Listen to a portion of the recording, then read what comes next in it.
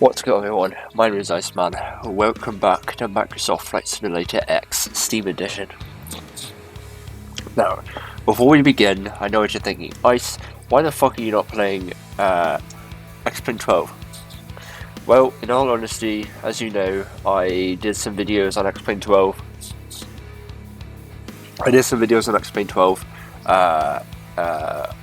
Like a week ago, whatever. I did a first look and review, and then I also did the flight school. And in all honesty, I was turned off severely by X-Plane 12. Now, let me say, X-Plane 12 has a lot of potential. There's a lot of really nice things about it. For example, the graphics are amazing, it's modern quality, the implementation on the Cessna Skyhawk is really out of this world. It's really nice. I love flying the Cessna Skyhawk in that sim. It's really good. But there's some other things that I was turned off by. For example, there was other things I was turned off by. For example, I was turned off by the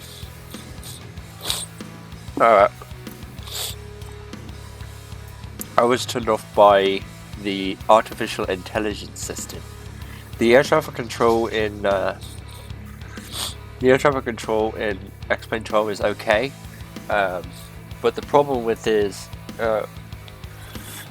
artificial intelligence system is the artificial intelligence system it spawns planes around your aircraft, and when you go into new regions, the planes despawn from the previous region and spawn back around your aircraft somewhere.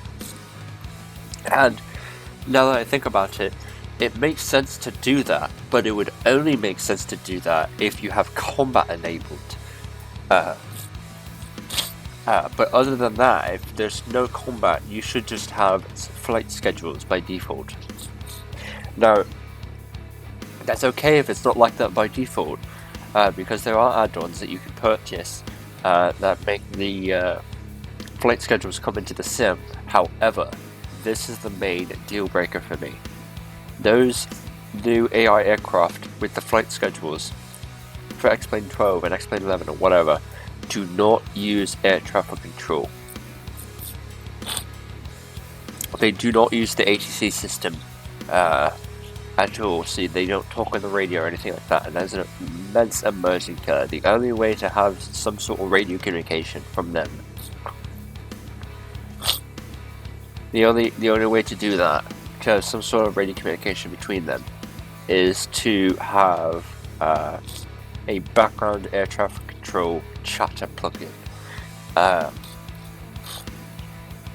And it's a complete immersion breaker for me, because those background HC chatters, it's not actually there. The only way to have traffic that flies real schedules, and you have air traffic control that's realistic, is to A, have a live traffic plugin, so that it shows real live traffic all over the world. It shows real live traffic.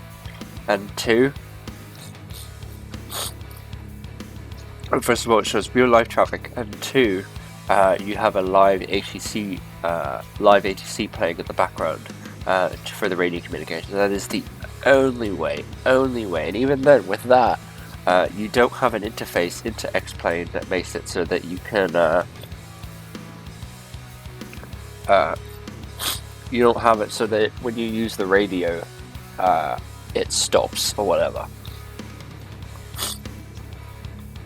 So yeah, complete immersion killer for me, and as such, I'm likely not going to play X-Plane anymore until they update it considerably and make it a lot better. Okay.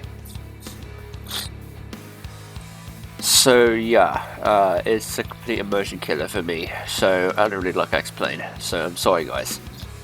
I tried it, I gave it a shot, and I didn't like it. Okay.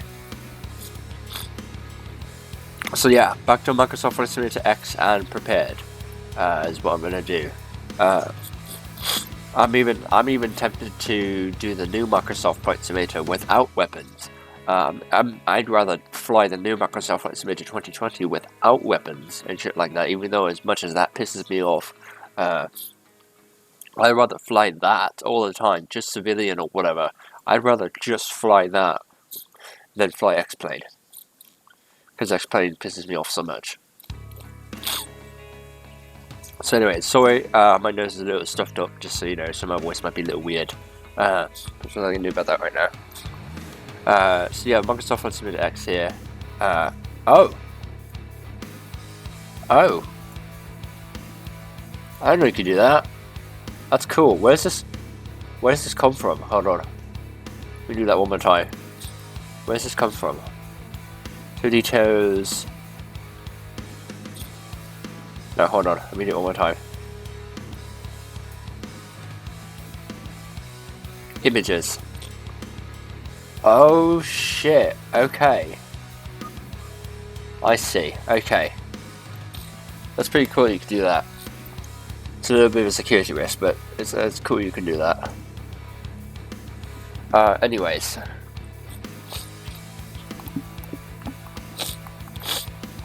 So yeah, that's that. So now, what am I doing in this video? Well, this video is going to be a long one, a very long one. So, long ago, I did videos in the FSX Learning Center, okay? I was the first one on YouTube to start that trend, so I went to, I was the first one to start this trend here. Hey, I gained a subscriber! I gained a subscriber yesterday and gained a subscriber today. Thank you to who subscribed, I love you guys. Wow! 147 views in a day! What the hell? I guess people, I don't know why people are loving this so much. My King Kong shit. I don't know why people are loving this so much. Probably because of this here. People are like, oh, this is gonna be funny. People are liking it, so that's good. I'm loving King Kong, by the way. But yeah, so you see I did these videos, but what I'm talking about is these videos here, FSX. These videos here. So like, I was the first one who started this 7 years ago, or whatever. Okay, that's what I started. So I started this shit here. Now, the airline portion of it, the airline transport pilot, I couldn't actually finish this because it was bugged. Hopefully it's fixed in this version.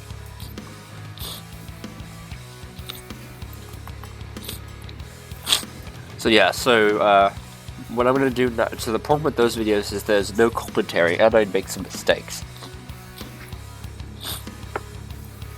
But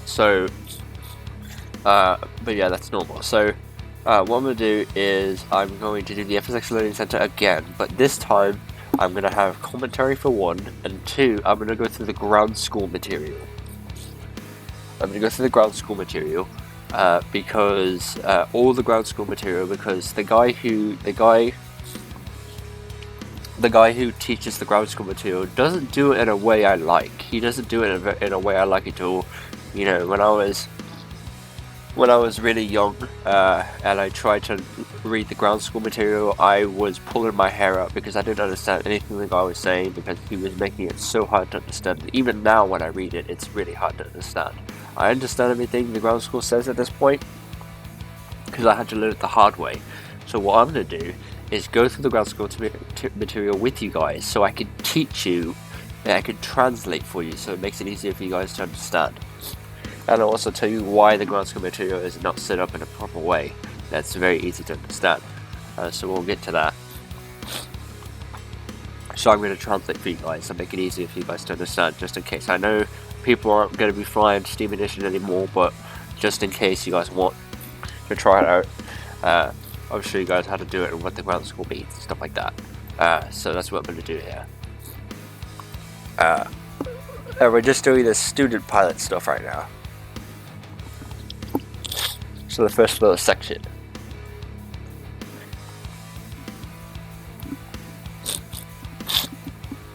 So that's what we're doing. So, but before we do that, I'm going to go to settings, see what we got. Sound is what we got. Controls what we got, pretty much default.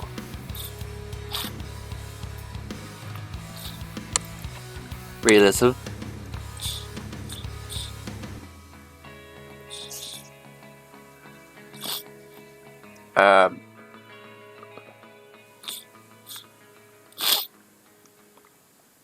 That's what we're going to do. Gyroscopic precession, I'm actually going to turn this. I don't know where half is.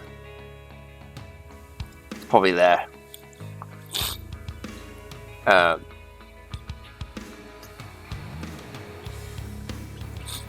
make it easy. Gyroscopic precession easy. That's what I'm going to do here. That's what I'm going to do there. I'm going to just have this here for now. General. So we got here. And then customize. So what we got. Just my GPU going all the way up. Light bloom, lens flare, all that. And let's drop this thing off. Trying to maintain HE. That's what we got here.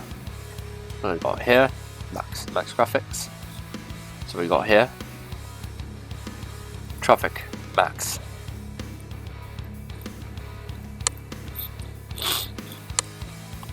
So without further ado, let's do it. So lessons. So this is the guy who teaches. Rod Machado is his name.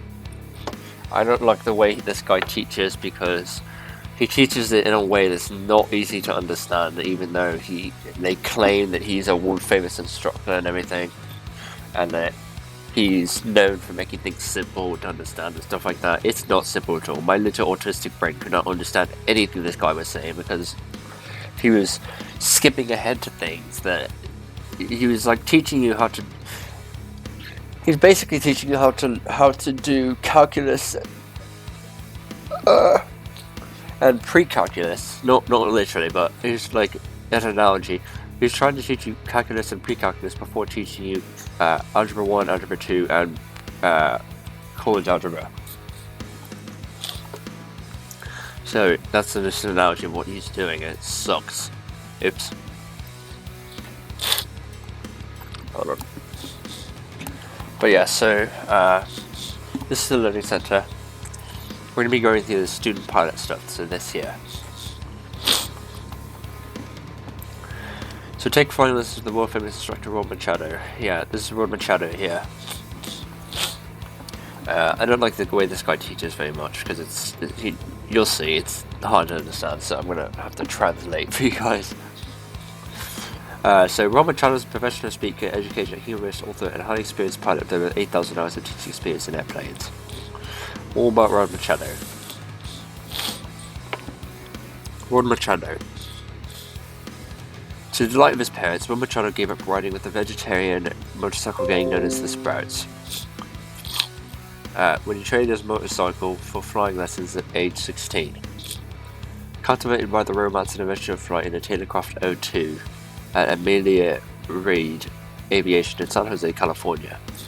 Machado has remained hooked ever since. A friend once said that Machado is so excited about flying that it takes 2 glide sips to bring him down. In fact, he claims to be one of the few airline transport weighted pilots who still gets a kick out of a Cessna 150 flyby, which he claims he likes because it lasts so much longer than mini Bonanza and Malibu flybys. Machado is a professional speaker who travels across the United States and Europe, delighting his listeners with upbeat and lively presentations. Machado truly loves mixing it up with the audience. His unusual talent for simplifying difficult topics and adding humour to make lessons memorable has made him a popular lecturer both within and outside the aviation community. Machado's presentations include topics as diverse as risk assessment, defensive flying, and handling in-flight emergencies. His non-aviation topics include safety awareness, humor as a communication tool, and lost art of thinking. He was also known for his humorous rapid-fire banquet presentations. Machado boasts more than 30 years experience in aviation and has logged 8,000 hours of flight time the hard way, 1 CFI hour at a time. Since 1977, he's taught hundreds of flight instructor validation clinics and safety seminars. And in 1991, he was named the Western Region Flight Instructor of the Year. Machado holds all fixed-wing powered flight instructor ratings as well as an airline transport pilot license. He's flown as a corporate pilot and has been a flight instructor since 1973.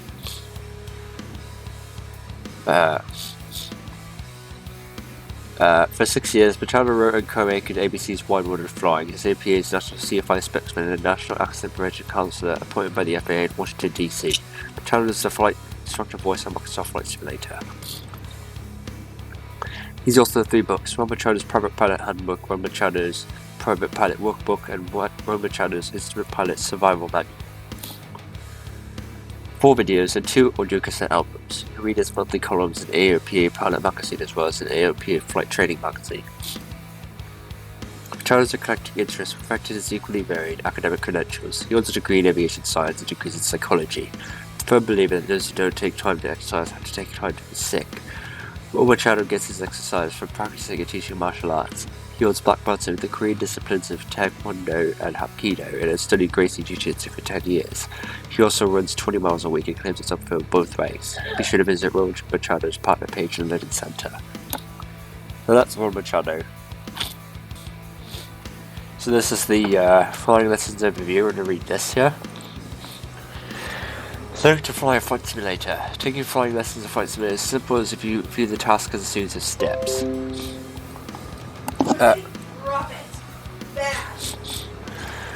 Follow the curriculum at your own pace and, almost importantly, have fun.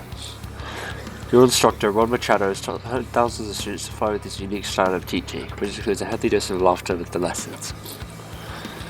There are 5 categories of pilot ratings, each rewarding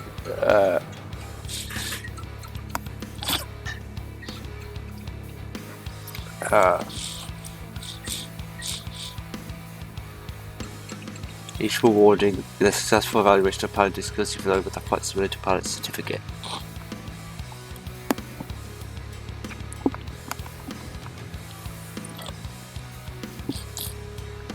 Student Pilot. Know the fundamentals of controlling the airplane, so that's what we're going to do in this video. Private Pilot. Expand your skills to include more difficult maneuvers and navigation. Instrument Rating. Learn to fly solely by reference to the instruments. Commercial Pilot. Still to a bigger aircraft with more precise flying skills.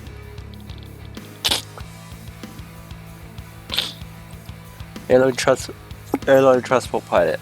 Apply your flying skills towards learning to fly a Boeing jet. How the lessons work. Flight Simulator flying lessons are made up of ground school reading, interactive flying experiences, solo practice flights, and flight checkpoints. God, my nose is annoying.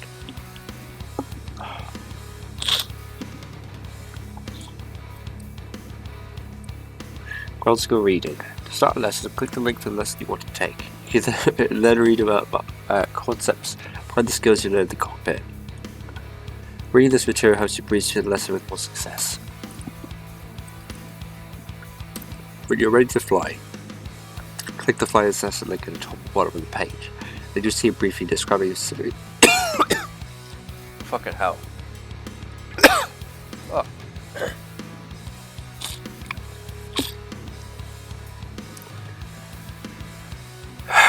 Let's see, what was it? When you're ready to fly, click the flying lesson link at the top and bottom of the page. Then you'll see a briefing describing specifically what will happen during the flight as well as the criteria for successfully completing the lesson.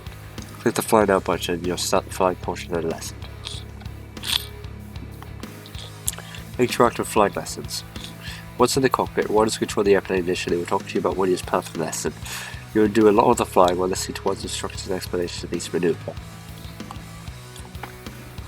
If you're not flying as one requests, you'll prompt you to make corrections. You also notice text messages on the screen at this time telling you the actions to take to correct the situation.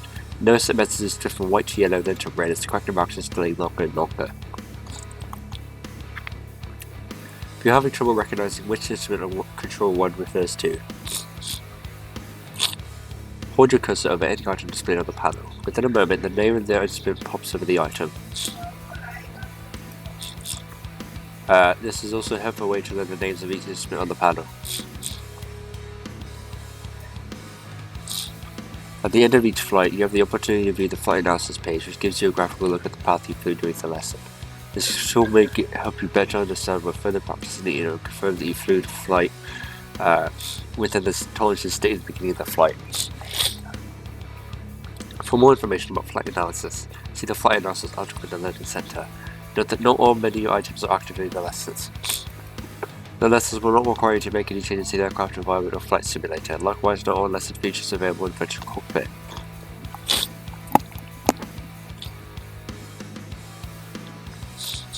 It is best to maintain a cockpit view throughout the lessons. God, I hate cockpit view.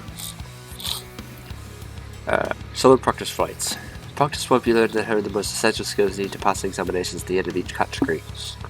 Practice sessions start in the same way interactive lessons begin. Some flights include more information before the flight about the skills you will practice. They are like mini lessons. Other solo flights only describe the conditions and objectives for the flight you are about to take.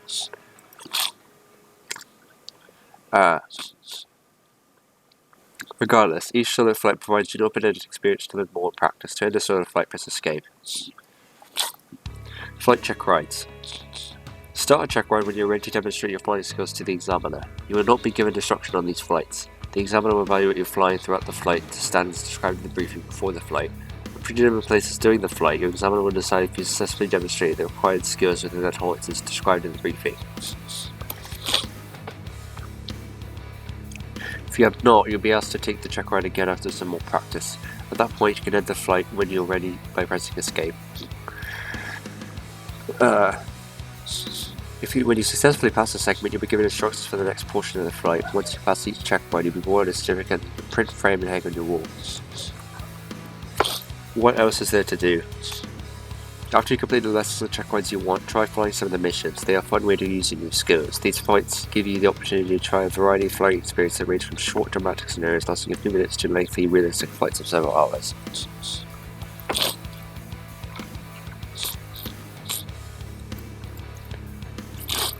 Alright, so that's that. Student pilot lessons overview. So we're going to go through all these lessons here. Student pilot lessons. The first step in learning to fly in flight simulator is to learn the fundamentals of controlling the aircraft. No, not true. It's how a plane flies. That's how you learn.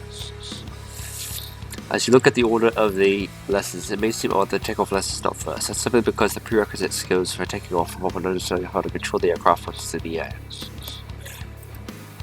The training in these lessons serves as a foundation for having fun in flight simulator. There are a lot more training available for these lessons after these lessons.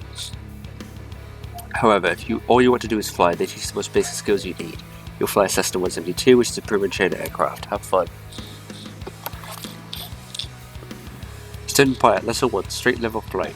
Learn how the controls of the airplane change what the airplane is doing. Your task in this lesson is to learn how to keep the airplane in level flight and flying in the same direction.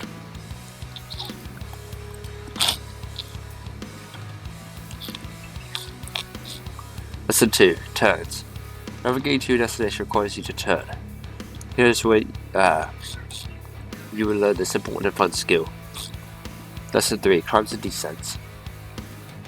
Learn to climb to your cruise altitude, and more importantly, learn how to get back down so you can land, or have a closer look at the nice scenery below you. Lesson 4, slow flight. Learning to control the airplane at slow speed is critical to a good landing. The best way to build that skill is to learn about operating the airplane just above stall speed. The airspeed at which the wings no longer produce enough lift to fly. It's not as scary as it sounds. Lesson 5, takeoffs. Learn how to accelerate down the runway and become airborne. There's not much more to it than that, except that once you're airborne, you have to use all the skills you previously learned to keep the airplane in the air. Lesson 6, landings. It all comes together when you learn to land the airplane. This two-part lesson first brings you down to the runway by having you fly through hoops in the sky. In the second lesson, the hoops are gone, and you learn about the other devices you can use to help judge what you do to land the airplane. Lesson 7 is your first solo. Your instructor will step out of the airplane and ask you to fly around the pattern by yourself, and be talking to your other radio to help you fly around the pattern. Something you'll learn to do on your own in a later lesson. But for this flight, take off, climb, level off, turn, descend, and land as instructed throughout the flight, and you'll earn your flight simulator certificate. Alright. So that's what we're going to do here. So lesson 1, straight level flight. So this is straight level flight here. It's a lot of reading. And the way he teaches this is not very good. Like, for example, he goes into ailerons and stuff like that. He goes into the flight controls and how they differentiate pressure and shit like that before he talks about how a plane actually stays in the air. He teaches that in slow flight lesson 4, so it takes him 4 down lessons to finally teach how a plane flies and actually stays in the air.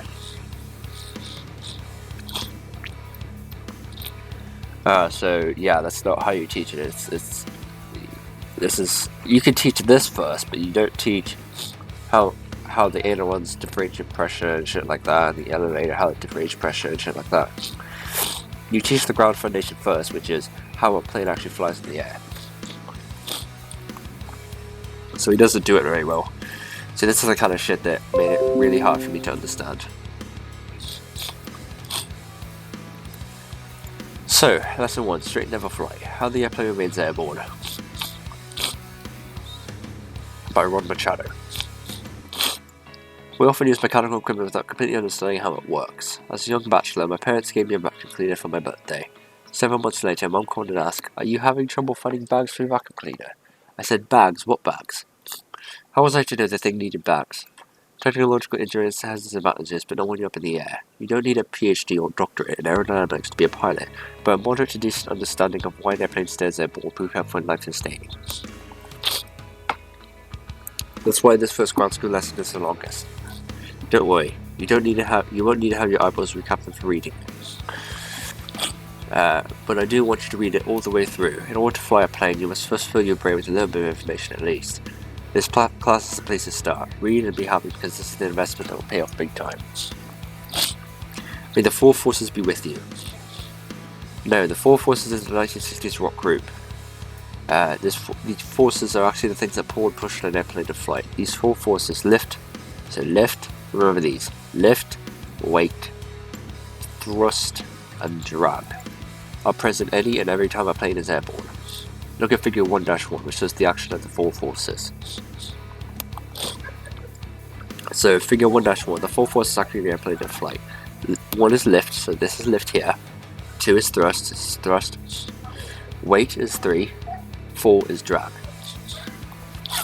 I'm going to read what he says here, and then I'm going to give my own explanation of what these mean, because he doesn't explain it very well. Of course, enormous arrows don't really protrude from the airplane. I know this will disappoint those of you who expect the states to be coloured blue and red and have lines drawn around their borders as you fly over them, but you'll get used to it. The arrows do serve to show that what we've got here is a highly competitive new game, 4-way tug of war. Your job as a pilot is to manage these resources available in order to balance these forces. Let's see what they're all about. So you got lift, weight, thrust, and drag, okay? So, lift, the easiest one to understand is weight. So weight is just gravity. It's just the weight of an aircraft. If you jump off a diving board into a pool, your weight is what causes. Your weight is what makes the gravity pull you down into the pool. Okay, so that's weight. So it's the same thing. It's just weight. It's gravity. So that's easy to understand. Lift is the direct opposite of weight. So these four arrows, these four things, lift, weight, thrust, and drag, counter each other at all times. They counter each other. So weight counters lift, thrust counters drag, and vice versa, okay? So lift is, people might think that the engine creates lift. The engine is what keeps the plane flying. That's not true. Yeah, what keeps the plane flying is the wings. The wings generate the lift, not the engine. That's a common misconception. The engine does not keep the plane in the air, it is the wings, okay? The wings keep the plane in the air.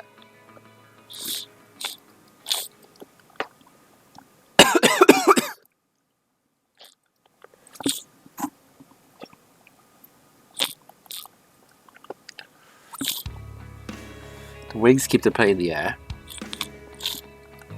You do not need an engine to fly. Think of a glider or a bird. They don't have any actual much propulsion.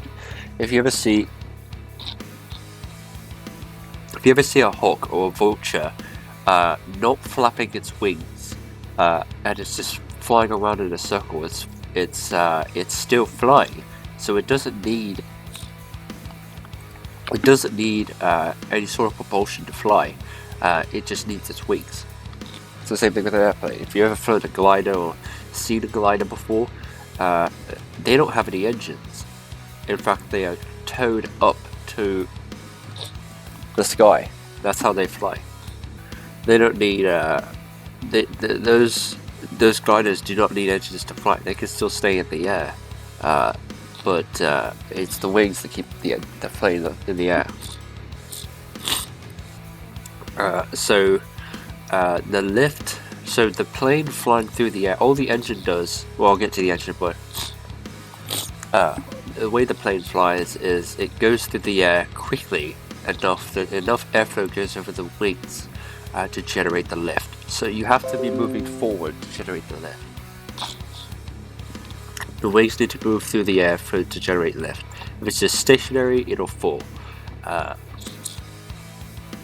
That's where the engine comes in. The engine produces the thrust, and the thrust is what pushes the plane forward.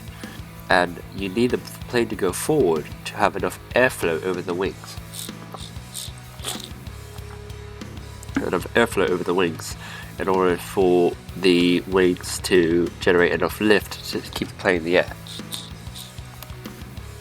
So hopefully that makes sense. So that's what lift does. So lift is the upward acting force on the airplane. Lift is what keeps the plane in the air. Weight that counters that is the gravity. So if you go fast enough, you can have enough airflow over the wings to keep the plane in the air. Now thrust. Thrust is the engine. The purpose of the thrust or the engine is to push the aircraft forward fast enough so enough airflow goes over the wings to push the plane in the air, to generate enough lift with the wings to put the plane in the air. Now you might be thinking, well, why does how if you have an engine, then anything could fly, right? No, not true. If you take a sport bike, for example, I'm not going to use a car as an example, because cars are boring.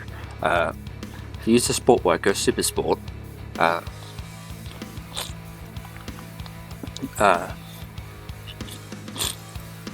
Use a super sport. Then as you accelerate, you're going through the as you're riding down a straightaway, your engine is producing the thrust. But a sport bike cannot fly. It can't actually stay in the air because it doesn't have any wings. If a sport bike had wings, it would be able to fly if it goes fast enough. It would take flight.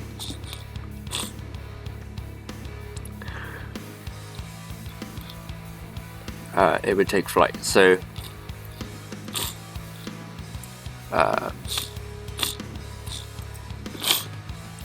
so the thrust produces the forward momentum in order to have enough airflow over the wings for the wings to take lift and to have the airplane fly. Helicopters are a little bit different. They're a little bit more complicated. I'm not going to get into helicopters, but the idea is for an airplane, thrust produces basically go forward, and thrust makes the plane go forward, and as the plane goes forward, enough airflow is over the wings, the plane can fly. So that's the thrust. Now what counters the thrust is what's called drag. Drag's a little hard to understand, so I'm going to do my best to explain it. When you think of thrust, or drag, when you think of drag, number 4, think of it like a sport bike. So if you're going 20 miles per hour on or 10 miles per hour on a sport bike, that's ungodly slow for a sport bike, obviously, but if you go 10 miles per hour on a sport bike, you know the wind that you feel? The wind that you feel hitting your face, or you usually have a helmet on, but The wind you feel hitting your helmet, hitting your arms and your jacket, and whatever else you have on, whatever gear you have on. The wind you feel, you hear, and all that. That's what's called relative wind, and it's basically it's called relative wind. And relative wind, all it is, it's not actual wind like wind that makes the trees. It's not like wind from the atmosphere or from the environment that, like wind that pushes trees and leaves and stuff like that. That's not that type of wind. Relative wind is literally. Relative wind is kind of like an illusion. Relative wind is. Relative wind is the air molecules. So air has molecules, right? Air has these little atoms and molecules. Air has these little molecules that are moving around, right? Sometimes the air is dense, sometimes the air is less dense. Those molecules are staying in whatever place they are, right? So if you're on a sport bike and you go forward through the air, you go forward on a sport bike, you have that. The relative wind is the wind you feel, and basically what's happening is the wind, quote, the wind you feel is actually you hitting the air molecules that are stationary. Well, not stationary, they're moving around a little bit. It's you hitting the air molecules. They are ramming into you at incomprehensible speeds. They're ramming into you at incomprehensible speeds, and what you're feeling, what you think is actual wind, is you hitting the air molecules. It's kind of like an illusion. It's not actual wind. It's you hitting the air molecules. That's what you're feeling. You're feeling those tiny microscopic air molecules, millions of them, ramming into you. That's what you're feeling. You're feeling the air molecules hitting your jacket, your helmet, and your ears and stuff like that. That's what you're hearing, or that's what you're feeling. That's what's happening. You're hitting those air molecules, and those air molecules, they don't want you to go through them. They want to stop you. So, but you as a human are too big. You're too massive. You're too powerful to have them stop you. There's not enough of them to actually have them stop you. So they can't go through you, so they hit you and go around you. So they hit you and you feel them hitting you. That's what relative wind is, and it's drag. So those air molecules hitting you, that's drag. So the faster you go, so if you're going 10 miles per hour on a sport bike, and those air molecules aren't hitting you as hard because you're not going that fast. You're not hitting them as hard as you would be if you were going 50 miles per hour on a sport bike. Popping a wheelie or something. It would be hitting you. They're hitting you harder then.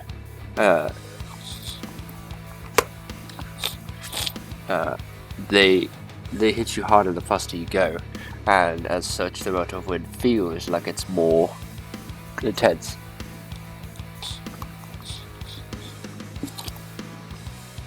So that's what relative wind is. That's what drag is. So drag is all it is you hitting the air molecules at incomprehensible speeds. That's drag.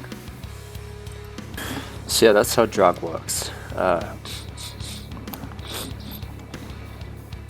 That's how drag works. So it's like air molecules. It's air resistance.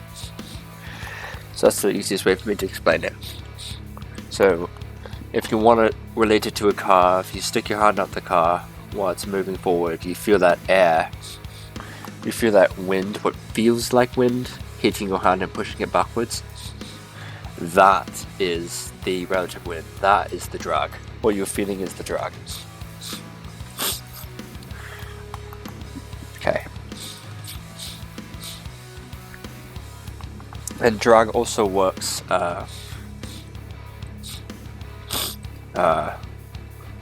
Drag also works when you go upwards and downwards just a little bit. But yeah, so that's what drag is. So it's lift. So to recap, lift is produced by the wings, and that's what makes the plane fly. Thrust is the engine, so that pushes the plane forward fast enough that enough airflow goes over the wings so the plane generates lift so it flies. Weight is the counteracting force for lift. It's the gravity, and drag is the air resistance. Keep in mind, depending on how a plane or object is shaped, the molecules in the air resistance will go around it in different ways. That's why a Lamborghini has its hood. Oh, that's nice. What? Do I?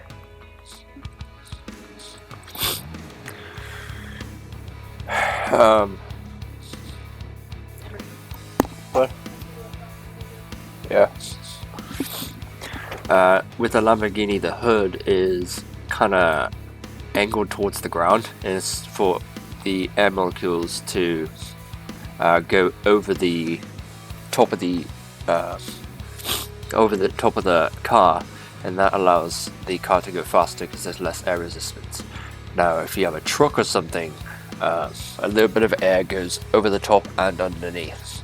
I'll get into this later when we talk about how a wing generates lift, but basically what that means is, depending on how an object or a vehicle is shaped, can also depend on how fast it can go and shit like that. So yeah, that's the four forces, so remember them: lift, weight, thrust, and drag. And they, at any one time, the lift arrow can be these arrows can extend, so the drag can be greater than the thrust can be greater than the drag, the lift can be greater than the weight, and sometimes the weight can be greater than the lift, but you don't want that in a plane. You don't want the weight to be greater than the lift.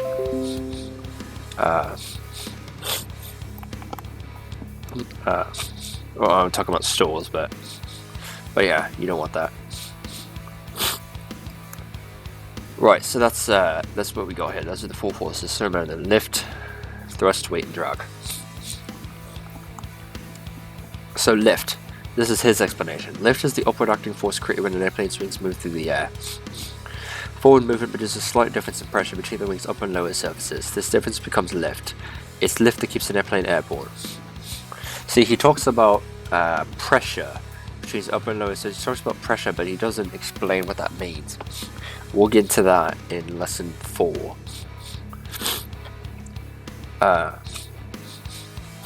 It's lift that keeps the airplane airborne. I discovered how lift works at 4 years of age during my first visit to church. The collection plate passed in front of me, and I picked out a few shiny items. My grandfather chased me around the pew, and I thought, wow, church is fun. Picking me up with my sweater, Grandpa held me up, suspended 4 feet off the ground and tilted me outside. It was the lift of Grandpa's arm, precisely equaling my weight, that kept me airborne. We used to do for the airplane what Grandpa's arm did for me, provide the lift to remain aloft. Keep in mind that it's very rare for these arrows to be exactly equal to each other. It's very rare, like never happens. To be exactly like that. It can be close, but not exact.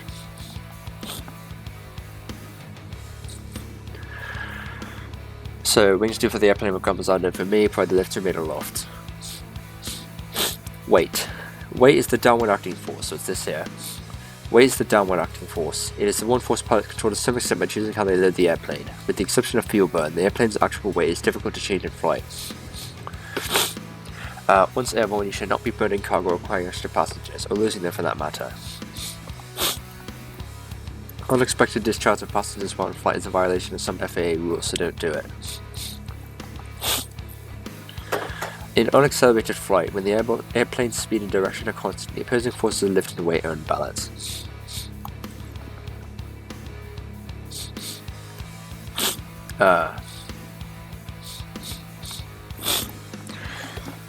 Unaccelerated flight, when the airplane's speed and direction are constant, the opposing forces of lift and weight. That doesn't make sense.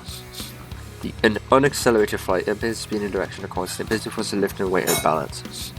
No, it shouldn't be unaccelerated flight, it should be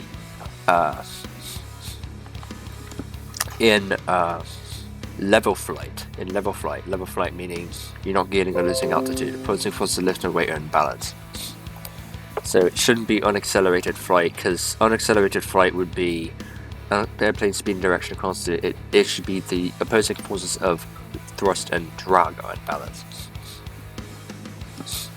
So this doesn't make sense, but I would just scratch this and just say in level flight, when the airplane's altitude is not changing, the opposing forces of lift and weight are in balance. Then thrust and drag.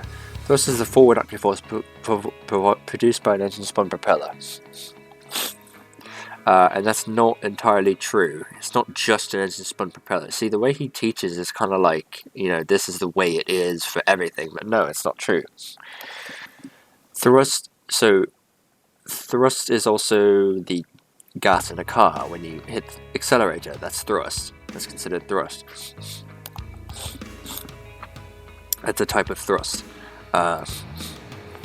It's like a mechanical thrust, but that's the type of thrust. And a jet engine is not a spun propeller, it's a turbine and stuff like that. It's a turbine fan. But yeah, that's what thrust is. So it should say thrust is a forward acting force produced by an engine. That's what it should say. For the most part, the bigger the engine, meaning more horsepower, the greater the thrust produced and the faster the airplane can fly, up to a point. Forward movement always generates an aerodynamic penalty called drag. Drag pulls rearward on the airplane is simply the atmosphere's molecular resistance to motion through it. In plain English, which pilots and engineers really use, it's wind resistance, like I said. Few things are free with Mother Nature's, but you might like to say if you're getting something for nothing, you're not using your own credit card. Thrust causes the airplane to accelerate, but drag determines its final speed. As the airplane's velocity increases, its drag also increases. Due to the perversity of nature, doubling the airplane's speed actually quadruples the drag. Eventually, the real pull of drag equals the engine's thrust and a constant speed is attained. So what he means by that is, depending on how much throttle you have, let's say you're on a sport bike and you go 50% throttle, you have an extra 50% throttle to use for whatever purposes you want, but you can only when you're at 50% throttle on a sport bike or a super sport, that 50% throttle you're using already, you can only go up to a certain speed at that 50% throttle, and that's because the drag eventually equals the thrust, and the drag eventually equals the thrust, and as such, when the drag equals the thrust, you can't accelerate you can't accelerate anymore. You can't go any faster because this is the final speed, because the drag equals the thrust. Now, if you accelerate by doing the extra 50% throttle to 100% throttle, if you accelerate, then your thrust is overpowering the drag up to a point. It's overpowering the drag and accelerating until the drag meets that thrust level and that 100% thrust, and eventually once you meet that 100% thrust, the drag equals the thrust and you can't accelerate anymore. And if you're at 100% throttle, your engine can't go any harder, so if your RPMs can't go any faster or harder, then that's your final speed. So that's what he's saying here. My high school Volkswagen Beetle made these limits well. The bug's forward speed is limited by its engine size. With 4 little cylinders, only 3 were worked at any one time. This VW simply wouldn't go faster than 65 miles per hour. Figure 1-2 shows the results of maximum thrust meeting the equal and rearward pull of drag at this speed. So this is figure 1-2. Automobiles 1, thrust, so the air from the engine, produced by engine power, and 2, drag, caused by resistance of air molecules. So the figure says, a constant velocity is attained when the automobile's engine thrust equals the drag produced by wind resistance. At full throttle, the car's top speed is limited by the maximum thrust the engine can produce. Same for airplanes too.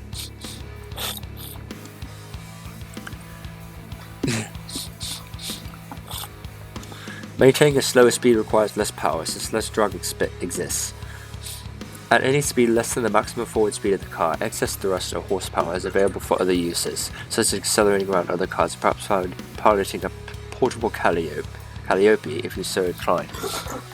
I don't know what a calliope is. What is that?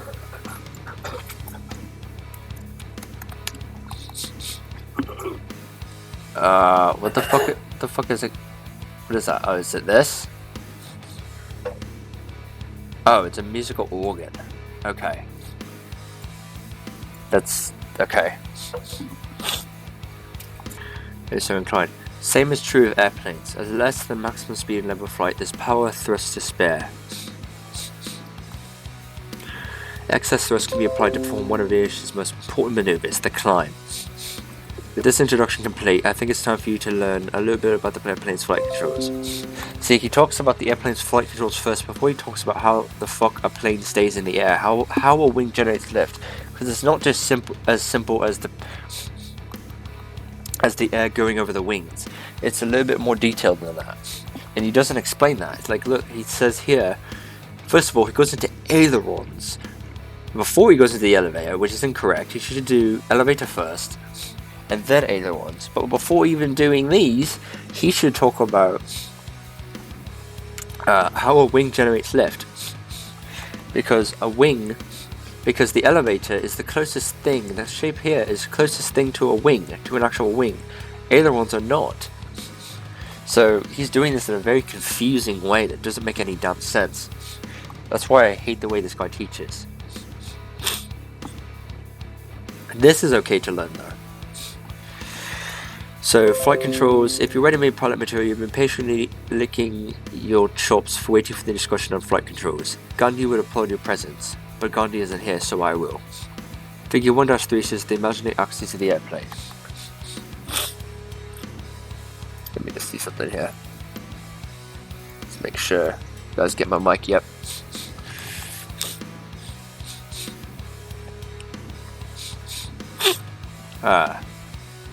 Figure 1-3 shows the 3 imaginary axes of the airplane. So these axes, you have a figure 1-3, 3 axes of an airplane. So an airplane, and technically everything in life, every object has these 3 axes of motion. These are the 3 axes of motion. So you have number 1, the vertical axis, or yaw, so this goes top down. 2 is longitudinal axis, roll, which is this here, goes from the nose to the tail. And 3 is lateral axis, or pitch, so it goes through the wings here. And where these lines meet in the middle is your center of gravity. It's your pivot point, basically. It's your pivot point, it's your center of gravity.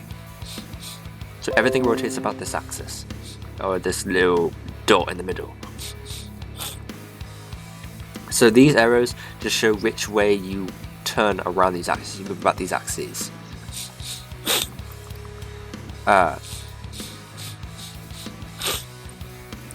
2 is this here. 2 is this here. This is how you rotate around the axes, you roll, and this is pitch. Now, the way he explains this is a little bit hard to understand, so I'm going to read this real quick, and then I will give you my own little, because I have a way of explaining this to you guys, of showing you. It's hard to do it to understand through a picture, so I'm going to show you what this actually means, what he means by all this. So, but first I'm going to read this.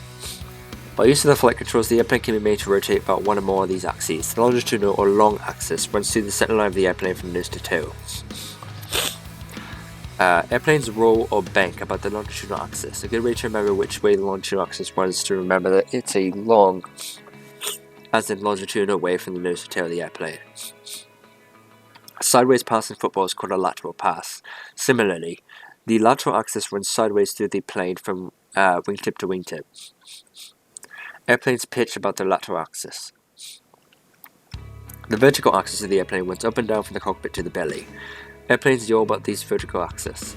Think of yawing motion as a yawning motion.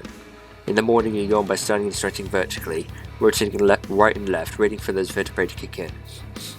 Now you're ready to examine each of the three main flight controls that cause an airplane to move on its axes. Again, he should be teaching how a plane actually stays in the air, how a wing generates lift. He doesn't do that until lesson 4, so we'll get to that. But first, let me show you what he means by all this. Let me show you an actual real life example. Alright guys, sorry for the horrible quality.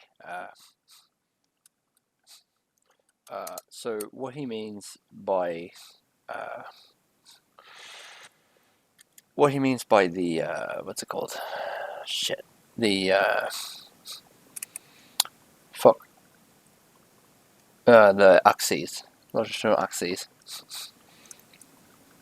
is if you have your plane, okay, and you have an axis, so you have the longitudinal axis. It goes from the nose, so this part here, nose, all the way to the back. So if you look at it top down, longitudinal axis is from here all the way down. That's the longitudinal axis, okay, going this way. So starting here and going through here, okay. The lateral axis goes this way across. So if you do it like this, lateral axis does this if you have it top down. But if you have it front on, lateral axis goes this way, side to side. And in this case, longitudinal axis goes forward and back. Okay? If I do it like this, longitudinal axis nose and then back. Okay? And finally, you have the vertical axis, which starts right in the center of gravity. Okay? And it goes up and down. Okay? So just think of it the direction of the tail. Go up, down. It's not here at the back, it's in the center of gravity. So wherever the lateral axis, the longitudinal axis, and the vertical axis meets is the center of gravity. So it's your pivot point. So how does the plane move on each of these axes? So the vertical axis, which goes up and down, if you just imagine a line that goes up and down, right? To move about that vertical axis, you twist. Just imagine a line. If I have a line here, how do I go around it? How do I go around this line? You twist. Okay? You twist. Imagine my finger is in the middle of the jet. Okay? To go around the axis, you twist. Like that. That's called yaw. Okay? This is yawing. Now the longitudinal axis is the roll. So if you look at my finger, go like this. Look at my finger. This is the longitudinal axis, right? Because it's parallel to the fuselage. Goes through the nose, down, past through the tail.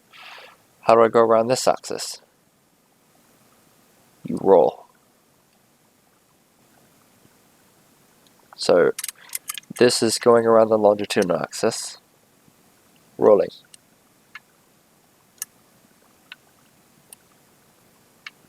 That's longitudinal axis, okay? So you get out of the longitudinal axis. Again, the vertical axis is this. Longitudinal axis is this.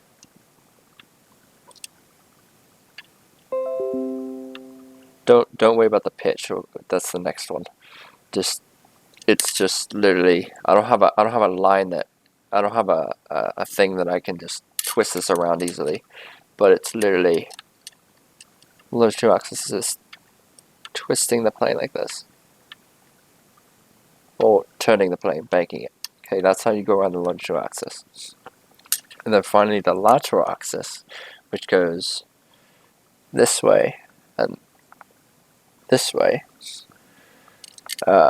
in the straight lines. The lateral axis to get past the lateral axis, to go around the lateral axis, if I have a line that does this, how do I get around it? You pitch. So the lateral axis is pitch.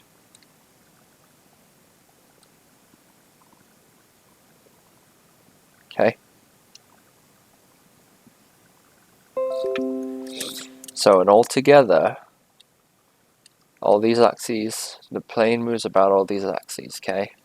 It yaws, it pitches, and it rolls. And altogether, it moves about these axes. Okay? So that's what he means there. Okay, so yeah, that's hopefully that made sense. If it didn't, let me know in the comments. I'll try to explain it a little bit more, but I don't know how else to explain it, to be honest. It's the easiest way for me to explain it, but that's literally what he's talking about here. So now we're ready to examine each of the three main flight controls that cause an airplane to move about its axis.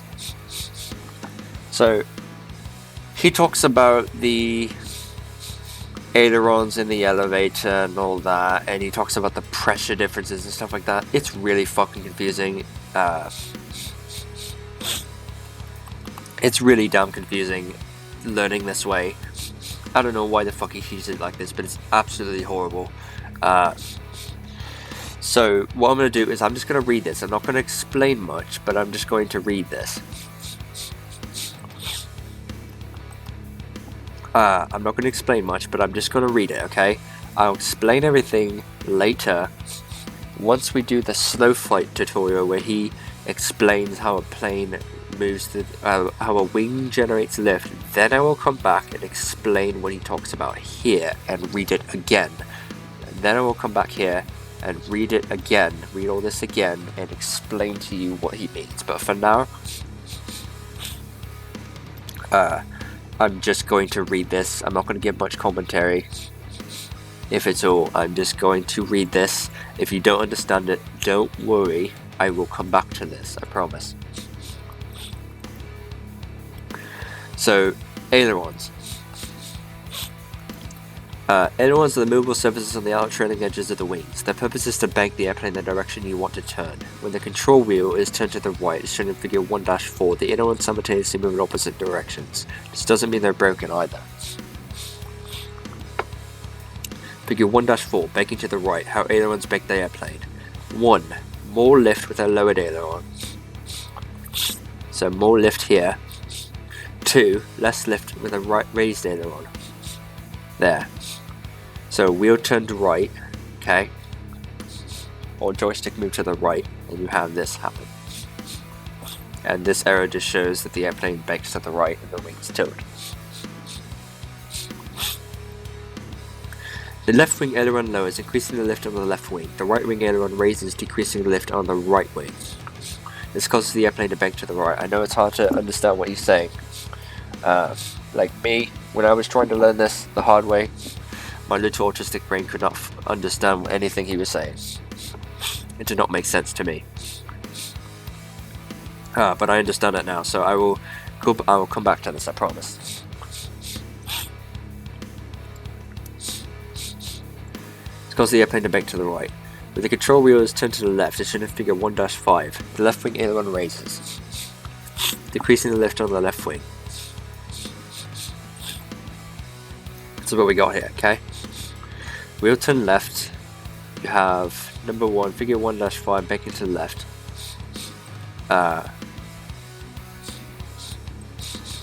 So when the controller is to the left, turn 1-5, left wing aileron raises, decreasing the lift on the left wing. So that's what we got here, right? Wheel turn left, figure 1-5, banking to the left, how ailerons bank the airplane. 1 is less lift with the raised aileron, 2 is more lift with the lowered aileron.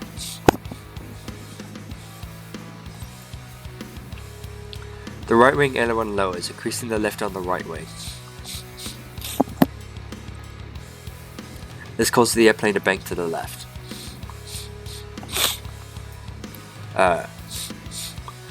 Ailerons allow one wing to develop more lift and the other to develop less. Differential lift makes the airplane, which tilts the total lifting force in the direction you want to turn.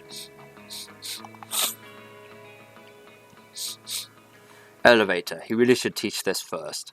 For this, but he really should teach the ailerons last. So, elevator. The elevator is the movable horizontal surface at the rear of the airplane. Its purpose is to pitch the airplane's nose up or down. Figure 1-6. So, I'm not going to get into this too much, but I'm going to get into this later. But figure 1-6, how the elevator control changes the airplane's pitch. Tail moves down, number 1, because the elevator 2 moves up. Now it's important to understand, he doesn't talk about this. It's important to understand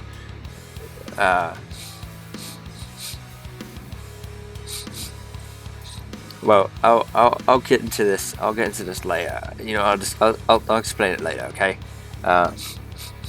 So just know that this little guy right here is the elevator. This little guy right here, not this whole thing, but it's just this little guy right here, the little triangle-looking thing. And it's this here, and it's that there. That's the elevator. So, what the heck is back pressure? Applying back pressure is another one of those terms that sounds strange to knowledge pilots. It doesn't mean you'll be giving your instructor some sort of in-flight massage, as nice an idea that may be. Rather, it refers to the action when a pilot pulls back, gently on the airplane's control wheel.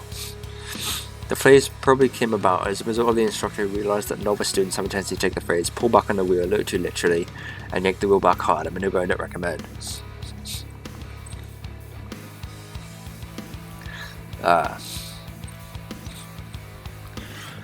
So the elevator control works on the same aerodynamic principle as the aileron. Applying back pressure on the control wheel of the airplane is shown in figure 1-6. Deflects the elevator's surface upward.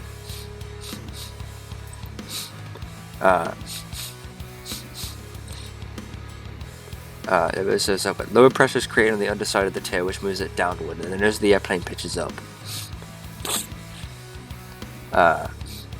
Lower pressure. Let's see. Applying back pressure on the control of the airplane, as shown in figure 1-6, deflects the elevator's surface upward. Lower pressure is created on the underside of the tail, which moves it downward, and the nose of the airplane pitches up. I know it's hard to understand what he means by low pressure and shit like that, but I'll explain it, okay? Later. The airplane in figure 1-7 shows what happens when the control wheel is moved forward. So, but this says here, pulling back, I forgot to read this, pulling back on the control wheel deflects the elevator upward. So pulling back deflects the elevator, this here, upward, which forces the tail downward. This in turn causes the nose to pitch up, so the nose up.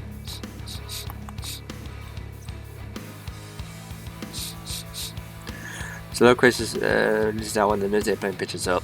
Airplane in figure 1-7 is just what happens when the control wheel is moved forward. So, pushing forward on the control wheel deflects the elevator downward, which forces the tail upward. So, pushing forward on the control wheel deflects the elevator downward, which forces the tail upward. And this in turn causes the nose to pitch down. The nose to go down. Figure 1-7, how the elevator control changes the airplane's pitch. Tail moves up, 1, because the elevator 2 moves down. The elevator's surface moves down, thus creating lower pressure on the top side of the tail and causes the tail to rise. The nose rotates about the lateral axis in a downward direction. Simply stated, to pitch up, pull the control wheel back. To pitch down, move the control wheel forward. Same thing with the joystick. There's also a third flight control, the rudder, which controls yaw on the vertical axis. We'll discuss this later on, but for now I want to make sure you know I didn't forget about it. Now that you've acquired a basic idea of how the flight controls work, let's put our brain in the plane and discuss how to perform a useful flight maneuver, straight and level flight.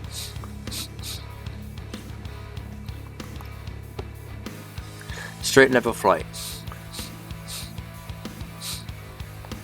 So straight and level flight is 2 maneuvers. You have straight flight and you have level flight. Straight flight means that your wings are not banked. at all, and they're not tilted. Your airplane's not tilted, and you're flying straight like this. Your wings are parallel to the horizon, so that's straight flight. And that's straight flight. Now, keep in mind, if you have wind, you may not be necessarily flying straight. You may even if your wings are parallel to the horizon, you still may not be flying straight if there's wind. There's a crosswind pushing you to the side. Okay, if it's pushing you to the right or left, you still may not be flying straight. You might see what you have here. So this is straight flight, but you may still not be flying straight if there's wind. If there's a crosswind pushing you to the side, you may not be flying straight. You're not flying straight anymore, because your path, instead of going straight, your path would be doing this or this if you're looking at a top-down view. So you may see this, but you still may not be flying straight, but that's only if there's wind, a crosswind. But otherwise, if there's no wind, then you'd be flying, then what you see here is straight flight. You level the wing, or you level the wings. You level the wings, and if they're perpendicular or they're parallel to the horizon, then you're flying straight if there's no wind. Now, if you do have wind and you have a crosswind, the way to fly straight, like if you're not flying, if you have a crosswind and your wings are like this, but you're drifting to the left or right, you have to do what's called a crab. You have to crab into the wind. You have to crab into the wind to counter the force of the wind and have enough engine power to straighten out your path. It's kind of hard to explain without showing you, but if the wind is pushing you to the right and you're kind of going like this, you have to crab into the wind a little bit, and then you'll start going straight again. So you need to fly into the wind a little bit. So, but that's if you have wind, but that's more complicated. But for now, just know that if you have no wind, flying, what you see here is straight flight. And now level flight, or level flight is where you're not gaining or losing altitude or height. That's level flight. So you're not pitched up or pitched down.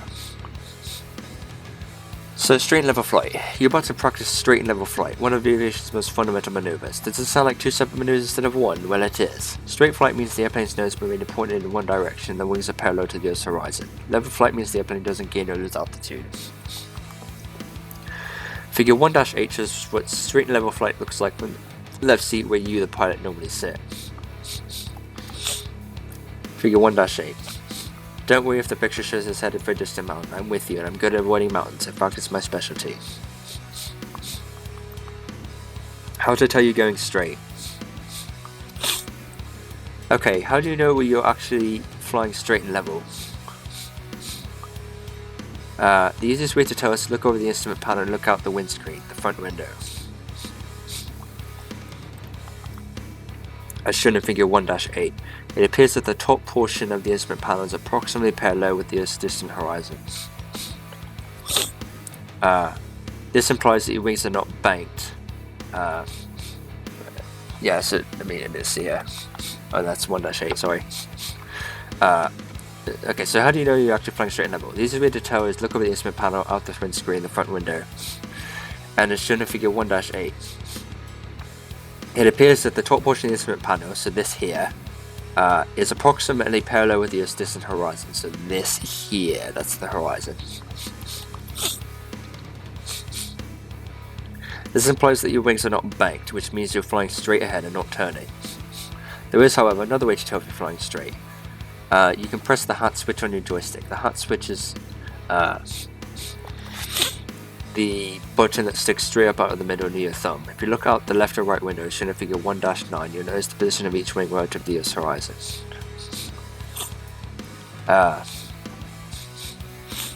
This is figure 1-9. In straight flight, both wings should be the same distance above the horizon, refer to the horizon, not the mountains. So the horizon is not this, not the mountains, but the horizon is this here. That's the horizon right there, cutting into the mountain a little bit, but that's the horizon right there. That's the horizon. So that's the horizon there. Yeah, that's the horizon. Now there's also another way to tell if you're flying straight, and that's with the instruments. In short, what you do is you check your heading. Make sure your heading's staying the same. You also check your turn coordinator here. You make sure this little black ball right here, the inclinometer, you make sure that's in the center and that your wings are level. Your altitude indicator shows that your wings are level. That's another way to tell with your instruments if you're flying straight.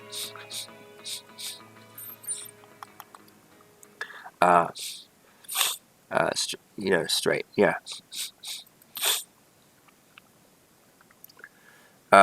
Having the right attitude. In real airplanes, I prefer that my students almost strip the gears on their neck by looking right and left out the windows. This helps them check the wing's position and keeps their eyes focused on the cockpit looking for traffic. No, I don't mean automobile traffic either, I mean airplane traffic. In a simulator, however, it's inconvenient to keep shifting views to the left and to the right. So you use the altitude indicator to help you maintain straight and level flight. The altitude indicator is located at the top of the 6 main flight instruments directly in front of you, figure 1-10. Figure 1-10. So it's this here. This is the altitude indicator right here.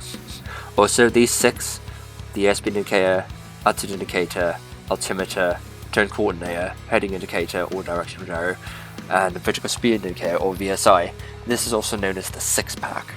It's kind of slang for pilots. It's called the 6-pack. Okay, this is your 6-pack. So the altitude indicator is an artificial representation of the real horizon. So this here, just as the name suggests, the altitude indicator displays the airplane's attitude, its upward or downward pitch, and the bank the wings make at the horizon. The upper half of the altitude indicator is blue, like the real sky, unless of course you're flying Los Angeles. So this is the blue part. The bottom half is brown. So that's that. Like the surface below us. The thin white line between these colours is the artificial horizon line, so it's this here. So that's the horizon line right there.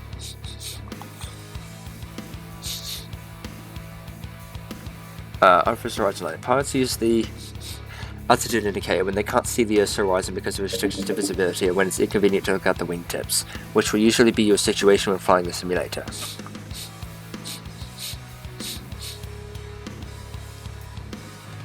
By moving the joystick to the left, the airplane's banks to the left, which dips the left wing downward toward the ground, as shown in figure 1-11 alpha. So this here, this is what it looks like. So if you move the joystick or the yoke to the left, the airplane banks to the left, which dips the left wing downward towards the ground. So this is the left wing here, this is the right wing, this is the nose, this little dot here, is the nose. Towards the ground, figure 1-11A, so it's this here. This is how you begin a left turn. Notice that the miniature orange-winged airplane in the altitude indicator also appears to dip its left wing toward the ground. Mechanically speaking, it's really the background of the altitude indicator that moves. So it's this part here that moves, not the whole thing, but just this part here. It's really the background of the altitude indicator that moves and creates a picture of the plane's altitude. Nevertheless, you can always tell which way you're banking by determining which one of the small orange wings in the altitude indicator tips toward the ground. This is easy since you only have 2 choices.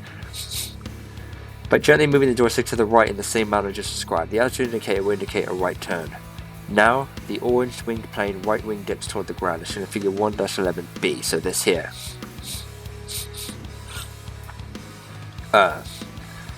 Moving the joystick to the right or left until both of the miniature plane's wings are parallel to the artificial horizon line, it returns the joystick to its center.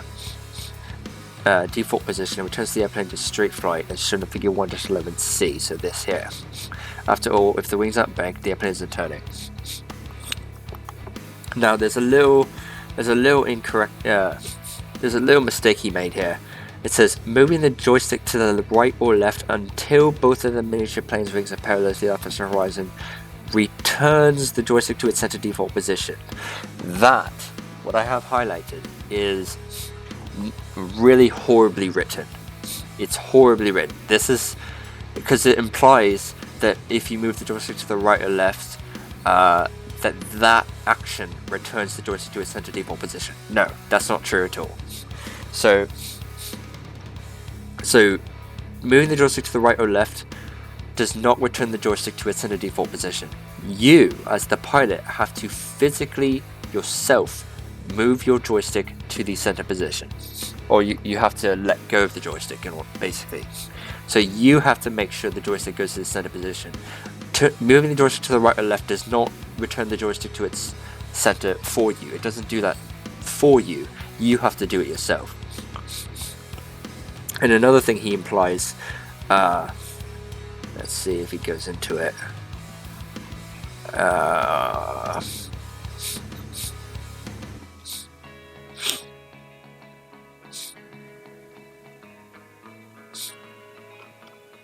Yeah, no. Okay, so he doesn't go into it. So here's another thing he fails to mention. If you want so it says, moving the joystick to the right returns the joystick to its center default position and returns the airplane to straight flight as shown in figure 1-11C. So that's a little incorrect. So let's say you start here, right, in the left bank, right? If you want to go to this here, to figure 1-11B from 1-11A, you move the joystick to the right, okay? So if you start here and you're in a bank, and you move the joystick to the right, you will go past this. You will go past figure 1-11C and end up in figure 1-11B, okay? But that's not everything, because you yourself, once you get here, once you pass this and get here, you have to yourself center the joystick or the yoke. You have to center the turn yourself. It will not do it for you. If you move the joystick to the right and you keep it there and you hold it there, the plane will keep turning and banking to the right more and more and more. And if you don't center the joystick, your plane will eventually go inverted and get out of control. So you need to center the joystick yourself. So to get here, what you do is if you start here and you want to get to figure 11C, what you do is you move the joystick to the right.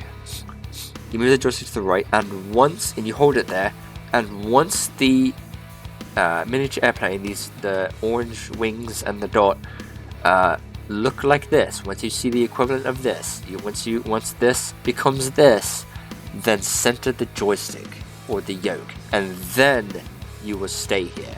But if you keep the joystick to the right or left, you will keep banking and turning, because those ailerons, I'll get to this later, but those ailerons that we learned up above are still going to be deflected towards it's still going to be deflected, so it's still going to change the airflow and make your plane bank more and more and more. So if you go to the joystick and if you move the joystick and you keep it there and you don't center it, eventually you will lose control of the airplane eventually. And in a fighter jet, that's deadly if you keep it like that. Unless that's what you're trying to do, unless you're trying to do a roll or something. Like an F-16, if you keep it there, your jet will just keep rolling and rolling and rolling and rolling and rolling. So you have to manually center the joystick and put it back to its center for it to stay in at a bank or be here, okay? So what this really should say, this should not say moving the joystick to the right or left until the burst of the miniature planes of parallel horizon returns the joystick to the center default position and returns the airplane in straight flight. No, it shouldn't say that. Rephrase this. This should say instead, moving the joystick to the right or left until both of the miniature plane's wings are parallel to the artificial horizon line returns the airplane to straight flight. So that's what it should say. Moving the joystick to the right or left until both of the miniature plane's wings are parallel to the Earth's horizon line. Cut this out. Returns the airplane to straight flight. So this whole section here returns the joystick to center default position. This should be cut out completely. This should not be here because you have to manually center the joystick yourself. Or the yoke, or whatever you're using. You have to manually center the controls in order for that to work, okay? You have to manually return the joystick to its center. So don't read this as moving the joystick to the right and left to both the miniature planes making parallel to the artificial horizon line returns the joystick to its center default position. No. It should say moving the joystick to the right and left to both of the miniature planes swings are parallel to the artificial horizon line returns the airplane, so it aids in returning the airplane into straight flight. Shown in figure 1-11C, so that's what it should say. And again, after all, if the wings aren't bent, the airplanes are turning. So it's very important to remember what I just said there. So again, real quick, if you keep the joystick to the right or left, your plane will keep rolling and rolling and rolling, and you'll eventually run out of control if you're not careful. So if you want to go here, you move the joystick to the right, and once the miniature airplane looks like this, then you center the joystick. Then you center the joystick right then, and then you will stay here. Okay, but you have to do it manually yourself. The plane will not do it for you. Okay, so with that said, let's see. Okay, know where you're heading. There's one more way to know if you're flying straight. This involves using the airplane's heading indicator, shown in figure 1-12. So this is the heading indicator here, figure 1-12. Figure 1-12 shows the airplane's heading indicator, sometimes called the directional gyro. It's found in the middle of the bottom row of the 6 main flight instruments that we'll be discussing soon.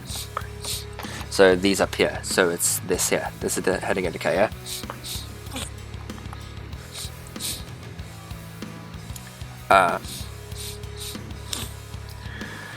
So think of the heading indicator as a mechanical compass that shows which way your airplane points. Notice the numbers on the face of the heading indicator. Add a single 0 to any number on the face to get the airplane's actual heading.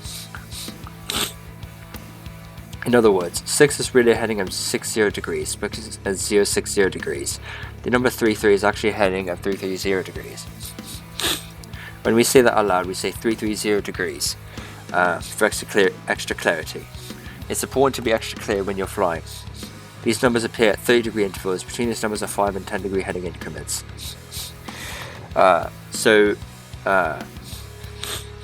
To fly a specific heading, simply turn the airplane in the source direction to the heading desired. For example, turn the airplane until the nose of the airplane, the heading indicator, points to the letter W for west. This is a heading of 270 degrees. Of course, if the heading remains constant, then you're flying straight and thus not turning. This is another way to identify you're flying straight.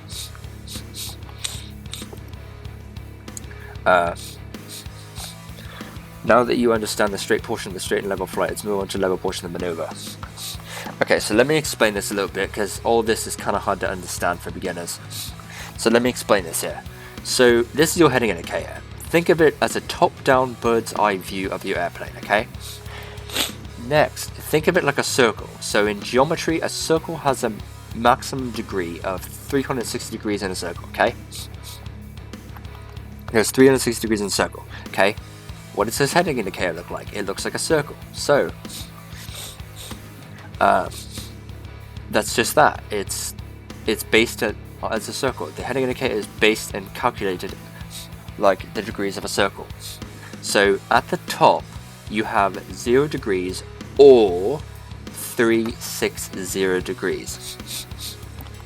So north is 360 and 0. It's the same thing.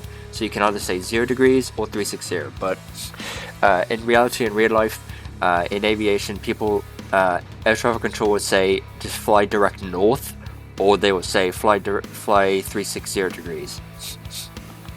They will not say fly 0 degrees because it might have confusion. I've never heard an air traffic controller say fly 0 degrees. No, they always say fly direct north or fly 360 degrees. Fly heading 360. So think of it like a circle. So you start at 0 or 360. So to make it easy, you start at 0 and you go clockwise, always clockwise. You never go this way when you count. When you count the values. When you count the values, you don't go this way. Okay, you always go clockwise. So think of north, it starts at 0, right? So if you take 360 degrees, so you have north, south, east, northeast, southwest, right? That's four positions, right? So take 360 degrees and divide it by 4. What does that get? So 360 degrees divided by 4. To make it easy, what is 36 divided by 4? 36 divided by 4 is 9, okay? 9, 18, 27, 36, okay? So to get what these are, what the a value of this is, the right angle, it's 90 degrees. So just add a 0 to the 9. So 360 degrees divided by 4 equals 90, okay? So each section, each right triangle here, each right triangle, north to east, east to south, south to west, and west to north, each of those sections, those little sections from here to here, and here to here, here to here, and here to here is 90 degrees, okay? It's 90 degrees of heading. So, with that said, that's north is 0, right? East is 90 degrees, east is 90, south is 180, and west is 270, okay? So 0, 90, 180, 270, okay? Now, you don't say 90 degrees, so fly heading 90. You don't say that. You say it by the digit. And another rule, and the main rule when talking about headings, is you always say the heading in 3 digits, okay? So, if you have a number such as 12 here, it's 12 here, right? 12 is 2 digits, right? So how do you... What is this heading? Is it heading 12? No, it's not heading 12. It is 120 degrees. The reason it's 120 is because if you have a double digit, here's the rule. If you have double digits, if you see 2 digits like 1, 2, so anything above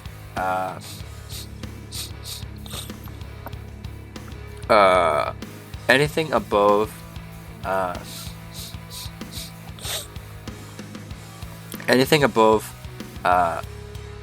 here, if you have 2 digits here, or anything in this area, if you have 2 digits, so 1, 2, right? How would you say this heading? It's 120. So if you have double digits, if you see double digits like 1, 2, 1, 5, 2, 1, 2, 4, 3, 0, 3, 3, when you see those double digits, you append or put after the last digit, you put after a 0, okay? So 1, 2, that's 12, right? 12, right? So what's 1, 2 with a 0 added at the end? 120. So the heading for this is 120 degrees. It's not 12 degrees, it's 120 degrees. Let's do 1, 5. So 15, it's 2 digits, so you add a 0 at the end. 150, and that's how you say it, 150 degrees. Now south is 18. So each increment from 12 to 15, 3 to 6, that's 30 degrees of travel, okay? So south is 18, okay? So imagine there's a 18 here. So if you have 18, that's 2 digits, okay? So you add a 0 at the end, append a 0, and it's 180. So south is 180 degrees. 2, 1, you have 2 digits, 2 and a 1. So since you have 2 digits, you add a 0 at the end. So it's 210 degrees. So that's this here. This marker here is 210 degrees. So if ATC says 210 degrees, you take this here, this little arrow here, and put it right here. Okay? Then you're flying 210 degrees. 240. So, oh, damn it, I told you the answer. 24. You have 2 digits, you add a 0 at the end. 240. West is 27. So you add a 0 at the end because it's 2 digits. 27 is 2 digits, so 270 is west.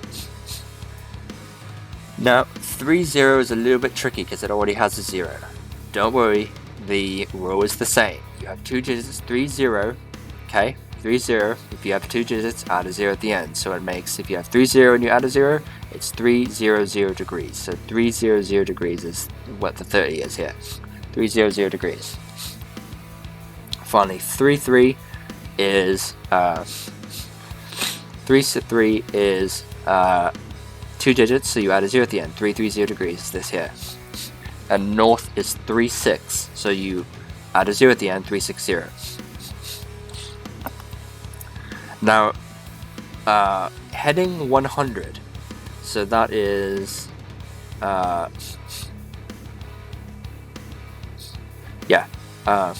heading 100. It's a little bit. Heading 100 is right. 1, 2, 3, 4. Yeah, heading 100 is right here. Okay. So what do you do for heading 100? For heading 100 or 100, it's right here. It's not east, but it's right below east. Okay, it's right to the right of east. That's one. Actually, no, sorry. That's incorrect. It's actually right here. So it's right here. It's this little white dot right here, white line right here. So that's 100. It's not this little triangle here. It's this white one. So I was mistaken there. It's because this triangle is 0, 9, and 5.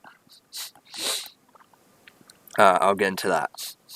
But this here is 100 degrees. So what do you do if you have heading 100? You do nothing with heading 100. Heading 100. You do nothing with heading 100. It's 100 degrees. It's just heading 100. 100. So if they say fly heading 100, it's this mark here. This little white mark here. An easy way you can tell what it is start from 0 and go up. But once you get the hang of it, you can calculate it pretty easy. Now, what's a little hard is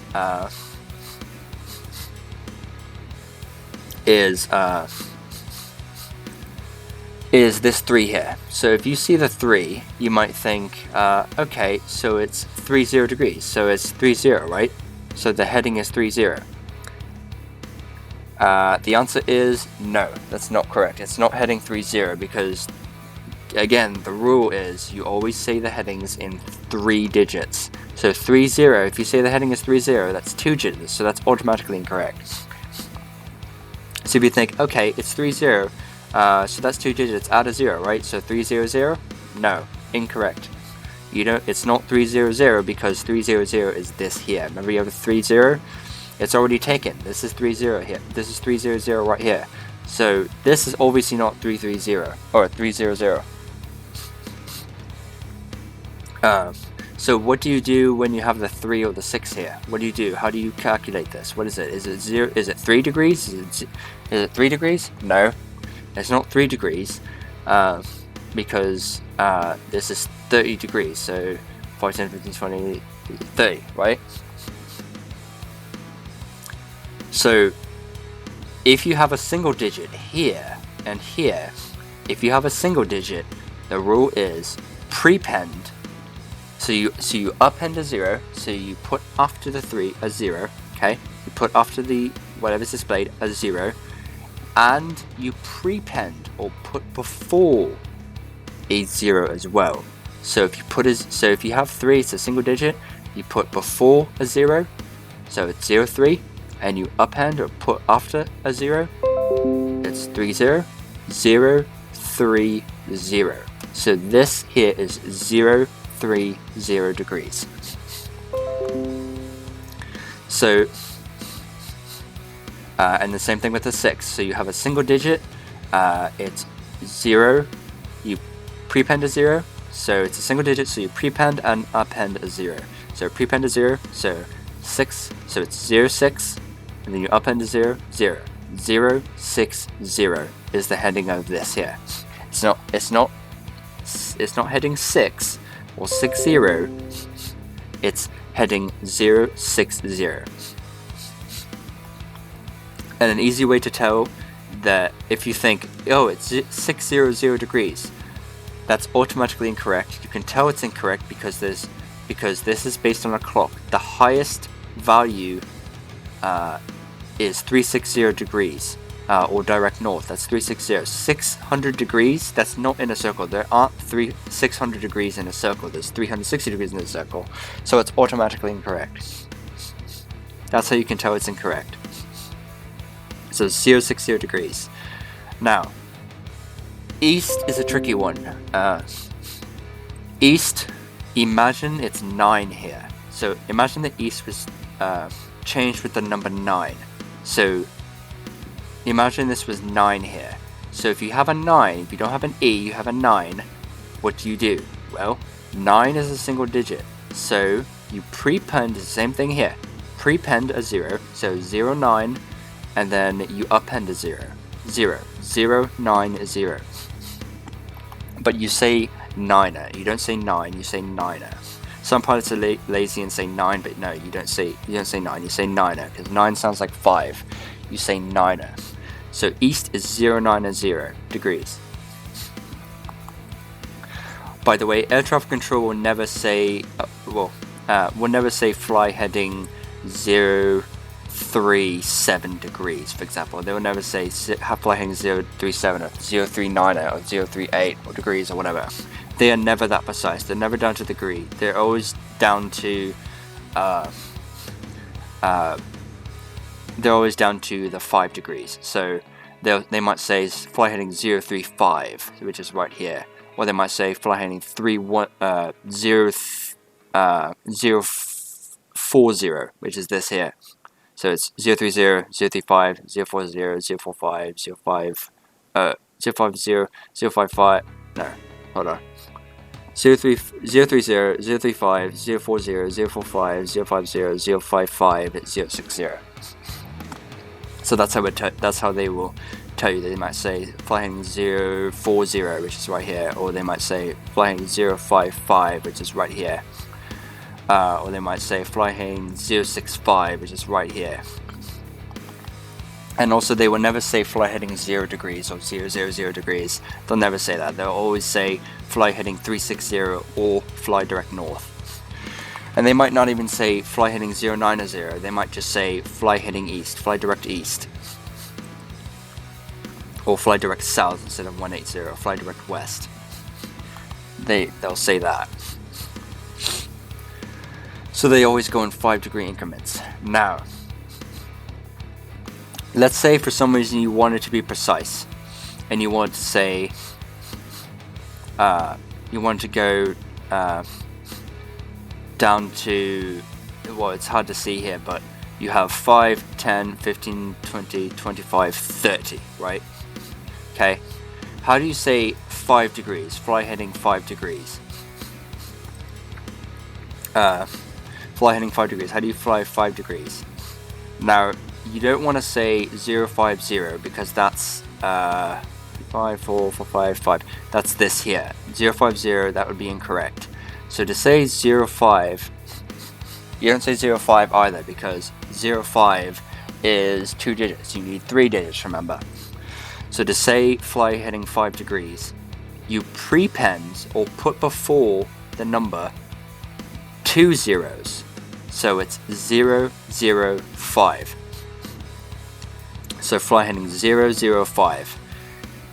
And then, so anything below 010, which is this here. So this is heading 1. So if you think of it as just, instead of a 3, you have a 1. You prepend a 0 and you append a 0, right? It's the same thing you do here. Prepend a 0 and append a 0. So 010 degrees. Anything in between 0 degrees and 0, anything between 0 degrees and 010 degrees, you prepend 2 zeros, or you put before the number 2 zeros. So you have 0, 0, so you have 0 degrees, then 001, then 002, then 003, then 004, then 005, then 006, 007, 8, 008, 009, and then 010 degrees is right here. That's if you want to go by the degree, but people don't do that. But if you want to understand how it's calculated, that's how it's done.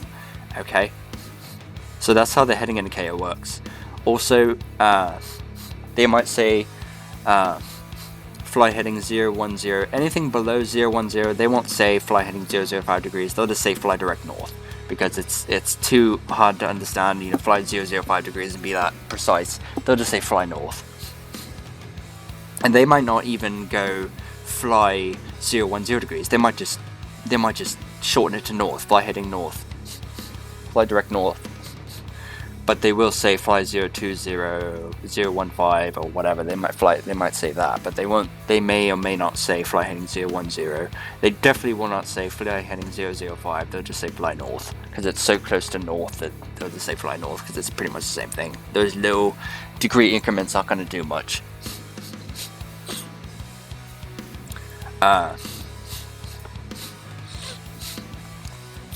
Now, there's a thing known as gyroscopic precession. Now, the heading indicator might not always show you actual heading, and there's a thing known as gyroscopic precession, and that happens. I have it turned off in the simulator, but basically what that means is if you do harsh maneuvers, the heading indicator will be non-calibrated. It will lose its calibration, and the heading will be incorrect, shown here, but your compass is always correct. Your magnetic compass is correct. So sometimes you have to. So this here is the heading bug. This is how you tell the this here. This is how you tell the autopilot what heading to fly. This here is the calibration for the heading. So when you calibrate the heading, you calibrate it with gyroscopic precession. If you have gyroscopic precession, or gyro drift as it's called, if you have gyro drift, your heading indicator will not be the same as your magnetic compass, and in that case, you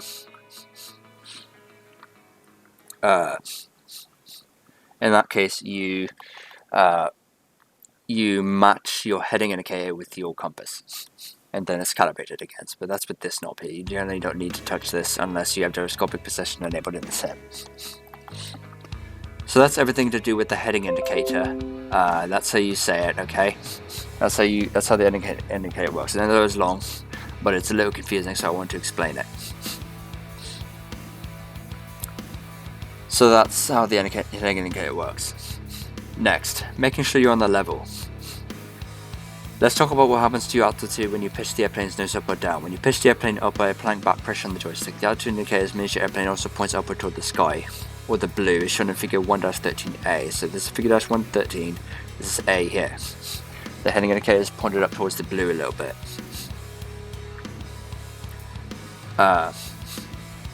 The altitude indicator is upward towards the sky, the blue is shown in figure 113A. The altitude indicator's vertical calibration lines are with 5 degrees each. You read them from bottom to top as 5, 10, 15 and 20 degrees of pitch. So it's these little black lines here, so 5, 10, 15, 20 degrees. Now it's also the same thing here, but below. It's 5 degrees here, 10, 15 and 20 I believe up down there. But you still do the same thing. It's 5, 10, -5, -10, -15. That's how you read the heading indicator, or the altitude indicator. Look at the altimeter, which is located directly to the right of the altitude indicator, figure 1-13 Bravo. So this here is the heading altimeter, sorry. This is the altimeter, which shows you height above sea level. That's very important. Let me just read this. Here. Biggest hand, the 100-foot hand, right here, will normally move clockwise when the nose is raised. So when the nose is raised, then it will normally move clockwise. Okay, so clockwise means you're gaining altitude. And just like the hands of a watch, clockwise movement means something is increasing. In this case, it's your altitude or height above mean sea level or sea level. So that's very important to understand. So the altimeter is a barometric altimeter. It's a barometric altimeter, meaning it works off of barometric pressure off of sea level. So this here, 299, this little window, 299, that's your barometric pressure setting. The standard barometric pressure setting is 29902 in inches of mercury. and it's also 1013 in hectopascals. HPA, I believe. It's 1013. Don't quote me on that. Let me check. Standard barrel pressure HPA. 1013. Yes, hectopascals. Yeah, that's correct. Okay, so that's it.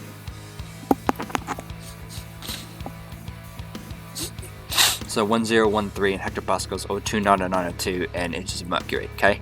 INHG. So the important thing to remember is the altimeter shows your height above sea level, not above the ground, okay? This is super important to understand and remember. He does not talk about this, but it's super fucking important. It's your height above sea level. So if you're on a plateau that's, let's say, 1,000 feet above the ground, if you're on a plateau that's 1,000 feet above the ground, your altimeter on the ground there will show 1,000 feet. But that's because the altimeter is showing your height above sea level, not the ground. You might have something in an airplane known as a radar altimeter or radalt. So radar altimeter shows your height above ground level, or AGL. So that shows, what it does is it shines a laser below the aircraft and counts the amount of ticks it takes, amount of seconds it takes to come back to the receiver, and it calculates your height above the ground that way. So the barometric altimeter, this here, shows your height above sea level, not the ground. That's super important to understand. So that's the altitude indicator, or the altimeter. So that's that. Directly below the altimeter is the vertical speed indicator, or VSI. It's this here. Then its needle also deflects upward when you pitch the airplane's nose up, showing a rate of climb. Figure 1-13 Charlie. So this here. So this shows 500 feet per minute. These are additional indications that you're climbing and not maintaining level flight.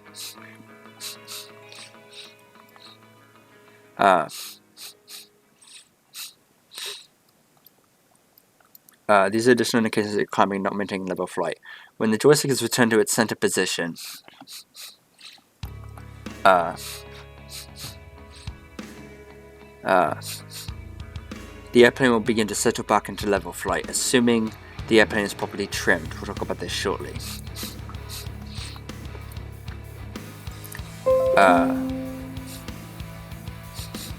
We're going to settle back into level flight, assuming the airplane is properly trimmed. We'll talk about this shortly. Okay. When you pitch the airplane downward, the altitude indicator's miniature airplane points to the surface. The brown color is shown in figure 14. This here.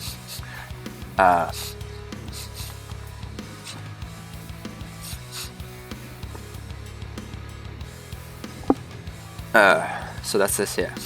See, it's down to the ground a little bit, 5 degrees. The altimeter's hands will begin to unwind if this happens. The altimeter's hands will begin to unwind and rotate counterclockwise, indicating a loss of altitude. The VSI will also show a rate of descent as this needle deflects downward. It's safe to say that if the big hand of the altimeter stops moving, the VSI needle indicates 0, then you're in level flight. In fact, this is precisely how pilots confirm the airplane's in level flight. And just so you know, it's never actually stationary. These needles move just a little bit. They are never actually completely stationary. It takes practice to keep these needles stationary. In real life, they always move just a tiny bit, like I said. The average private pilot does a great job if he or she remains 100 feet of a chosen altitude. Unfortunately, when I was a student, I found it much easier to keep changing the target altitude which I wanted to be, until of course I finally perfected this skill. In the interactive lesson, you'll practice maintaining a straight course by keeping the altitude indicator's miniature airplane, the orange wings, parallel to the artificial horizon line. If the wing dips right or left, you'll raise it by moving the joystick in the opposite direction. You'll get some practice maintaining level flight by keeping the altimeter's 100-foot hand stationary. It shouldn't move. If it does, then you'll use the joystick to change the pitch slightly until it stops moving. This will help be the pitch attitude required for level flight.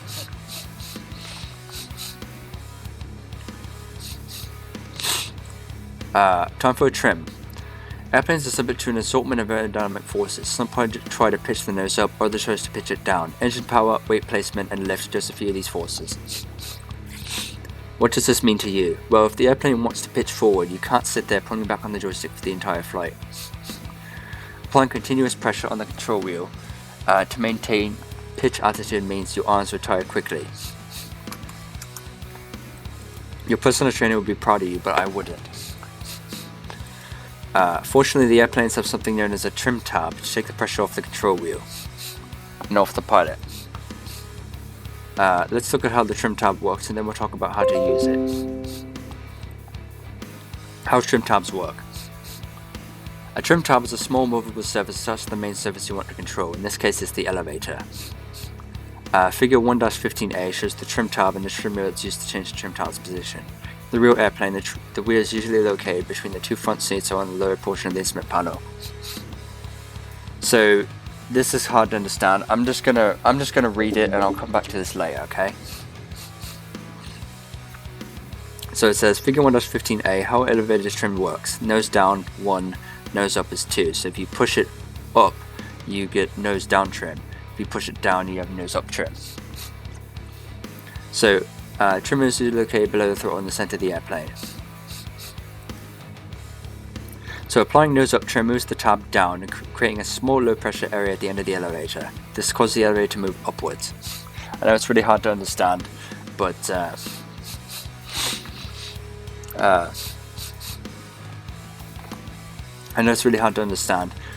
but I will explain this to you, okay? Later.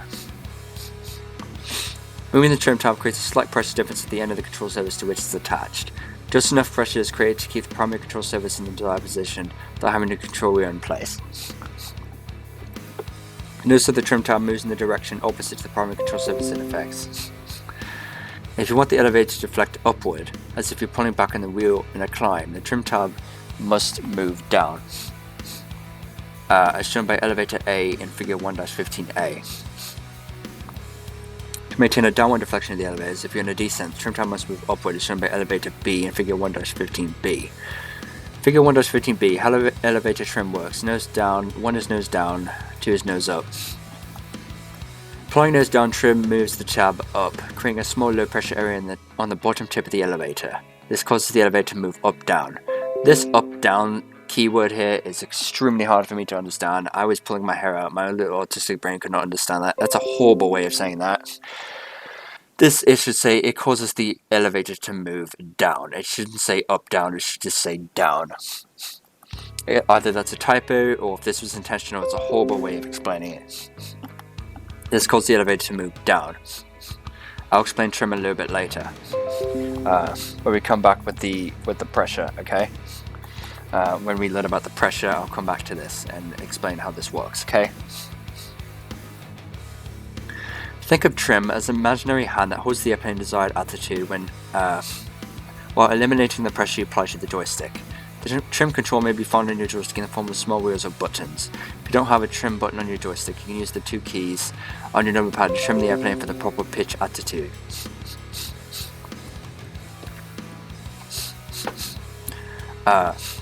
The end key provides nose up trim and the home key provides nose down trim. Here's how you would trim the airplane for straight and level flight. First, check to see if the airplane is all properly trimmed. Do this by easing up on the pressure being applied to the joystick. Then watch the VSI's needle. So, this here.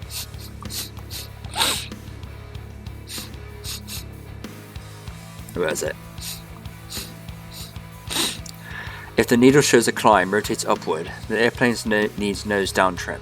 Apply a little forward pressure on the joystick to trim the level flight, then press home once for a little nose down trim, or use the nose down trim button on the joystick. Once done, release the pressure on the joystick and see what happens. The more you push the trim button, the more trim you apply, so be patient.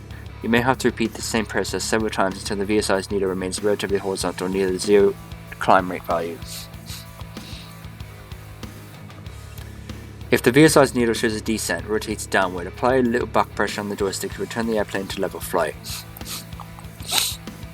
Then press end on the number pad a few times for nose up trim, or use the nose up trim button. Once done, Release the pressure on the joystick and watch the VSI's needle's response. Repeat the process as necessary until the airplane's neither climbs nor descends. I prefer to use the VSI's needle for trimming since it's very sensitive. I don't mean that it will cry if you tell it that it's ugly, I mean that its needle is sensitive to small changes in pitch.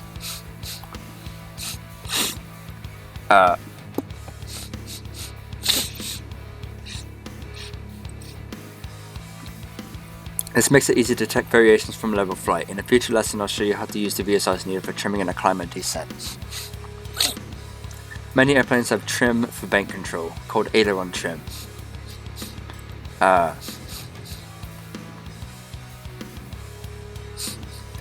You may even have this as part of your joystick assembly. Bank trim is sometimes necessary when the wing's fuel load is unbalanced, or if you have a heavier passenger sitting to one side of the airplane. Regardless of how well the airplane is trimmed, it may oscillate up or down slightly, varying its altitude by perhaps 100 feet up or down. That's the way airplanes are. Each one likes to do its own thing and may vary slightly in altitude and heading even when properly trimmed. Let them go unless they wander too far off. Your job is to make the airplane as easy as possible to fly so you have more time to think, plan, plot and scheme your way to safe simulate to flying. You should be proud of yourself for accomplishing your first ground school session. Hey, I'm proud of you. Now it's time for some interactive flight training. Click the Fly This Lesson Now link to practice what you just learned. The next ground school class will introduce you to the basics of turns. God, that was a lot of reading. Oh my god, that was a lot of reading. But again, I'll come back to this stuff. I'll come back to the flight controls and stuff later once we learn about how a plane actually generates lift. Wings actually generates lift and flies. Alright, fly this lesson now. Lesson 1, straight and level flight. In this flight you learn about keeping the wings level and the airplane flying in one direction. Estimated time complete 15 minutes. Acquired knowledge and skills. Reading the ground school material before starting this lesson will help you better understand the skills being taught. The weather. Sky is clear and winds are calm. Recommended charts, none. About the flight. You'll start in the air at 5,000 feet with Rod flying the airplane. He'll explain the lesson and then guide you through using the joystick to control the airplane's pitch and bank. Key commands to remember. Numpad 4 to look left, numpad 6 to look right. Be sure the numlock light on the keyboard is lit. Flight criteria. For this lesson, straight means holding a heading within plus or minus 20 degrees, and level means staying within plus or minus 200 feet of a specific altitude. You'll be asked to maintain specific airspeeds within 5 knots and specific power settings within 100 RPM. Alright, so that's that. So that's straight and level flight. So without further ado, let's fly this lesson. Oh god.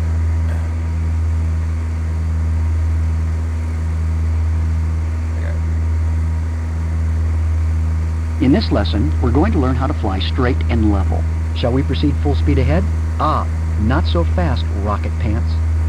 I've got the airplane, so you just relax a bit. We're here in the Cessna 172 in the beautiful Puget Sound region of western Washington. Imagine, if you will, that we've just taken off from Bremerton National Airport just west of Seattle. We're going to learn what it looks like to fly level, how to use the joystick to change our pitch, and lastly, I'll introduce you to your new best friend, besides me, your instructor, of course, the trim wheel. Right now, I need you to check your keyboard and make sure the numlock light is lit. When that light is on, we can use the keys on the numeric keypad to look around while we fly. Press and hold the 4 key for a moment. See how the horizon is level relative to the windowsill? Yeah, it's fine, whatever. I have to try very hard. Release the 4 key and press the 6 key. Those are the Olympic mountains out there. Now, they're pretty, aren't they? So right now Release the 6 key and look at the attitude indicator. The attitude indicator displays the airplane's bank or the angle the wings make with the horizon, and its pitch or the amount the nose points up or down. Yeah. I'm going to keep the airplane flying straight, but I want you to change your pitch. That is, the airplane's pitch attitude. Now then, if you don't have a joystick, be sure to turn the numlock off again so that you can fly the airplane in just a second when I ask you to. See the little orange dot in the center of the attitude indicator's miniature airplane? Yep. This represents the airplane's nose. Right now, it's a little above the white line that represents the horizon. This means we're most likely in level flight, thus holding a constant altitude. We can tell our altitude is constant by looking at the altimeter, located just to the right of the attitude indicator. The altimeter's large hand, the 100-foot hand, isn't moving, nor is the needle in the VSI, or the vertical speed indicator, moving. Yeah. This indicates that we're in level flight. So this is not Now moving. let's try an experiment. I want you to gently pull the joystick back about ½ an inch from its center position and hold it there. Now watch the response. So when I pull back, watch what happens.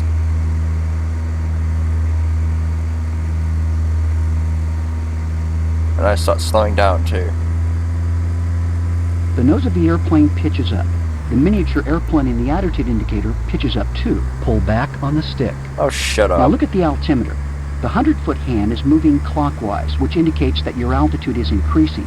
Immediately below the altimeter is the vertical speed indicator, and its needle indicates a climb. See, this here. And this is moving clockwise.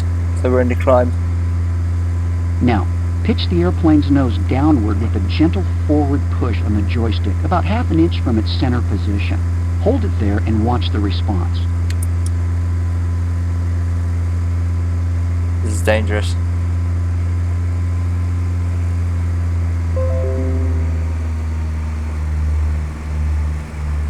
The airplane's nose pitches down, and the attitude indicator's miniature airplane points toward the ground. Notice that the altimeter rotates counterclockwise, thus indicating a descent. The needle in the vertical speed indicator also points downward, indicating a descent. Okay, return the joystick to its center position.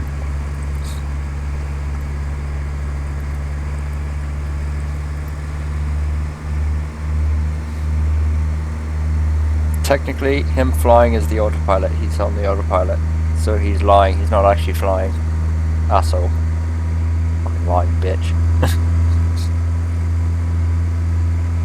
I've got the airplane, so you just relax. No, you don't. Using the autopilot. It's safe to say twat. that if the altimeter hands stop moving and the needle in the vertical speed indicator points to 0, then you're in level flight.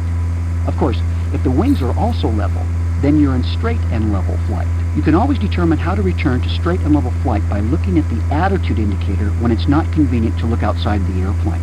Airplanes are subject to many aerodynamic forces. Some try to pitch nose up, others try to pitch nose down. Use the trim control wheel to keep the airplane in the attitude you want. The trim control, or trim wheel as it's also called, is the little black wheel directly below the heading indicator. It's cleverly marked pitch, up, and down. This part takes a little bit of patience, so you might want to pause the simulator a bit to prepare your mind for the next subject. Press P to pause the simulation, and when your mind is ready, press P again to continue with the lesson. The trim's right there. Right now, the airplane is trimmed to stay at about 100 knots. Even if nobody were at the controls, the airplane would do its best to maintain 100 knots. Until it runs out of If fuel. we pull or push on the stick, we have to force it to change that speed. I need you to do that now. Pull back gently on the stick until the airspeed reads 90 knots. Adjust the pitch slightly to maintain 90 knots. So there.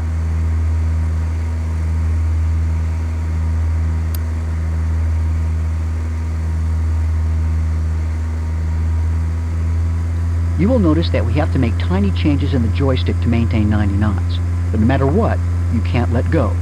If you do, the airplane will pitch down until it finds 100 knots again. Carefully click the word up on the pitch trim wheel 3 times.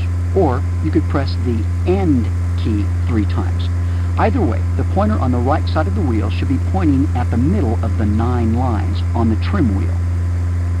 Oops, What the you fuck? probably noticed that the airplane pitched up rather abruptly You when you did dick. that. You should be able to slowly relax the pressure you have been holding on the joystick, and the airspeed should settle at 90 knots. Speed up.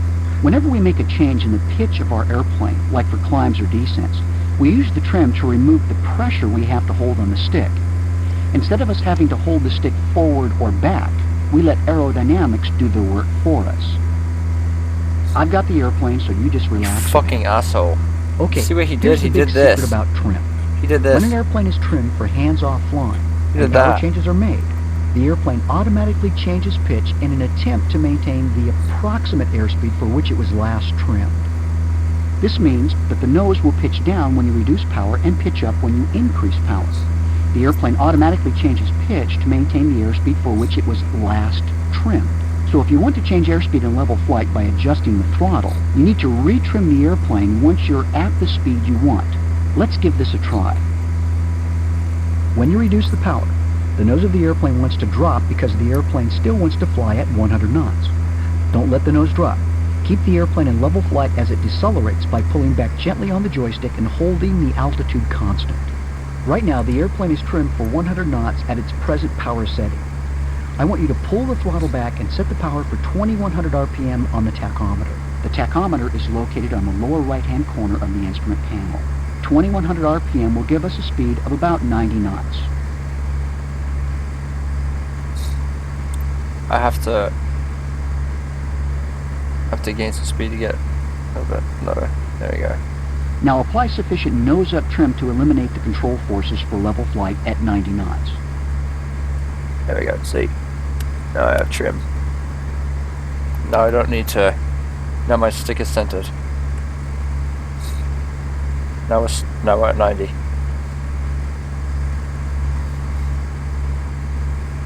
Okay, let's try increasing our speed to 100 knots. Move the throttle forward and set the power to 2400 RPM. This time, the nose wants to rise. Keep the airplane in level flight as it accelerates by applying forward pressure on the joystick. Apply sufficient nose-down trim to eliminate the control forces for level flight at 100 knots.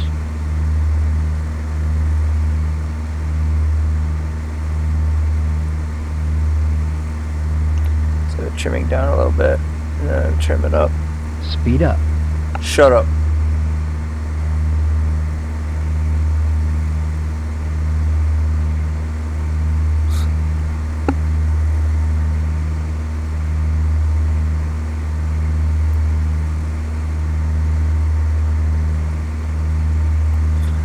There we go. Speed up. I'm at 100 knots, you fucking twat. Fine, I'll just gain more power. Damn it. Speed up. You fucking There you ass. have it. That's how you trim during power changes in level flight. Fucking ass. Okay, just to review, we have discussed what level flight looks like, how to use the joystick to change the pitch, how to trim, and how to use the trim while changing airspeed in level flight. Got that? I'm impressed with your performance. These are some of the most important topics in flying. Make sure you're comfortable before moving on. Rerun the lesson if you feel you need to. I don't mind. I'll be here all day, stuck in your computer. I love it in here. Haha. In our next lesson, we will learn how to make an airplane turn. Because, let's face it, unless the place you are going happens to be right in front of you, sooner or later, you're going to have to turn. For now, take a break, get up, and stretch your legs and flying arms. You might want to read the next few sections of the ground school, too. I'll be here when you're ready to start flying again. Okay. So this is our flight analysis. I had to go windowed in order to show you this, but this is the flight analysis here. So this is what we did here. So yeah, we started here and we flied straight and level. So this is the altitude changes and stuff, and that's what we got here.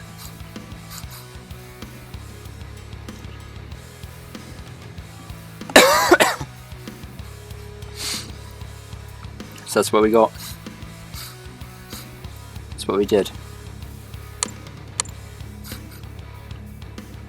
Alright, so that said, let's continue.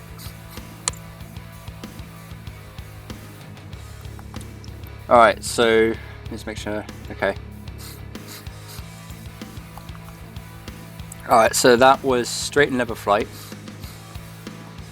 Now we're going to do lesson 2, turns. So, Airplane's Turn by Rod Machado. Oh god, this is a lot of reading.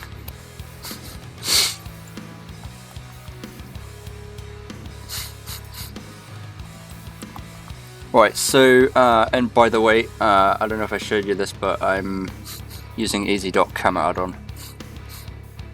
I got an old version of it, but it works fine, so I'll just keep it.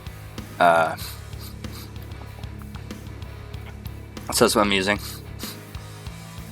So Rod Machado, Airplane's Turn. There are many misconceptions in aviation. For instance, there are pilots who think prop wash is highly specialized detergent, and a select few think that when an instructor says, "Okay, taxi," they should call a cab. Get rid of that. As a young pilot, an FAA inspector asked me how an airplane turns. I looked at him and said, "With the wheel, sir." He clutched his chest and shook his head in disbelief. I admit that my answer was a little off and he was a tad upset. The foam around his mouth and his eyebrows merging with his hairline were good clues. Just so you don't have any of these problems, let's examine what causes an airplane to turn, and then look at how you can perform this nifty little maneuver. Okay, the lightness of lift. Airplane A in Figure 2-1 shows a view of an airplane in straight and level flight. Figure 2-1, how an airplane turns. Banking the airplane causes the lift force to tilt, which pulls the airplane in the direction of the bank. Technically, it's the horizontal component of the lift force that makes the airplane turn. So, this is the total lift, straight and level flight, right? So basically, you have the weight and you have the lift, right? So, because the wings are parallel to the Earth's horizon in this here, the total lift is going straight up. There's all the lift that's generated by the wings is going straight up. So that's straight and level flight. In a bank though, when you're turning, you have the vertical component of lift, and you have the total lift. And you have the vertical component of lift, which is the amount of lift. So basically what happens is, all the lift generated by these wings in section A, in airplane A, all the lift generated by these wings is going straight up. In this, it's split. The lift is split between going upwards and diagonal and sideways. So this is the horizontal component of lift. So it's lift going this way. It's lift going up and lift going sideways as well. So this is your vertical axis. So this total lift is your vertical axis. So the vertical axis is this way. So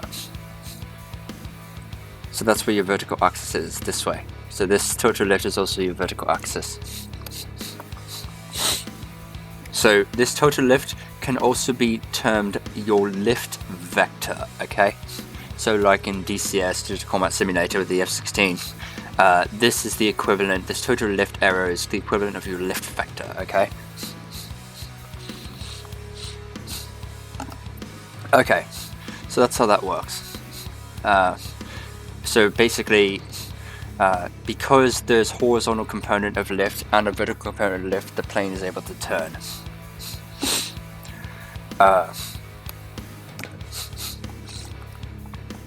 From this vantage point, lift acts vertically, pointing upward in the airplane, keeping it suspended in flight. Of course, if lift can pull upward, it can also pull a little to the left or right. When it does this, the airplane turns. Airplane B in Figure 2-1 shows the total lift force on a banked airplane. Part of the lift force pulls the airplane up, the vertical component of lift, and part pulls the airplane in the direction of the turn, the horizontal component of lift. You can use your imagination to visualize two separate and smaller forces making up the total lifting force. There are those crazy arrows again. You will not see these on a real airplane, so enjoy them while you can. The arrows represent the lift forces of lift. The arrows represent the forces of lift, sorry. Always remember that it is the horizontal component that causes the airplane to turn. It pulls an airplane in an arc. Therefore, the larger the angle of bank, the greater the horizontal component, the quicker the airplane can turn.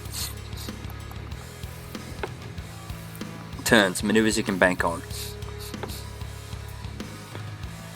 Now that you know what makes an airplane turn, let me play the role of Socrates, the philosopher, and ask you an important question. Don't mind the bedsheet I'm dressed in if, however, shoulder wrapped and mattress means you're ready to practice landings.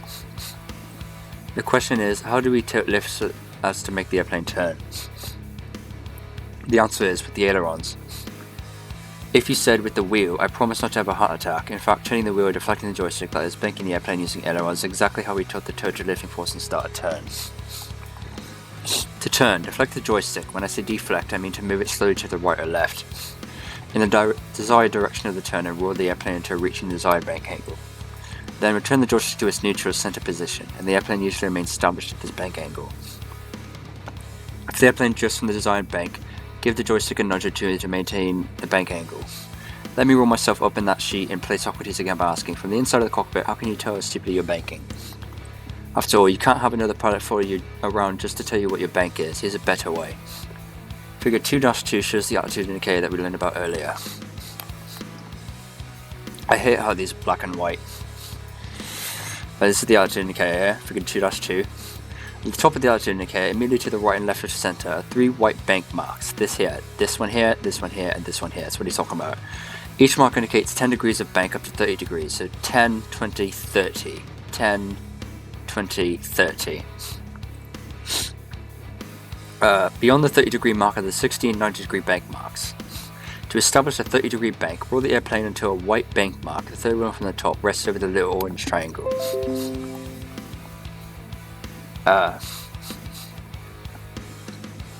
So sub 30, roll the airplane until a white bank mark, the one from the top, rests over the little orange triangle. So the little orange triangle, I hate this is black and white, but the little orange triangle is this little guy right here. It's not this here up top, it's this guy here. That's the triangle. So this guy, if you put this guy right here, you want a 30 degree bank to the right.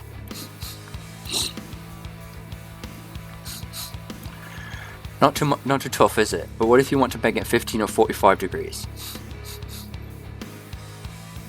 Here's how it's done. Figure 2-3 shows 2 white diagonal lines angled downward from the middle of the altitude indicator.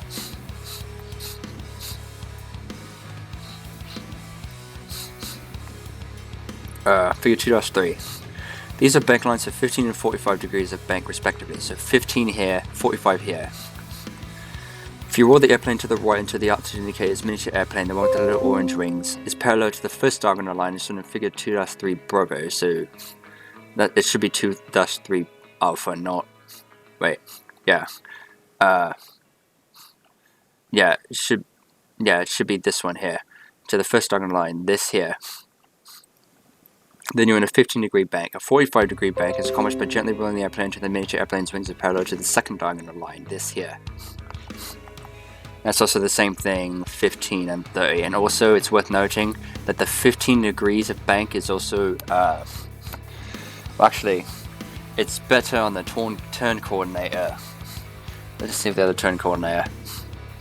Yeah, the turn coordinator. This here is a standard rate turn, this here.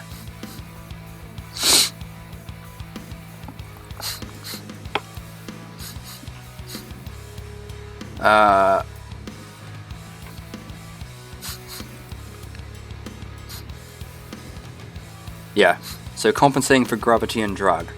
Now there's one more thing you need to understand before you're ready to proceed to the interactive lesson on turns. In aviation, it's important to remember that you never get something for nothing. This is especially true in making turns. Tilting the total lift force while on a turn means less lift is available to act vertically against the airplane's weight. Throw back to airplane B in figure 2-1. The airplane responds by moving in the direction of the momentarily larger force, downward, in the direction of the weight. We compensate for this by increasing our lift slightly whenever we enter a turn. This is done by applying a little back pressure on the joystick, and that's back pressure on the joystick, not pressure generated on your back by digging your heels in the airplane's carpet. Later on, you understand that back pressure increases the wing's angle of attack, thereby increasing the wing's lift slightly. Unfortunately, this increase in angle of attack also increases drag, which slows the airplane down. In shallow bank turns, somewhere around 30 degrees or less, this decrease in speed isn't a concern. Steeper turns, 45 degrees or more, may require the addition of power to prevent the airspeed from decreasing too much. So what he's saying is... what he's basically saying is... when you go into a turn, there's less lift acting vertically because it's split between the vertical and the horizontal, right? So as you turn, your nose is going to start to drop. So what you do is you little back pressure on the joystick, you raise the nose first and then you turn a little bit. You turn to a bank, and to turn you don't just move the ailerons to the right. No, you move the ailerons to the right or left, and you have a little bit of back pressure constantly. You use a little bit of back pressure to keep the altitude, the nose up, so it doesn't descend. And what he's saying is you may need power There's a little bit of decrease in speed if you do 15 degrees, but if you do 45 or more, you may need to increase power before, because the speed might decrease too much when you're using back pressure. And when you do 45 degrees, you need more back pressure than if you're doing 15 degrees.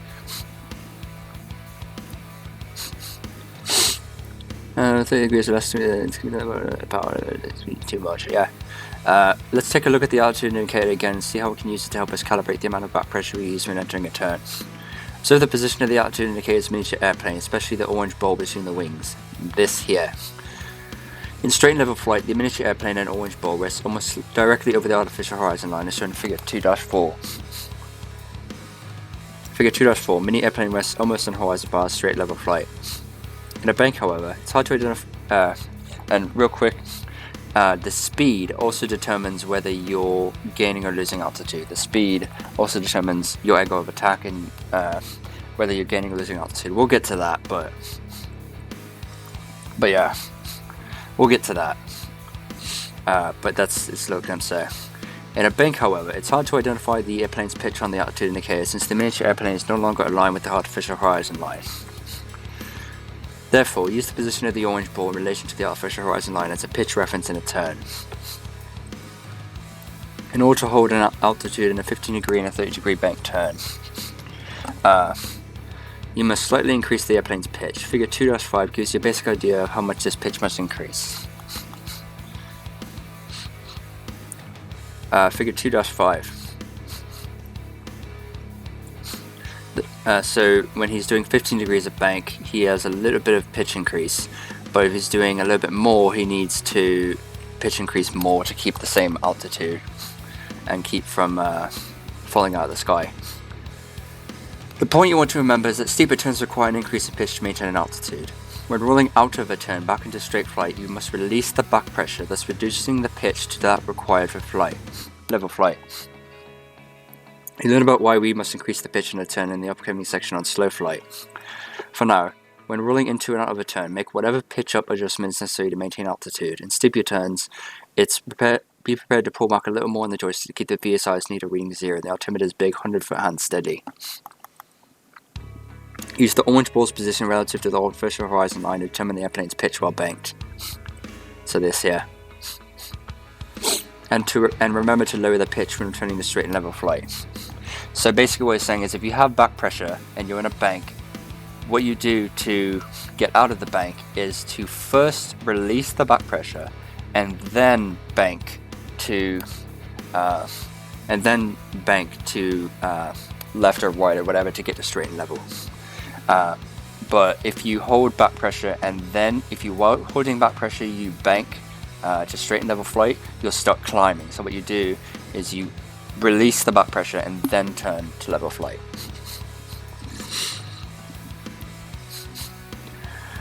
Okay, so using the rudder. The rudder is the movable vertical surface located at the rear of the airplane. Its purpose is to keep the airplane's nose pointing in the direction of the turn, not to turn the airplane. Remember, airplanes turn by banking. This rudder simply corrects for the forces that want to twist the airplane in a direction other than the direction it wants to turn. There are several forces that do this, but we won't discuss them here.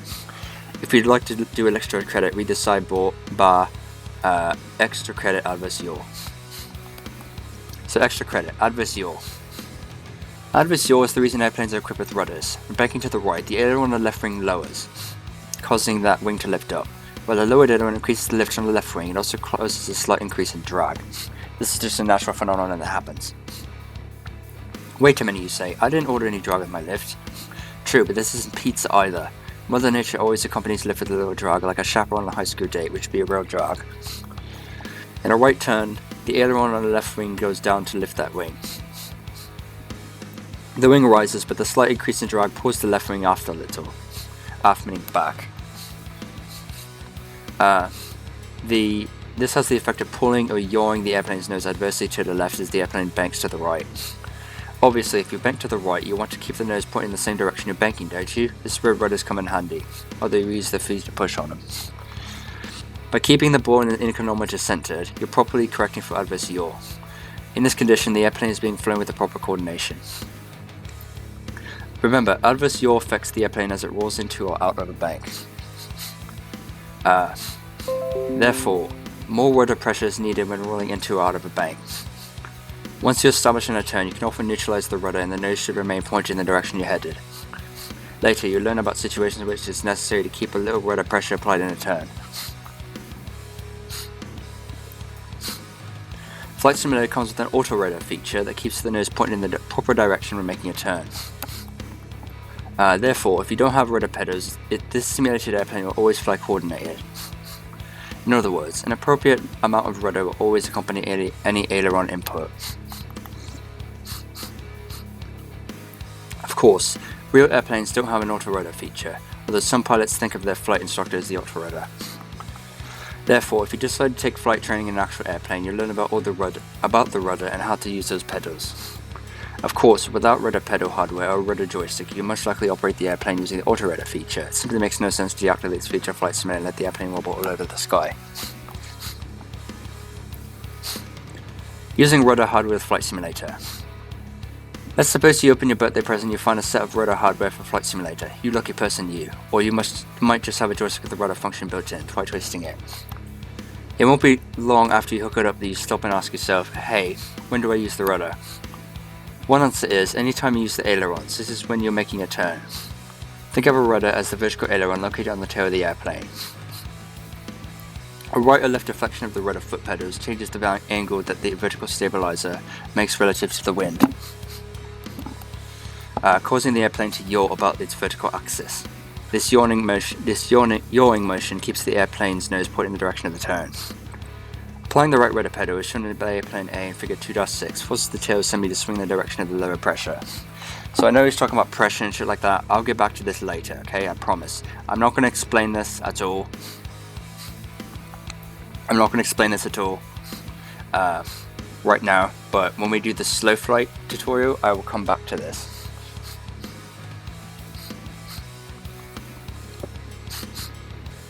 I will come back to this, okay? I promise. I'll come back to this and explain everything. And read this again and explain it. Figure 2.6, how rudder compensates for adverse yaw. As the tail moves, the airplane rotates about its vertical axis. Application of right rudder pedal yaws the nose to the right. Applying left rudder pedal, shown by airplane B, yaws the nose to the left. Surprising, huh? If you don't use rudder in a turn, part of the airplane will try to go in a direction different from the direction of banks. This is not a pretty sight, and your instructor's eyebrows will rise so high that they will scratch his or her back. An easy way to remember this is right turn, right rudder, and left turn, left rudder. Feet and hands move together. Now the question foremost in your upper brain is, how much rudder is enough? Good question. Figure 2.7 shows an inclinometer, also known as the ball, as a part of another instrument called the turn coordinator. So this is the turn coordinator here. The inclinometer is this guy right here. This with the three red balls. This is the inclinometer. So it says, figure 2.7, the turn coordinator says the movement of the ball corresponds to the movement of the sunglasses in your car's dashboard. The same force that moves the glasses also moves the ball. The ball, however, slides more easily than the glasses. The ball's deflection from center identifies when the airplane's nose is pointed other than the direction of turn. Rudder is used to move the ball back to the center position. So the little white airplane in the turn coordinator shows the direction of the turn, while the ball, and again, this here is standard rate turn. The little white airplane in the turn coordinator shows the direction of turn, while the ball tells you if the proper amount of rudder is being applied. The ball is free to roll right or left within the glass tube. This here. Any inappropriate rudder use or lack of use applies an unnecessary side force to the airplane. This deflects the ball in much the same way sunglasses scoot across your car's dash when rounding a sharp corner. Your job is to keep the ball centered by using the rudder. Figure 2-8 shows an airplane in a turn. Figure 2-8, slipping and skidding in an airplane. So right rudder necessary, the ball is to the right, so that means you need right rudder necessary. The glasses are slipping to the right, and the airplane is slipping. Nose pointed outside the turn, so it's outside the turn, so it's slipping. Going this direction, the airplane's outside the turn, so therefore you're slipping. Airplane flying coordinated, nose pointing in the direction of turn, so it's perfect, correct rudder, and the ball's in the center, and the glass is in the center. Airplane skidding, nose pointed inside the turn. Turns here, you're going this way, but the airplane's nose is pointed inside the turn. So it's like drifting. Left rudder necessary, balls to the left rudder necessary, glasses slide to the left. Airplane's A's nose is pointed outside the turn, probably because of insufficient right rudder, too much right aileron being applied. The ball and the airplane slip to the right, toward the inside of the turn. In other words, you need to point the nose slightly to the right for a precisely aligned turn. By adding enough right rudder to align the airplane in the direction it's turning, the ball returns to the center, as shown by airplane B. Here. The airplane C's nose points toward the inside of the turn. This here. Probably because too much right rudder is applied or insufficient right aileron is used. The ball and the airplane skid to the left. So this here. Toward the outside of the turn. Adding a little left rudder keeps the nose pointing in the direction the airplane is turning and centers the ball. Simply stated, if the ball is deflected to the right or left center, add enough right or left rudder respectively to center the ball. So what that means is, if the ball is to the right, use right rudder. If the ball is in the center, do nothing. If the ball is to the left, use left rudder. Sometimes you'll hear your instructor say, step on the ball. This is simply your instructor's way of telling you to add right rudder for a right deflected ball or left rudder for a left deflected ball. Don't even think about placing your foot on the turn coordinator, or your instructor will question you about your SAT scores. Don't put marbles in your shoes either. When entering a turn, aileron and rudder are applied simultaneously and in the same direction. This is what pilots mean when they refer to flying coordinated. Aileron establishes the degree of bank, and rudder keeps the nose pointed in the direction of turn. If the ball is centered during this process, we see the controls are properly coordinated. You've done well so far. Click the Fly This Lesson Now link to practice what you've just learned. In the next lesson, it'll be time to progress to something uplifting like climbs. I'll take you on a downer, a good one that is, but you gotta make descents in the airplane. So that's what that is. God, that was a lot of reading. So that's that. Find this lesson now. Lesson 2, turns. In this flight, you learn how to turn the airplane. Estimated time to complete, 10 minutes. Acquired knowledge and skills. Reading the ground school material before the start of the lesson will help you better understand the skills being taught. The weather. The sky is clear and the winds are calm. Recommended charts. None. About the flight. You'll start in the air at 5,000 feet with Rod flying the airplane. You learn about using the ailerons and rudder to turn the airplane. You also learn about turning to a specific heading using a directional gyro, using the altitude indicator to monitor your bank during a turn. Key commands to remember. None. Flight criteria. For this lesson, you'll be asked to complete your turns using the bank within 5 degrees of what Rod instructs, turning to assigned headings within 10 degrees as instructed. So with that said, let's fly.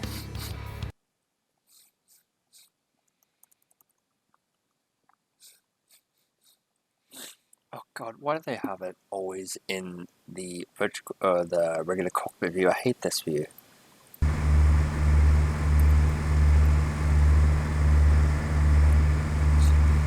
There we go.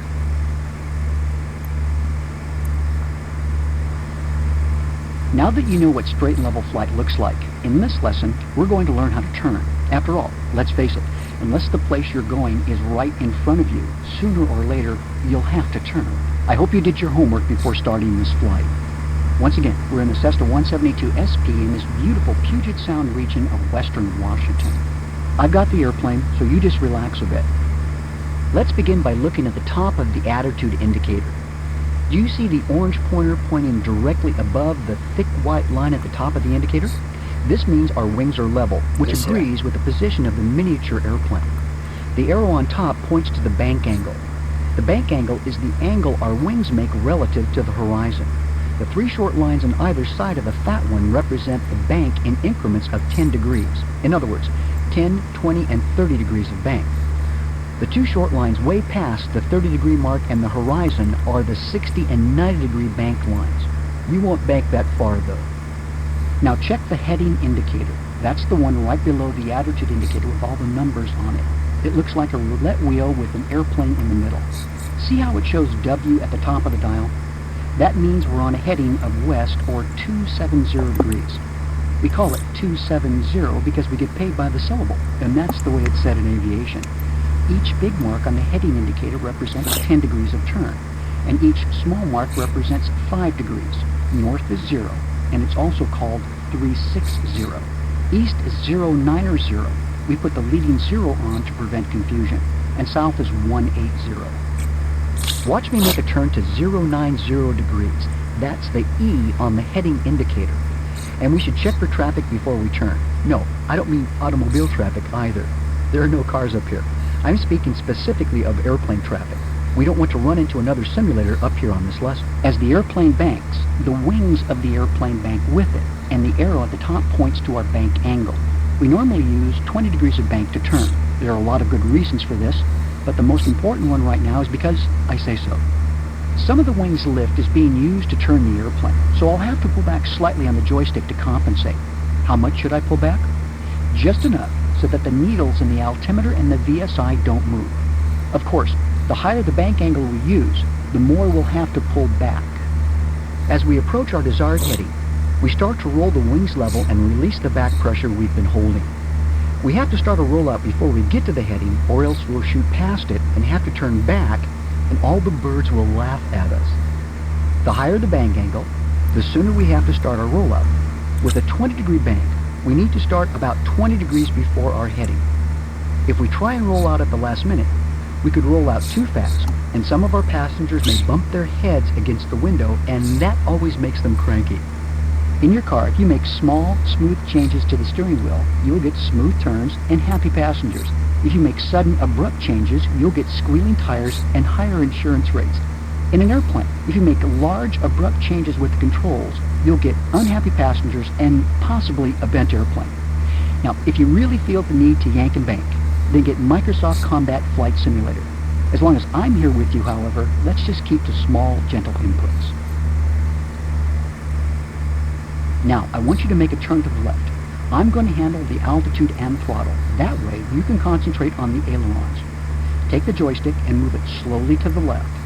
When the bank angle reaches 20 degrees, let the stick return to center or, if necessary, deflect it as necessary to maintain this bank angle. Gently make tiny changes left and right to hold the bank at 20 degrees.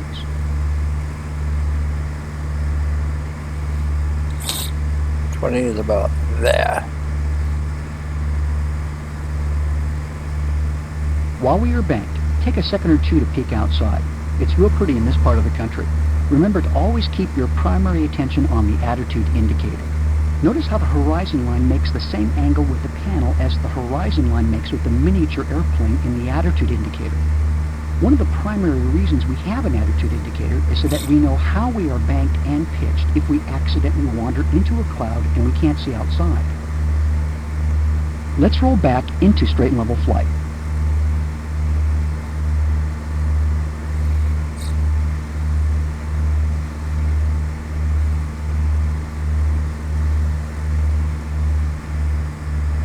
I want you to turn right and use a 10-degree bank angle. Okay.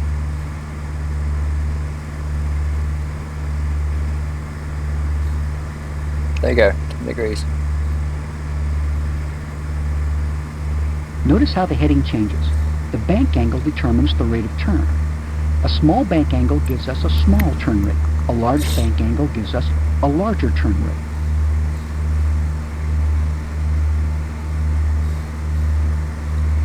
Let's roll back into straight and level flight.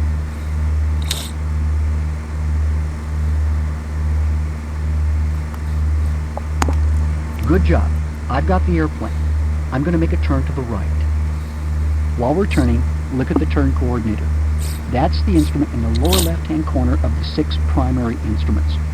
It has a little white airplane on it and a tube with a black ball in the center. The little airplane shows the rate of your turn, and the black ball tells you the quality of the turn.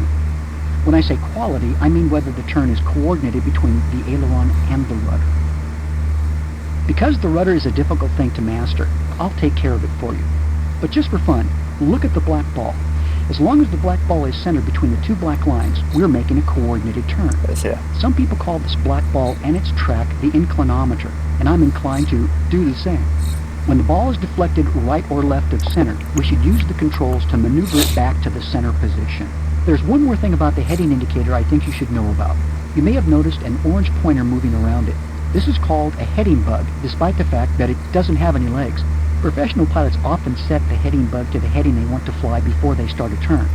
That way, they don't forget where they're supposed to be going in case a real bug enters the cockpit and distracts them while they're swatting it.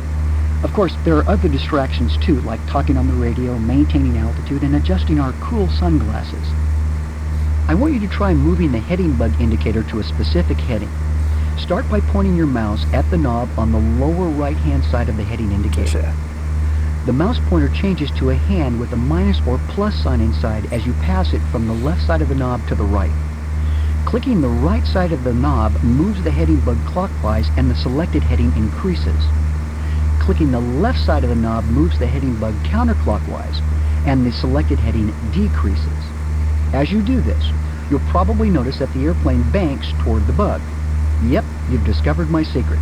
The heading bug is how you tell the autopilot which heading to fly. That's another good reason to use it often. So you now know how to turn the airplane. Combine that with the other lessons in the student pilot lessons and you're well on your way to piloting an airplane anywhere you want to go. Okay. So we did that. So this is our ground track. We have... we started here and then we went this way and then he turned and then we turned again and then yeah, so that's the ground track. That's what we did. Nice. It's pretty much the same altitude.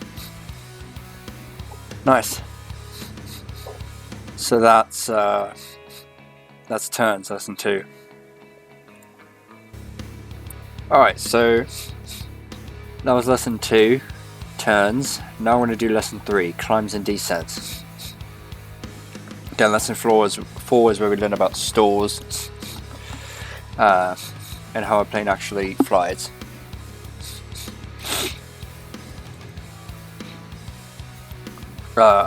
Yeah.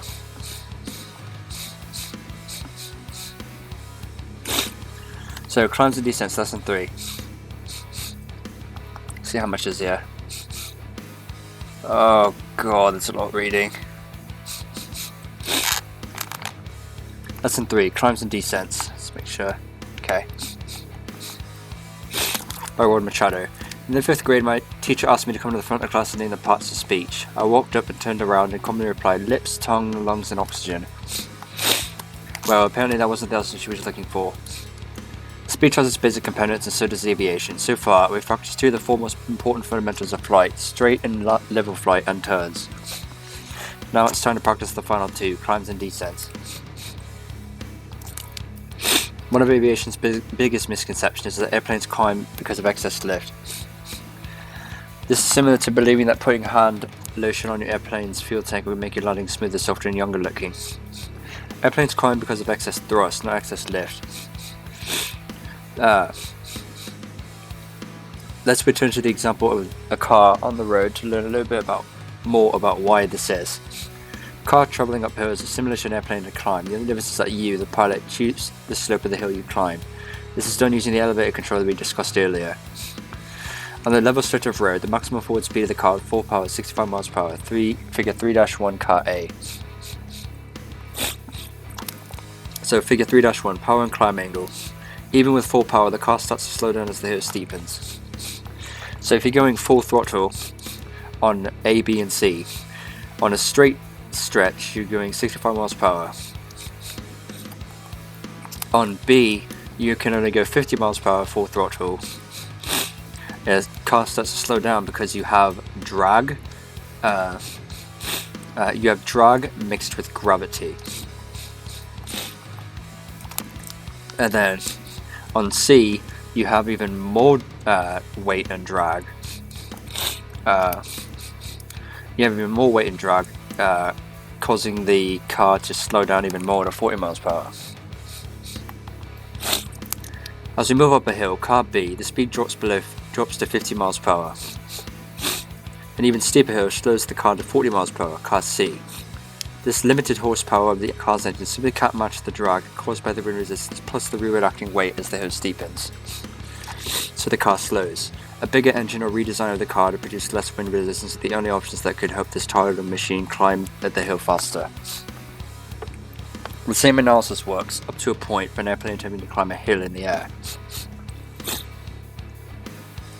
Let's say our airplane has a maximum speed of 120 miles per hour and straight and level flight with full throttle.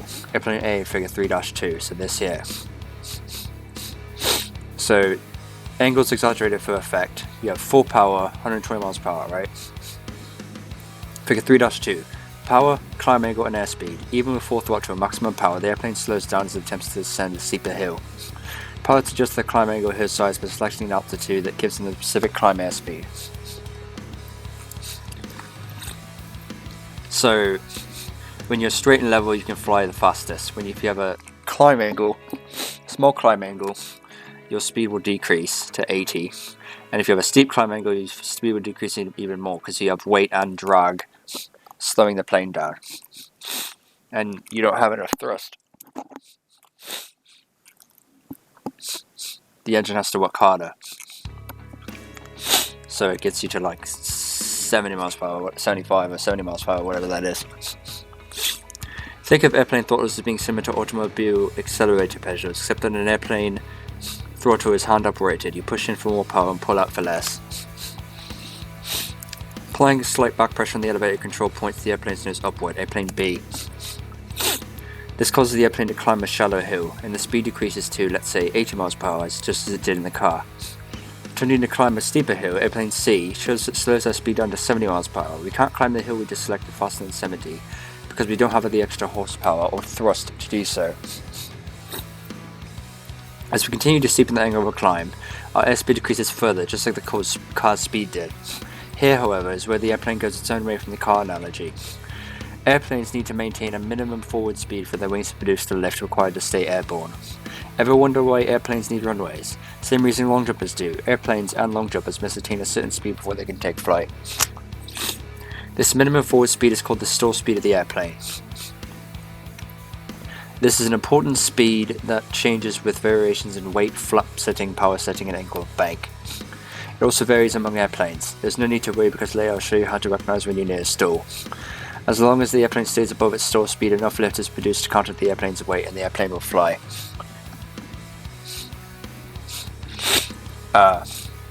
If the stall speed of airplane C, figure 3-2, is 60 miles per hour, then climbing at a slightly steeper angle results in insufficient lift for flight. We call this condition a stall. We'll get into this more later. Done unintentionally, it leads to such primitive linguistic sounds as uh-oh, yipes, and ah, as well as I think I need to have my chakras balanced. Flight instructors have special biological filters installed that keeps them from making these sounds on those rare occasions when you unintentionally stall an airplane. Needless to say, in a real airplane, these sounds make passengers reluctant to ever fly with you again. This is why an upcoming lesson will be spent finding out about stalls and doing them, intentionally that is.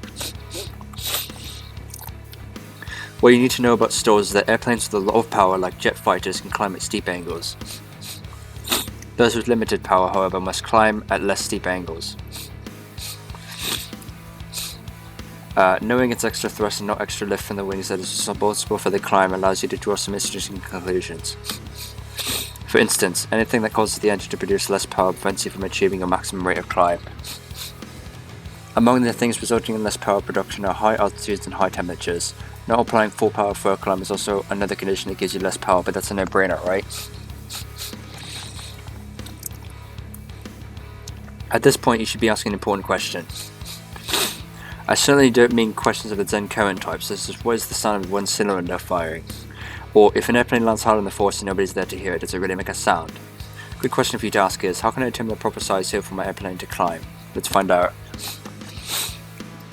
Airplanes have a specific climb altitude, steepness of hill that offers the best of all worlds, optimal climb performance while keeping the airplane safely above its stall speed.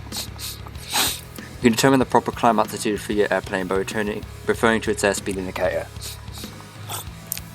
The climb power applied, usually full throttle in smaller airplanes. The pitch altitude is adjusted until the airspeed indicates the proper climb speed. In the Cessna Skyhawk SP Model 172 that we use in our lessons, we'll use a speed of 75 knots for all our climbs. Sometimes, however, pilots climb at airspeeds slightly faster than 75 knots. No, they don't do this because they want to get somewhere faster, they do it because it provides them with a better over-the-nose visibility. Raising the nose of the airplane results in a slower airspeed, lowering it picks up the pace. Where you place the nose, that is, the altitude you select or how steep you make the hill determines what happens on an airspeed indicator. Unlike the ground-bound world, pilots decide how steep the hills in the air are going to be, within limits of course. With just a little experience, you'll be able to determine the correct size hill, nose-up attitude, by looking out the front window instead of having to rely solely on the airspeed indicator. When I was a student pilot, it seemed that any specific airspeed was the one place on the dial where the pointer never went. I was not gifted with much coordination as a youngster. My reflexes were so slow I was almost run over by two guys pushing a car with a flat tyre. I'm a living exhibit that one can be a competent pilot even without the coordination and reflexes of a 13-year-old Olympic gymnast. Descents.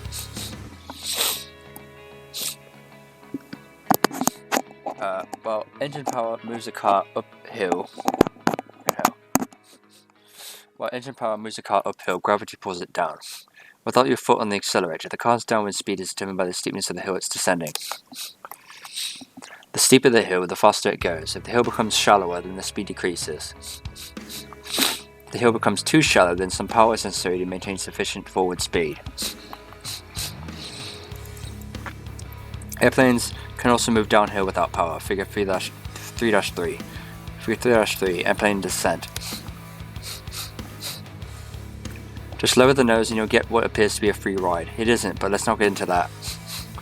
You can adjust the nose down pitch altitude using the elevator control and descend at any reasonable airspeed you want. You don't have the answer to a question I guarantee every first-time passenger to either ask or want to ask you. What happens if the engine quits? The airplane becomes a glider, not a rock. Unlike climbing, you may elect to descend within a wide range of airspeeds. There are, however, many factors to be considered, such as forward visibility, engine cooling, and the structural effects of turbulence on the airframe. All of these items are discussed thoroughly in my private pilot handbook, which is available from my website.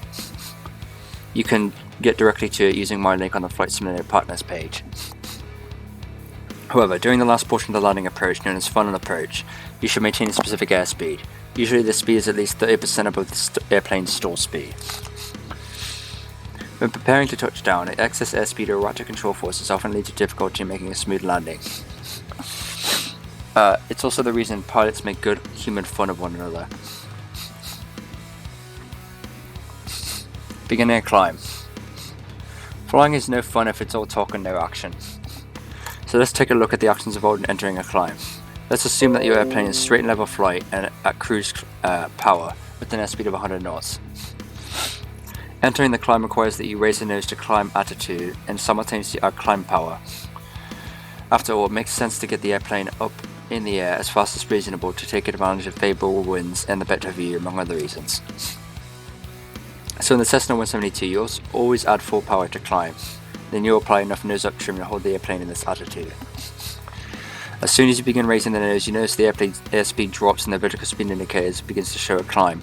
This is one sure sign that you're climbing. When the people on the ground start to look like ants, that's another clue, unless you're really looking at ants. Figure 3-4 shows the airplane climbing at 85 knots and 500 feet per minute. It's a little bit different of a cockpit, but so it's climbing at 85 knots, as you can see here, and 500 feet per minute there. Figure 3-4. You're on your way up. Engineers, not the kind that drive trains, tell us that our Cessna 172 climbs most efficiently at 74 knots. Since the airplane in Figure 3-4 is at 85 knots, how do you get the airplane slowed down to 74 knots while continuing to climb at full power? The answer is to raise the airplane's nose. Increase the steepness of the hill you're climbing to a slightly higher climb altitude. Hold it there and watch the response on the airspeed indicator. Adjust the pitch up or down slightly until the airspeed indicator shows 74 knots. 75 is okay too. Be patient, airplanes have inertia and take a moment or two to settle in the new speed once the pitch is changed. maintain a 75 knot climb speed, you should show a pitch of approximately 13 degrees on the altitude indicator, as shown in figure 3-5. Figure 3-5 is here. Approximately 13 degrees. For now, we'll use the altitude indicator for pitch and bank reference, as it's difficult to see the real horizon over the instrument panel in a flight simulator. The altitude indicator's vertical calibration lines are with 5 degrees each, so you read them from bottom to top. It's 5, 10, 15, 20 degrees of pitch. So 5, 10, 15, 20. 13 degrees of pitch would be just below the third line up, so right there. Of course, the pitch for a climb may vary slightly. All that matters, however, is you find the proper pitch that gives you the climb airspeed you want. Care to waltz? Now you know the secret to climbing in an airplane, therefore the next time you want to climb, follow this procedure. Raise the nose to approximately 30 degrees pitch up on the altitude indicator. Add full throttle, and trim the airplane to maintain this altitude. This is in a Cessna, by the way. It's as simple as that. Then adjust the pitch slightly, perhaps only a degree or two, to give you the airspeed you want. Think of entering a climb as a 3-step waltz. Think 1, 2, 3, 1, 2, 3, or altitude, power, trim. Unfortunately, when I waltz, between every count, I'm constantly saying, oops, sorry about your feet. Change the altitude, change the power, and trim the airplane once it's established at its new altitude. Of course, you may elect to climb at a slightly faster speed. This often makes it easier to look over the instrument panel, so I can see and avoid other airplanes. When a rapid, efficient climb to altitude isn't necessary, find the airspeed that gives you both a good climb rate and a reasonable view over the panel. Or you could just use track IR. What goes up? If you keep climbing, you'll eventually climb out of the atmosphere, right? Not really, but you still need to know how to get down, and I don't mean learning to dance either. Think of descending in an airplane as you would going down a hill in a car. First, as the car points down a steep hill, you normally take your foot off the accelerator and coast downward. The steepness of the hill determines the car's eventual speed. Steep hills result in faster coasting speeds, while the shallow hills result in slower coasting speeds.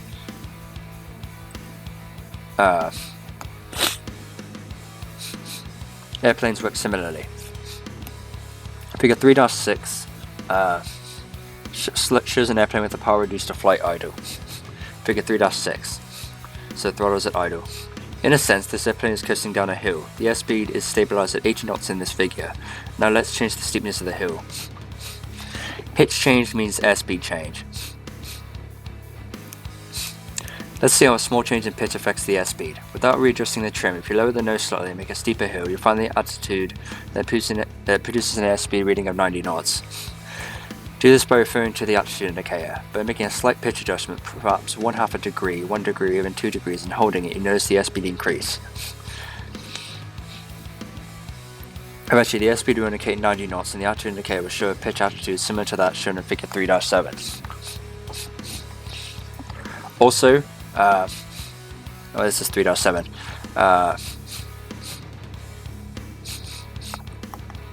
If you want to descend at this speed, trim the airplane to maintain this altitude.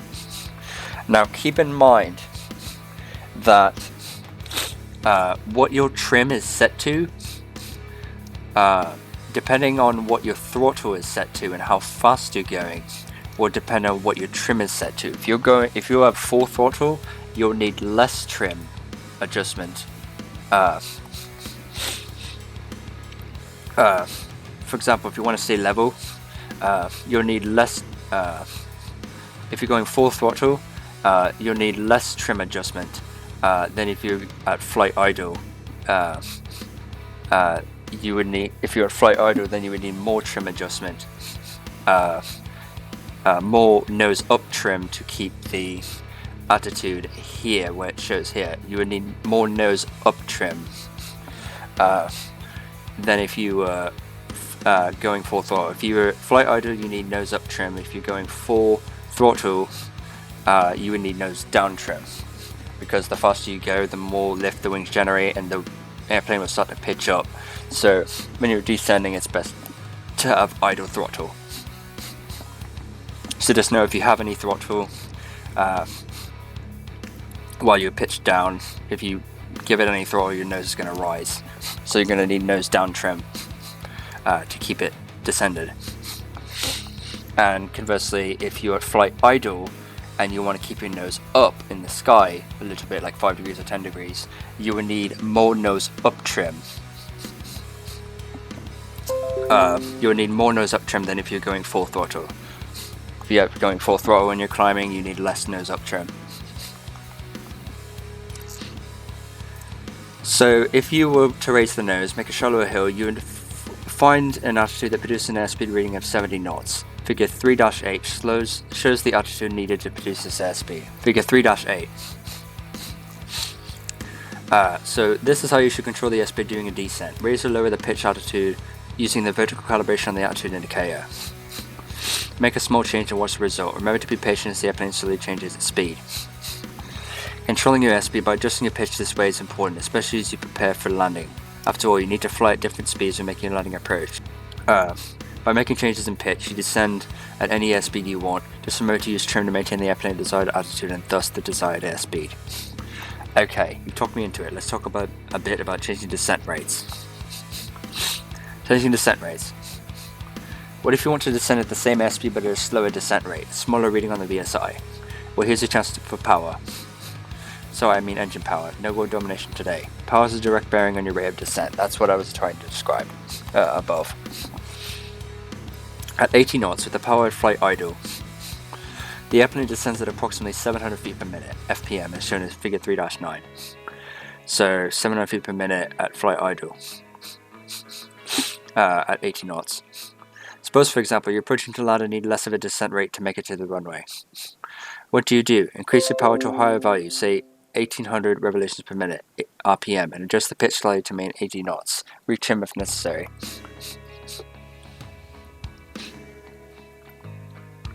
Let's see. Your instruments should look like those in figure 3-10. So more power, so you have less power here, you have more power here. Figure 3-10. See, this is like 250 or whatever. It's going down. With this slight increase in power, the airplane descends at 300 feet per minute. Of course, as more power is added, the airplane will stop descending. If you give it even more power, the airplane will fly level or even start climbing at 80 knots. At this stage of your training, it's a good time to agree on how you'll control the airplane. Power, throttle position, should be your means of adjusting the rate of descent. What the VSI reads. The airplane's pitch altitude, controlled by the joystick, is your means of maintaining a specific airspeed.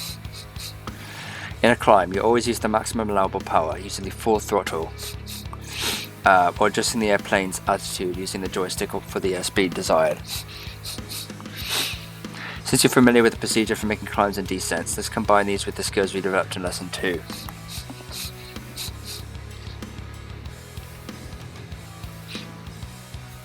Reading the altimeter. Figure 3-14 shows the typical altimeter found on most airplanes, so this here.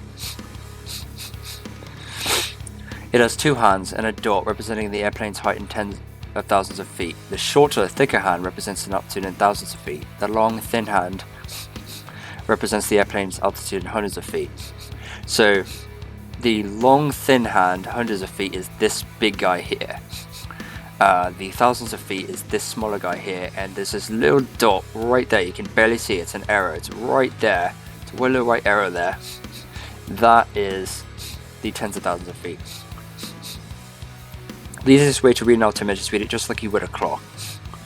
For instance, if altimeter A in figure 3-14 were a clock, what time would you read? Yes, it would read 3 o'clock. So this is 3 o'clock. Since altimeter A isn't a clock, it shows an altitude of 3,000 feet. The long hundreds hand points to 0 feet, so there, and the medium thousands hand points to 3,000 feet, so 3,000 feet. Above means sea level, remember, not above ground, above sea level. If altimeter B were a clock, what time would it say? It would read 3:30 or 3:30 o'clock. So 3:30 o'clock. As an altimeter, it reads 3,000 or 3,500 feet. The long hundreds hand points to 500 feet here, and the medium hand, thousands hand, points to between 3,000 here and 4,000 feet. Thus, the altitude is 500 feet past 3,000 feet, or 3,500 feet. You add them. So, the rule of thumb is, look at the tens of thousands, and then the thousands, and then the hundreds, and then add them all together, and that's your altitude. So 3,500 feet. What time would it be if altimeter 0 o'clock? It looks like it would be somewhere around 6:45. So 6:45 here.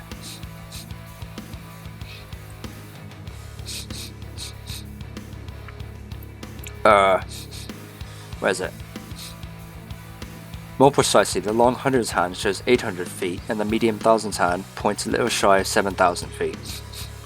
Therefore, the altimeter reads 800 feet past 6,000 feet, which is 6,800 feet. Not too tough, is it?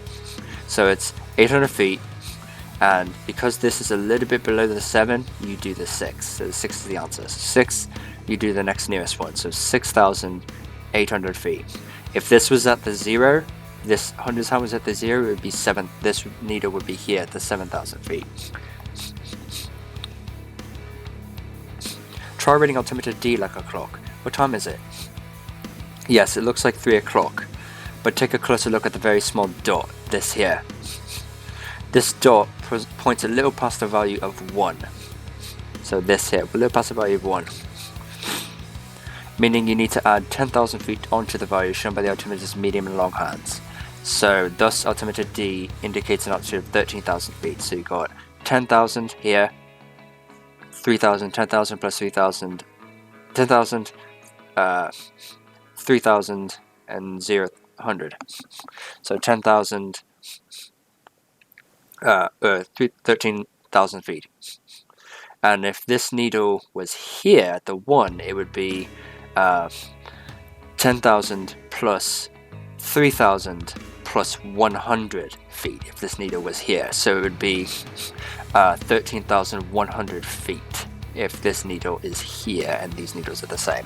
So that's how you read the altimeter. Things are turning up. Suppose we want to combine climbs and descents with turns. Specifically, let's examine how to enter 20-degree right banking turn while established on a climb, then roll into straight and level flight. Here's how you might do it. First, establish the climb. Increase the pitch to a 13 degrees nose up altitude, as shown in figure 3-11. Add full power and then trim.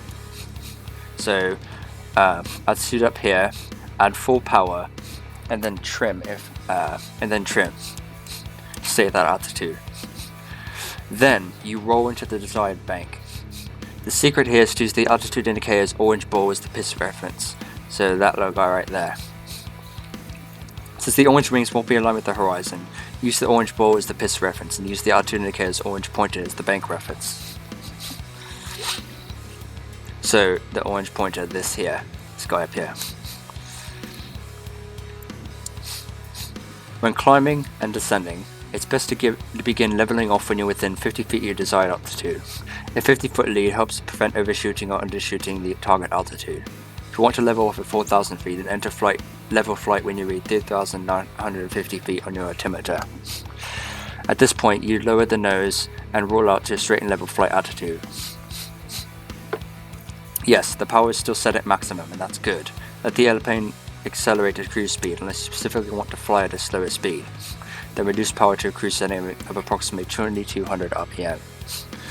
Once the airspeed stabilizes, trim for this altitude shows figure 3-12 here. So stabilize the throttle once the airspeed stabilizes, trim. Well, that's how you do it. Believe it or not, that wasn't necessarily a simple maneuver. Remember, the secret to performing from one altitude to another, so it's from straight and level flight to a climb, is to do it like a waltz. 1, 2, 3. Altitude, power, trim. You adjust the altitude to a known value that puts your airplane to the ballpark for a climb. 13 degrees for a climb at 80 knots, for example. Then you adjust the power. You climb at full power in a lessons airplane. And finally, you provide enough trim to hold this altitude. The formula of altitude, power, and trim is the secret of making any pitch change. This is also the same thing when you're descending. So attitude, change the attitude, then you add the power, and then you trim for that attitude. Time for a turn down. Suppose you're flying at 4,000 feet and want to descend at 2,500 feet while on a left turn at 20 degrees of bank.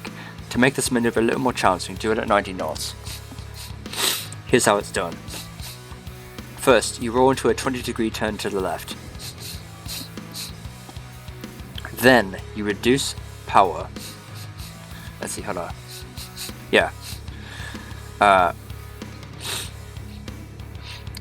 Then you reduce power to flight idle. Flight idle is a condition where the throttle is pulled off to its stop and the engine produces idle power.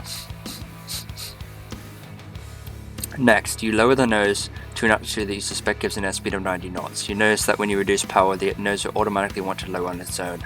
Therefore, you probably have to apply a little back pressure on the joystick to keep it from descending too quickly. That's very important. When you decrease throttle, your nose will drop. When you increase throttle, your nose will rise. Since 3 degrees positive or upward pitch gives you 80 knots, perhaps you attain 90 knots at 1 degree positive pitch at slightly lower altitude. And this, you look at it, you give it a ballpark, you just guess. You feel the aircraft. Remember, because you're in a turn, you use the altitude indicator's orange ball as the pitch reference, as shown as figure 3-13. Orange ball, that there. When you're at 2,550 feet, a 50-foot lead above 2,500. Put the airplane in the altitude for straight and level flight. Then you increase power to a cruise setting of 2300 RPM and trim when the airspeed stabilizes. Attitude, power, and trim, right? So what he's saying is, when you're at 2,500 feet, so you change the altitude for straight and level flight, and then you increase power to a cruise set. You increase power and then trim when the airspeed stabilizes. Now, one important thing to remember is your important thing to remember is when you're flying, it may sound counterintuitive, but you use your throttle, your power. You use your power to control your altitude and your pitch to control your airspeed. You do not use power to control, especially in landing, you do not use power to control your airspeed. Students often get into they often start seeping into using power for airspeed. You don't want to do that. You want to try to use power for altitude and airspeed for power for altitude and pitch for airspeed. So use pitch to control your airspeed and power to control your altitude. Keep that in mind, remember that. It's a little hard in practice, but that's what you do. Now you know how to make climbs, turns and descents, as well as perform straight and level flight. Yes, you understand the basics, now you need to practice. I'm cutting you loose to practice. Click the Pilot's lesson link to practice what you just learned. Our next lesson deals with flying at slower speeds, just like the speeds you'll fly during a landing approach. You learn all the little things that allow you to get down on the runway. Click the Fly This lesson now to link to practice what you just learned. The pinwheel effect. A child's pinwheel spins and up to the air, blowing on it. Kids you haven't noticed, airplane propellers are nothing more than big pinwheels for big kids. The pinwheel effect is responsible for RPM, revolutions per minute values that change from their preset positions as the airspeed changes. For instance, whenever you set the throttle to a new RPM value, the RPM reading will change as the airplane's airspeed changes. Why? The propeller reacts to changing airspeed like a pinwheel reacts to wind. This spins the prop artificially fast or prevents it from spinning to its full potential until the airspeed stabilizes. This, keep in mind what he's saying here is with fixed pitch propellers. Fixed pitch propellers. This often requires resetting the RPM once or perhaps twice to achieve the final setting you want. The pinwheel effect is associated with fixed pitch propellers, like I just said, which is the one on the airplane we use for our lessons. Cessna 172 Sierra Papa has the fixed pitch propeller. Later on, you'll learn about constant speed propellers that change their pitch to maintain a specific RPM. Those are more complex aircraft. We'll get into that in another video when we get to that part.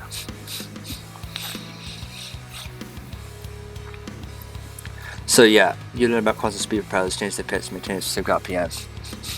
So fixed pitch propellers, when you set the throttle, the RPM reading will change.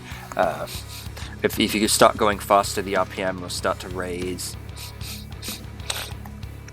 And if you start slowing down, the RPM will start to lower just a little bit.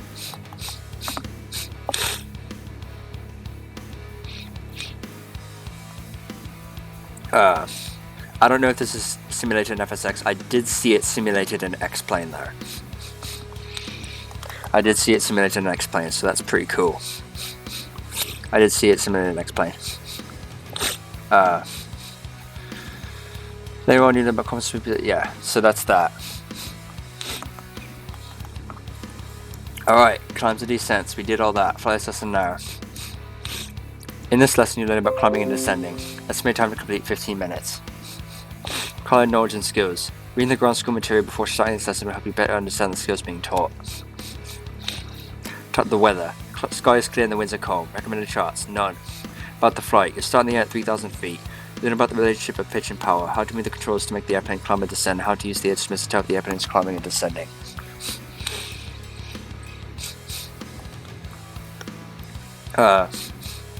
Key commands to remember. F7 to extend the flaps 10 degrees. F6 to retract the flaps 10 degrees.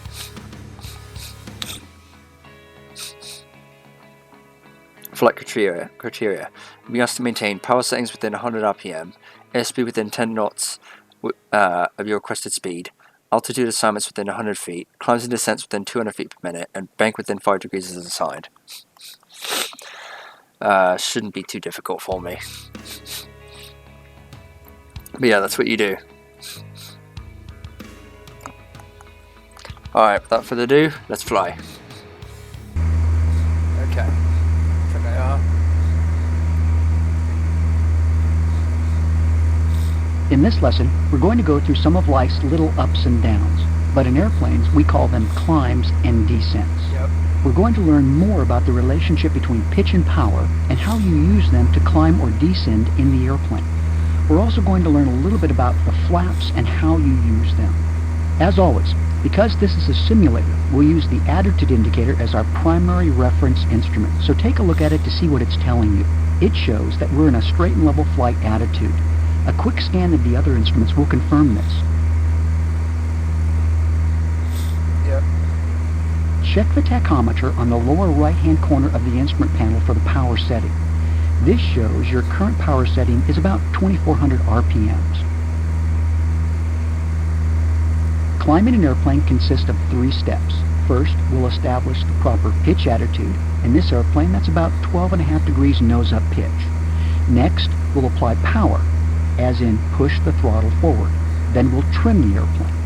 Anytime we enter a climb, we always, and that is always, do these 3 steps in this order. We change the attitude first, then power next, then trim last. Think of this as a mantra and your aviation kung fu will always be strong. Watch as I demonstrate a climb to 4,000 feet now. Pay attention to how I adjust the attitude first, then power next, and finally the trim last.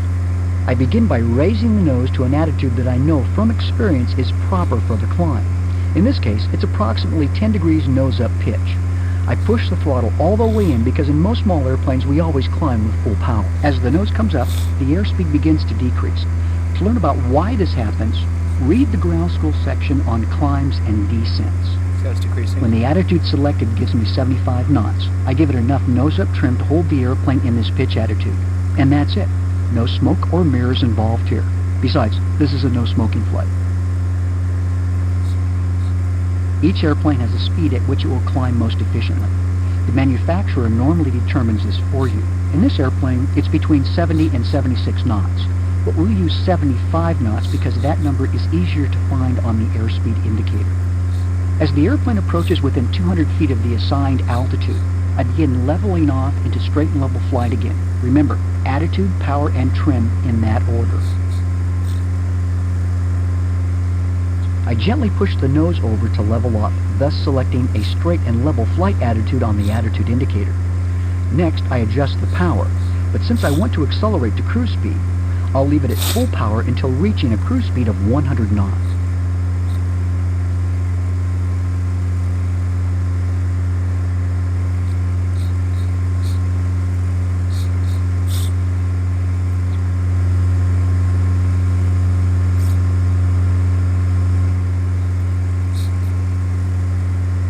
Nice, getting 30 FPS, that's really nice.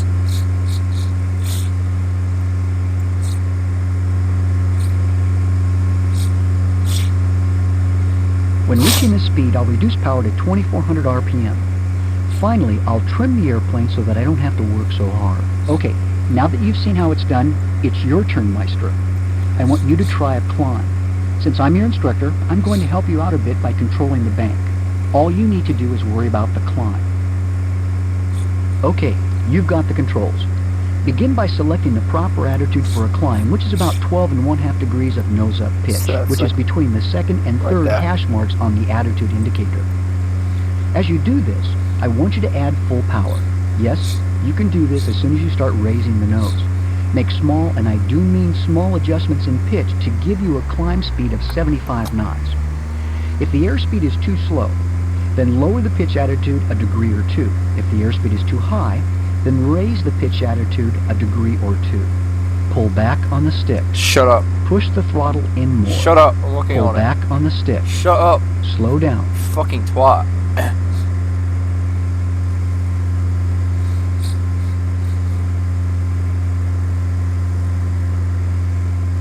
Slow down. Oh my god, this guy's annoying. Remember, attitude, power, and trim in that order. So, when I'm doing this, I have constant back pressure on the stick, and what I could do is trim. I could use trim. So if I don't use trim, I have to use constant back pressure on the joystick to keep it like this. So what I'm doing is I'm checking the altitude indicator, I'm checking the altimeter, I'm checking the airspeed indicator, and the vertical speed indicator. That's what I'm doing.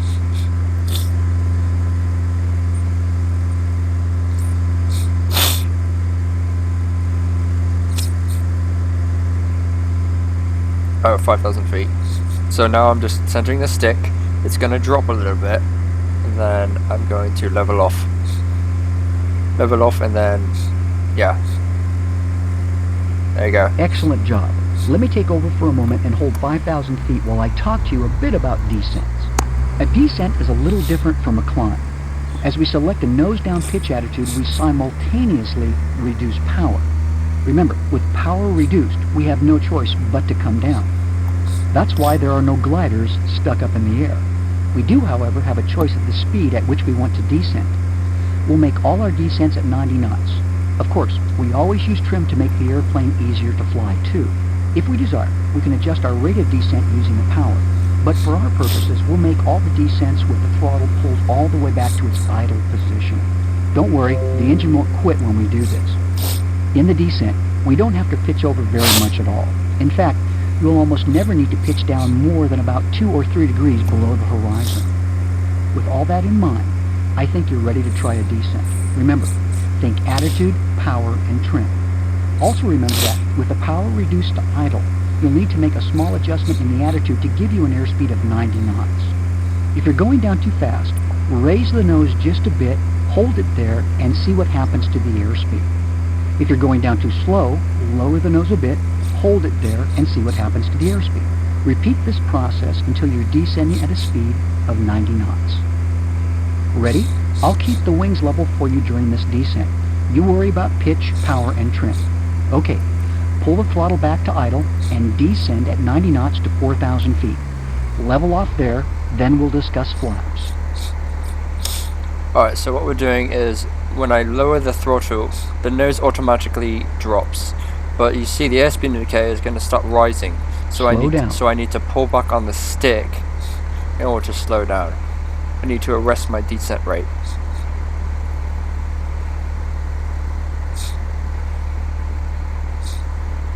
So I just need to have it here. But here's the thing. I need to have constant pressure, back pressure on the joystick in order to keep it like this. I need to have constant back pressure on the joystick to keep it like this.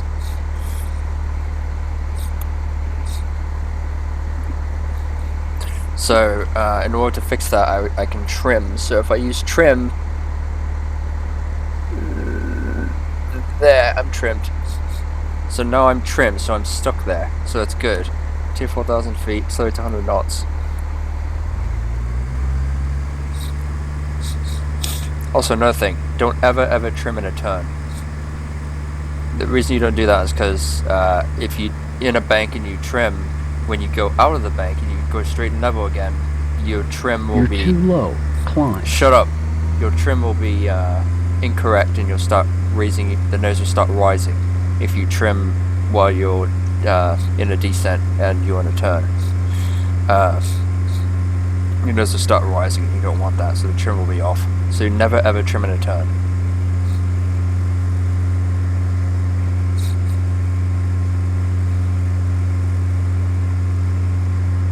So now I have to do nose forward a little bit, nose forward pressure a little bit, but to arrest that I can use trim.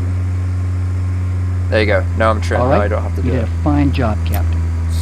I think it's time we talk about flaps, which isn't something we do with our arms when we want to fly. When it's time to land, we don't want to land fast. No sense burning the tires off our airplane. Besides, a slower landing speed makes the airplane easier to control during touchdown. We don't, however, want to fly too slow because we'll end up stalling, and this could put a dent in your day and the airplane as well. Most airplanes have flaps on the wings to allow them to fly slower. Flaps come with a price, though. They increase the drag considerably. This is why we use them specifically for landing and, on rare occasions, for takeoffs. This airplane has 4 flap settings: up, 10 degrees, 20 degrees, and 30 degrees. Normal landings are made with flaps at 30 degrees. Notice that the flap selector is displayed on the bottom right-hand corner of the panel under the tachometer. The white pointer on the right is the flap position indicator. Each time you press the F7 key, the flaps will extend 10 degrees more. F6 retracts them 10 degrees at a time. Now I want you to practice extending the flaps while we're in a power-off descent. Our goal is to be in a power-off descent at 65 knots with the flaps fully extended. You'll find that the nose of the airplane wants to pitch up as the flaps are extended, so you'll need to lower the nose in order to keep the airspeed from getting too slow too quickly. Feel free to let the airspeed decay below 90 knots since we're looking for an eventual descent at 65 knots. Ready? I'll keep the wings level for you while you control the pitch, power, and trim. Okay, reduce power to flight idle and begin a descent at 90 knots. When your airspeed is below 110 knots, the maximum flap extension speed for 10 degrees of flaps, press F7 once. You can watch the selector move when you press F7 and watch the indicator move to show the current position of the flaps. So the nose is going to start lowering. F7. Press F7 again as the airspeed slows to 85 knots, and one last time at 75 knots. No. Now you have full flaps extended. Mate, I have to be below the white arc. I know I made that mistake, but I need to be below the white arc. I can't do the flaps right now. Oh, you fucking asshole. Raise your flaps. Lower your flaps. Oh my fucking god. You're too high. Descend. Will you shut up? Slow down. God, this guy's annoying. So, yeah, if I break the airplane doing this, it's on you, mate. Okay, here's what I want you to do. Raise the nose to climb attitude and simultaneously add full power to climb. Now, don't let the nose come up more than 5 degrees above the horizon at first. You'll need to apply a lot of forward pressure on the joystick. Now we need to begin raising those flaps, so press the F6 key once to retract the first 10 degrees of flaps. Let the airplane stabilize and begin to accelerate, then press the F6 key again. Keep the airplane at a lower 5-degree pitch-up attitude so that it will accelerate quickly. Now, press the F6 key again to get rid of the last 10 degrees of flaps and adjust the attitude to give you a climb speed of 75 knots. Finally, trim for a climb speed of 75 knots. Congratulations! You've just simulated making a missed approach from a landing, which is what you would do if you get to the runway and there's something else on it, like another airplane. Okay, let's climb back to 5,000 feet and we'll turn to a heading of 270 degrees. He didn't I've got the airplane, so kick back while we climb to altitude. He didn't like that I did that. I went idle throttle. He didn't like I did that. He just went full throttle. I pissed him off, folks. But I don't care.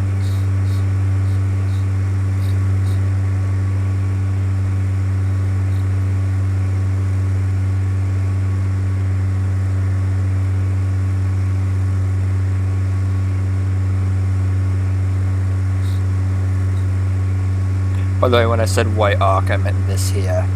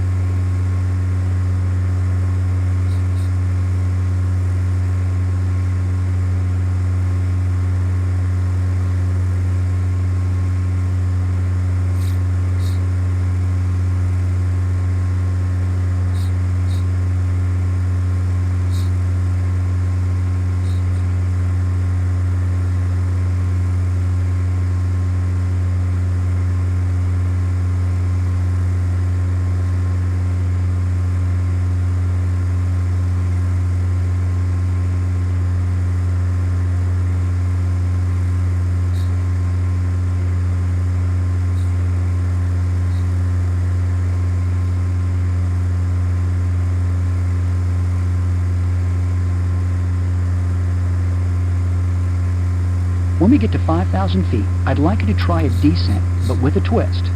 I want you to make a descending turn to the right. This means that you'll not only need to adjust the pitch to maintain an airspeed of 90 knots, but you will also have to control the bank as well. So it's a low Up till now, I've kept the wings level, but it's your turn to do it all. Just like in level flight, when you enter a turn, you'll have to change the back pressure on the joystick to maintain the desired airspeed. Yeah.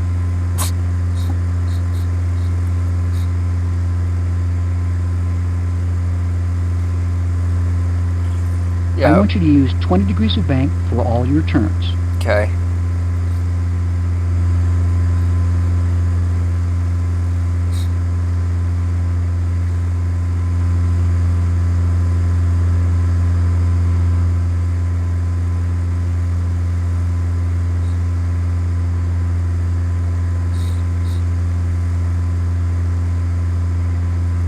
Okay, we're coming up on 5,000 feet while flying a heading of 270 degrees.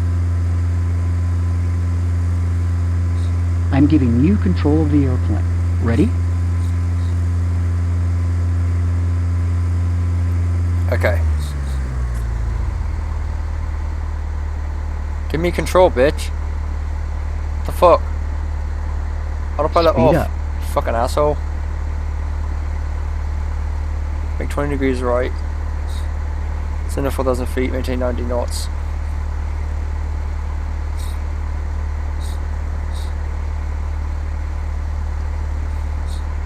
So that's how you do it right there.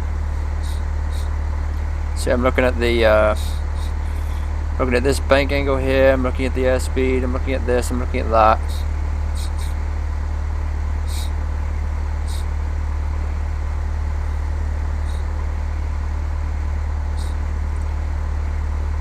.4,000 feet, turn left using 20 degrees of bank.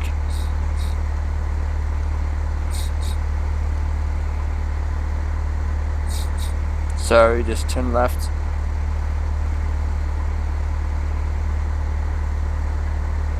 There you go. Keep 90 knots.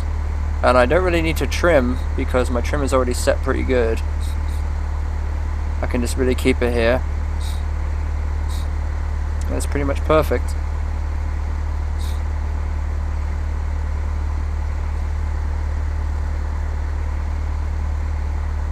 A bit more bank.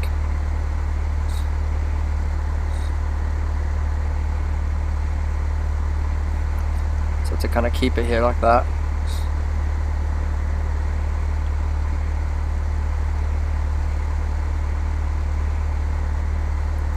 So to level out.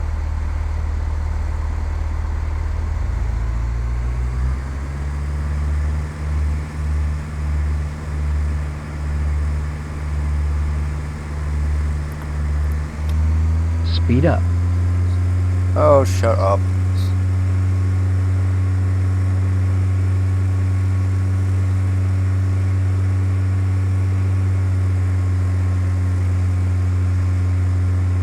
My trim is off.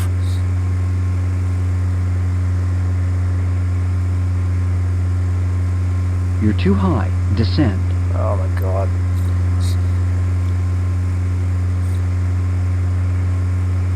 Slow down.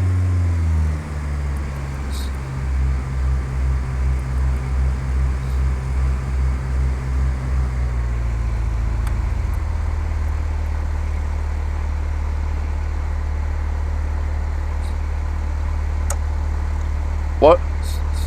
He doesn't say anything else? That's it? Okay, I guess it bugged, but I guess he doesn't have anything else to say, so he completed it, so that's good. So here's what I meant by doing it in a turn. So when you do it in a turn, if you trim in a turn, like if I trim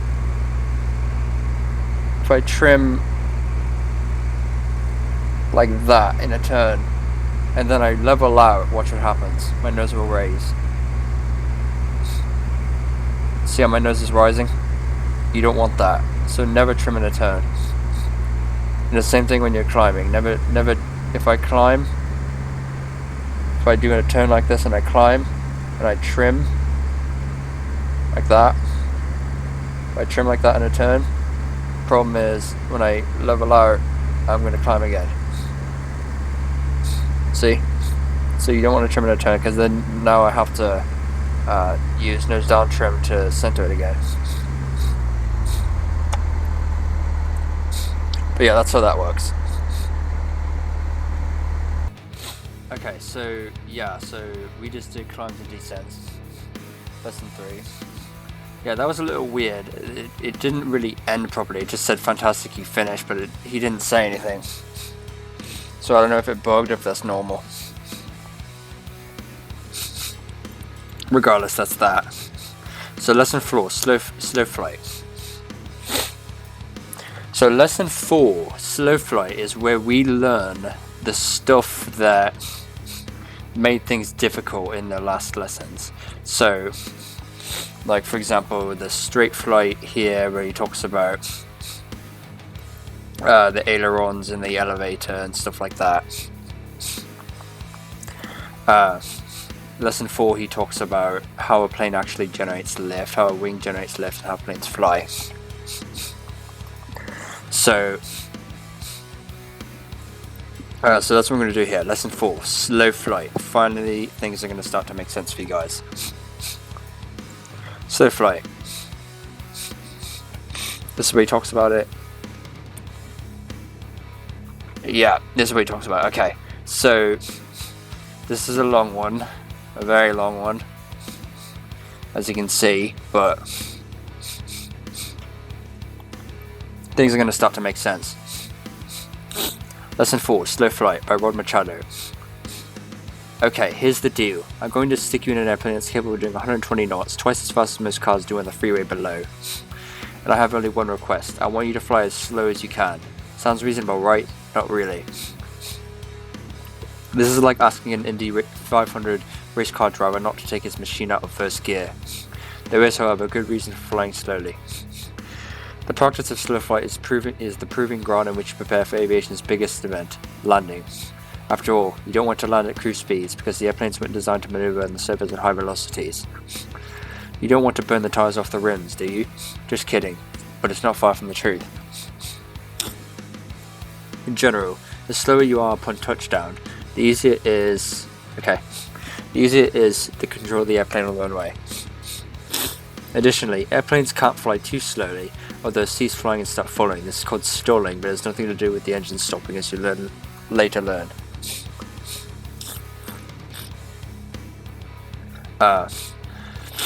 That's why I want you to feel comfortable operating at slower speeds so you'll know where the dangers are, and as you eventually discover, it is sometimes necessary to follow slower airplanes.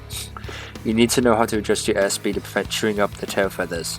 These are only a few of the reasons we practice slow flight. It's an important maneuver. Let's get started by discussing how an airplane wings develop lift. So this is extremely important, guys, how a wing develops lift. He really should have explained this lesson 1 before he went into ailerons, elevators, rudders, and happening turns and shit like that. He needs to do this first. So honestly, the way he teaches us, the way this is set up is absolutely god awful. But luckily I'm here to straighten things up for you guys. So,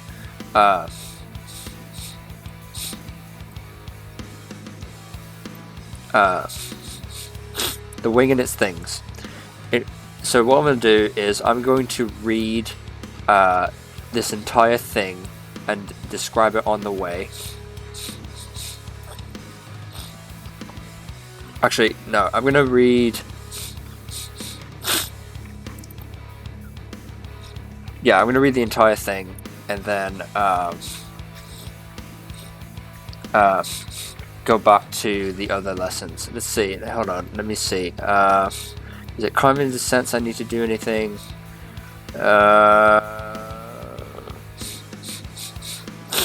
No. Okay, so it's just turns and straight and level flight that I need to go back to.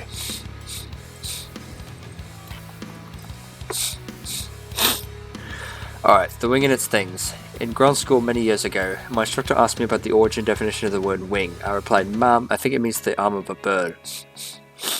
She mumbled something about why many animals eat their young at birth, and then went to the dictionary to look up the definition. Wing was defined as a movable paired appendage for flying. She looked at me and said, "Well, what does that sound like to you?" I said, "Well, ma'am, it sounds like the arm of a bird to me." We agreed to disagree, even though I was right. The wing has several distinct parts. The upper cambered surface. So remember these. Upper cambered surface, lower cambered surface, leading edge, trailing edge, and chord line. Okay? See, he should have really explained this, first. So, figure 4.1, 5 components of a wing. So the leading edge of the wing is the front of the wing here.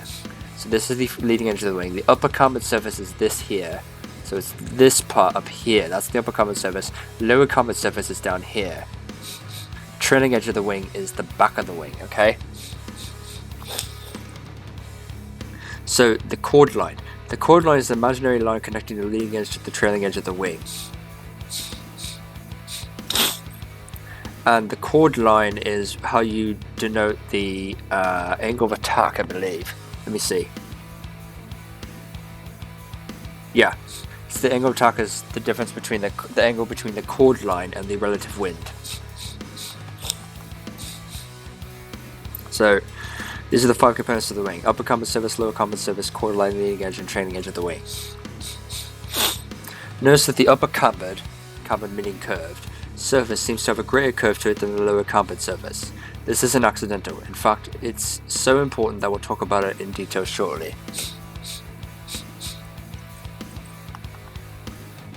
Now, some airplanes don't have a curve like this on their wings. Like the F-16, for example, doesn't really have a curve like this on its wings. It's way more shallow, and it might.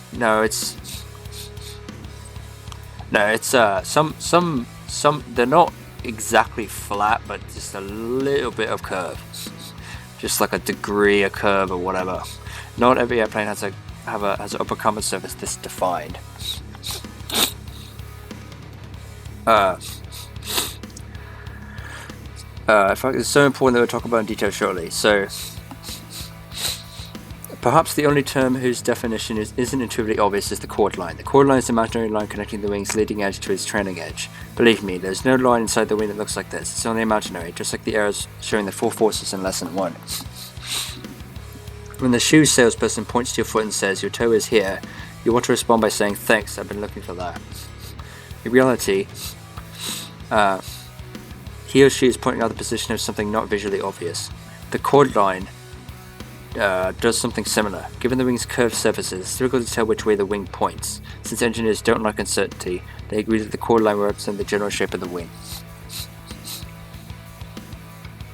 How the wing works. To understand lift, you must visualize how the wing attacks the air. Aeronautical engineers talk about the wing contacting or attacking the air at a specific angle. This occurs in much the same way a pit bull attacks a mailman, mouth first. What part of the wing does the attacking? Is it the leading edge, or is it the trailing edge, or the bottom of the wing? This is where the definition of chord line becomes useful. Because wings come in variable shapes and sizes, just like pilots, it is sometimes difficult to determine exactly how and where the wind strikes the wing. Fortunately, the chord line substitutes as a general reference for the shape of the wing. If I say the wind blows onto the wing at an 89-degree angle, I'm saying that the angle between the wind and the chord line is 18 degrees, figure 4-2. And this goes into something known as angle of attack.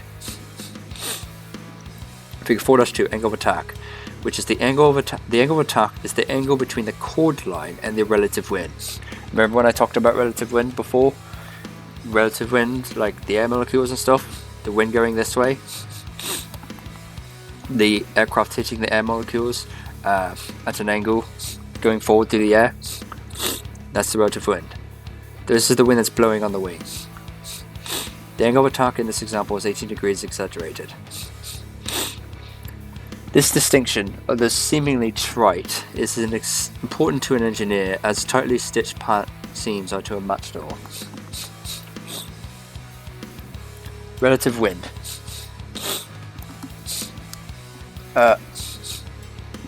Only one more definition needs to be absorbed before the secrets of lift are reviewed. That term is called the relative wind, which is not a reference to an uncle who tells long stories without inhaling. Movement of an airplane generates wing over the wing. It's actually a movement of an object. It doesn't matter what it is. This wind is called the relative wind because it's relative to or results from motion. For instance, in figure 4-3, no matter which way the jogger runs, he feels wind on his face that's relative, opposite and equal to his motion. So that's what I was talking about. If you're a sport bike and you're riding at 10 miles per hour, you have relative wind, that you're ramming into those air molecules at really high speeds. And that's the relative wind. That's the drag.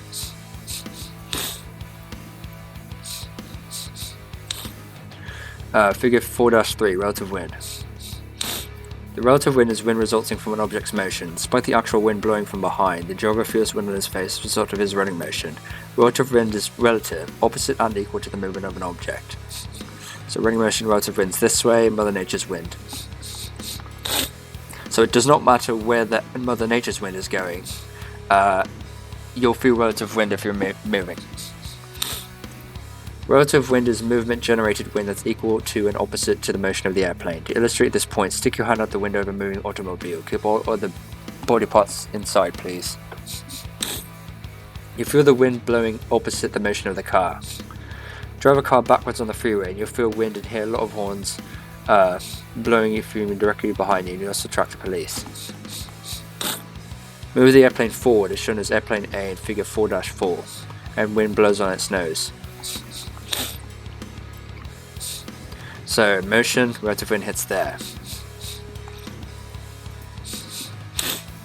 So as an airplane climbs or descends, that is moves up or down the imaginary hill we discussed in lesson 2, relative wind still blows on its nose, airplane B and C. So it doesn't match. So this is 4-4. All illustrations show the relative wind is opposite and equal to the motion of the airplane. So it doesn't matter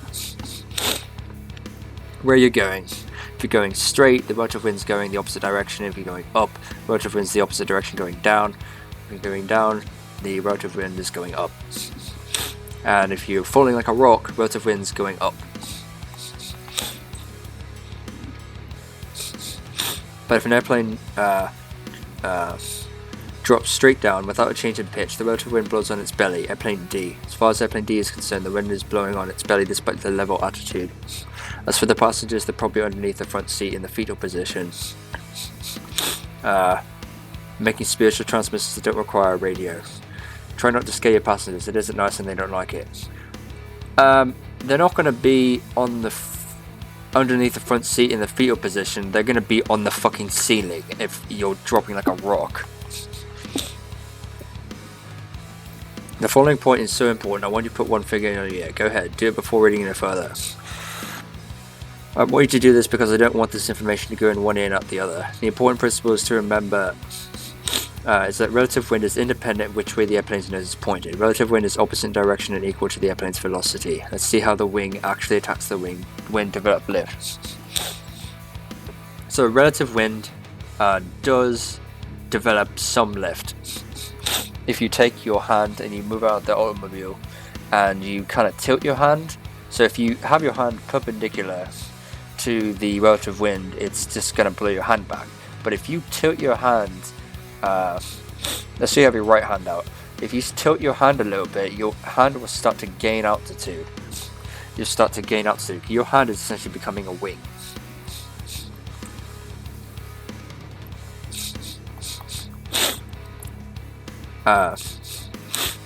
Following point, okay. Let's see, the wing altitude about left, yeah. Attacking the air. Hunting is a sport to some people. It's also a sport where your opponent doesn't know it's a participant. Attacking an animal means that the hunter must point his weapon precisely at the prey. The hunter looks through the gun sight and sees the path of the bullet. An airplane is unlike a gun and a car, and its vertical climb path is different from its incline, the direction it points upward. Remember that 750-foot tower off the end of the runway. On takeoff, if you point your airplane slightly above the top of that obstacle like a rifle sight, it's unlikely that you're going to clear it. In fact, the only thing being cleared is the area, as the firemen try to talk you down from the side of that tower. Remember, airplanes with limited thrust have shallower climb paths, unlike some fighter jets. The most important principle to understand here, put that finger back in the air, is that the nose, therefore the wing, can be pointed on an incline that's different from the actual climb path. An angle exists between the amount the wing is inclined and its climb path. You'll soon see why. Remembering that the relative wind is always equal and opposite to the flight path, it's more precise to say that the angle between the chord line, the angle exists between the chord line and the relative wind. This angle is known as the angle of attack, figure 4-5. Figure 4-5, angle of attack. Relative wind, angle of attack, airplane's motion. So what he's saying up here, which is kind of hard to understand, what he's saying up here is your plane may be nose up, right, like you see here, but if you don't have enough thrust or speed, your plane, like at certain altitudes, if you're really high up, to stay at that altitude, you'll need your nose up, and you'll have to have a higher angle of attack to stay in that air, because the air is less dense up there.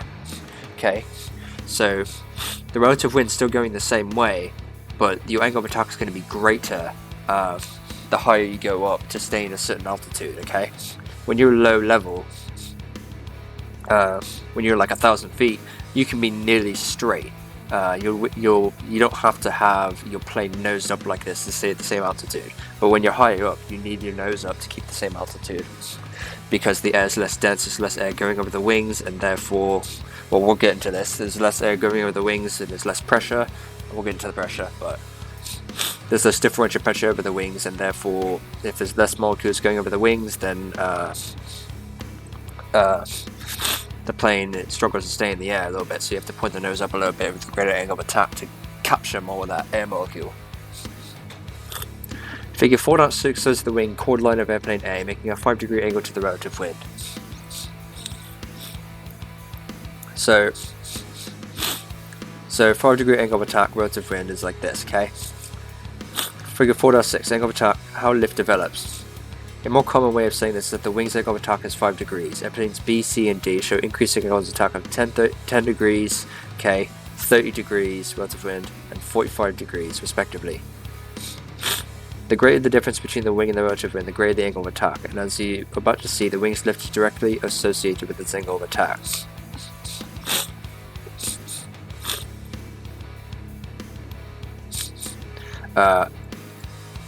Yeah. Wing's lift is directly associated with its angle of attack. How lift develops. So this is what's getting into differential pressure, okay? Well, let's see, does he get into that? Why does he not go into...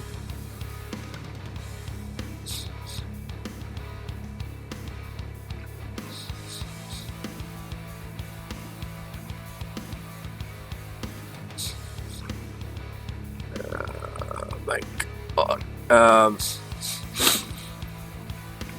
Okay, I'm going to explain this a little bit once we get to it. So, keep in mind that if you have higher... Well, we'll get into this. But if the angle of attack is too high, you'll stall. The air going over the wings, we'll read it here, but the air going over the wings will start to become turbulent and start breaking apart and shit like that. Because the airflow starts... It's like you're hitting a wall instead of hitting airfoil. And when that happens, the plane will start to fall.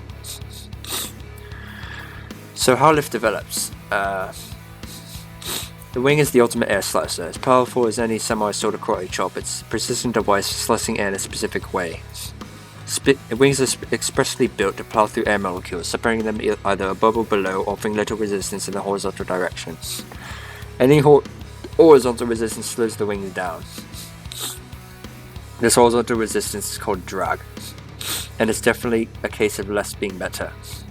Figure 4-7 shows how the airfoil, a fancy name for a wing, splits the wind when it's a 10-degree angle of attack.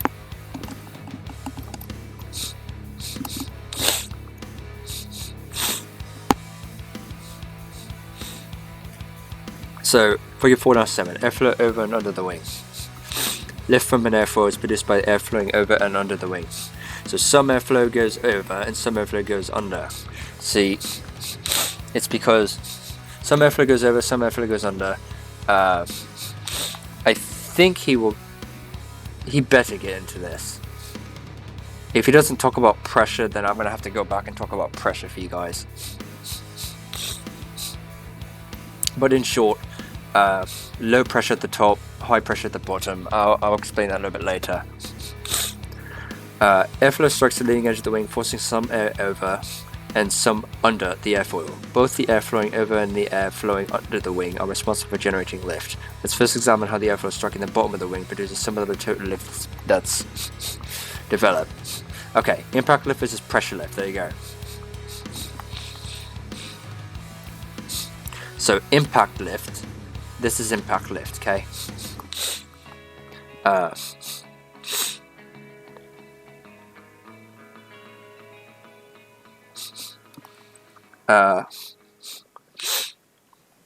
Impact lift is a pressure lift. So sticking your hand out the window of a moving automobile does two things. Demonstrates how a relatively fast surface develops lift, and it signals a left turn. Figure 4-8 shows how wind is deflected downward when it strikes your hand. Figure 4-8, impact lift. Airflow struck in the hand is deflected downward. This imparts an equal and opposite upward force to the hand. High pressure is created on the bottom of the hand by impacting air molecules. So when you talk... Let's see. Let me read this. According to Sir Isaac Newton, who knew about such things, for every action there's equal opposite reaction. Wind deflected downward by the airfoil creates an upward opposite movement of the wing. This upward movement is caused by the impact energy of the billions of tiny air molecules striking the underside of the wing.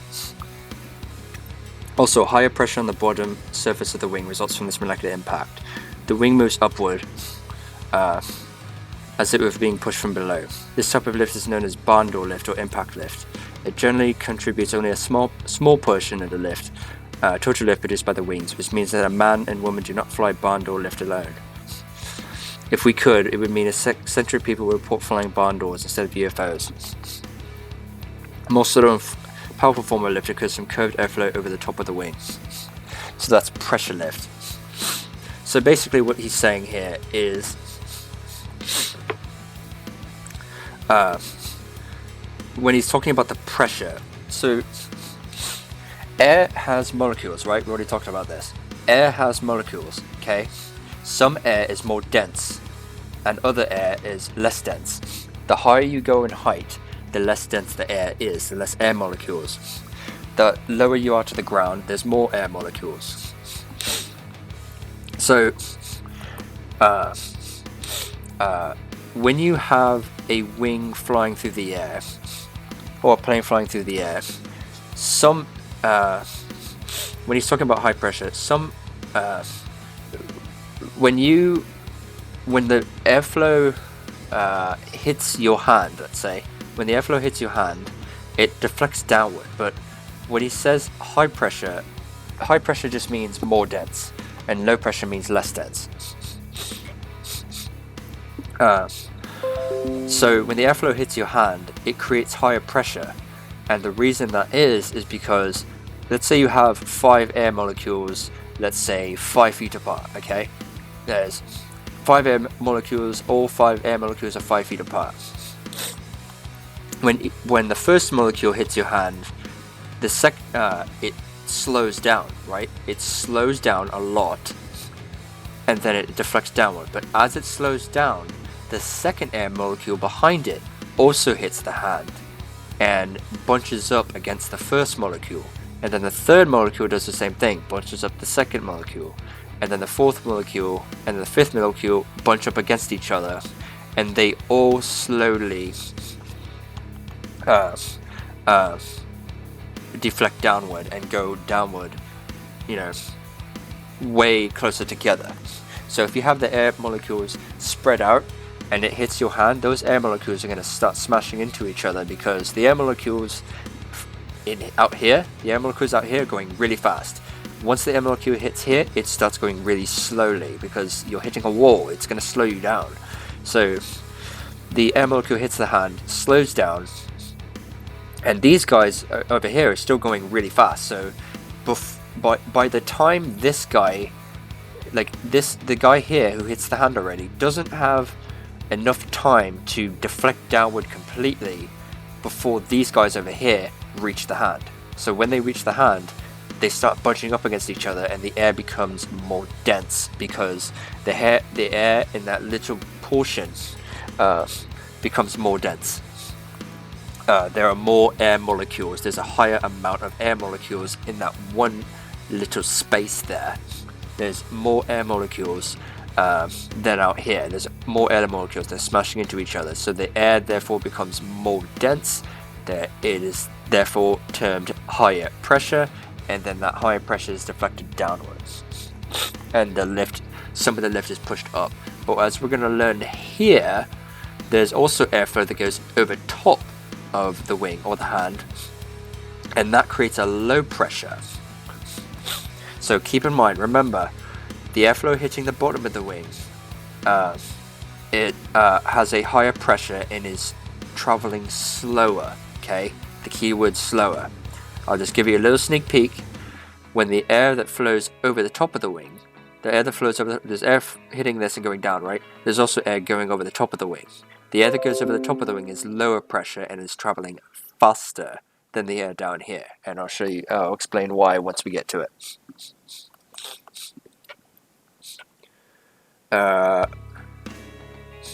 More subtle and powerful form of lift occurs from the curved airflow over the top of the wing.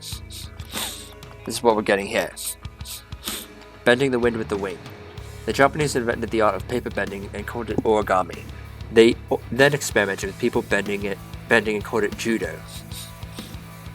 This art was not perfected, however, until airlines adopted the practice, which is referred to as flying coach. Airliners, indeed all airplanes, bend something else. They used their wings to bend the wind. Wind bending did not sound sophisticated enough to explain why airplanes fly, so it was given a fancy Greek title. We call wind bending aerodynamics.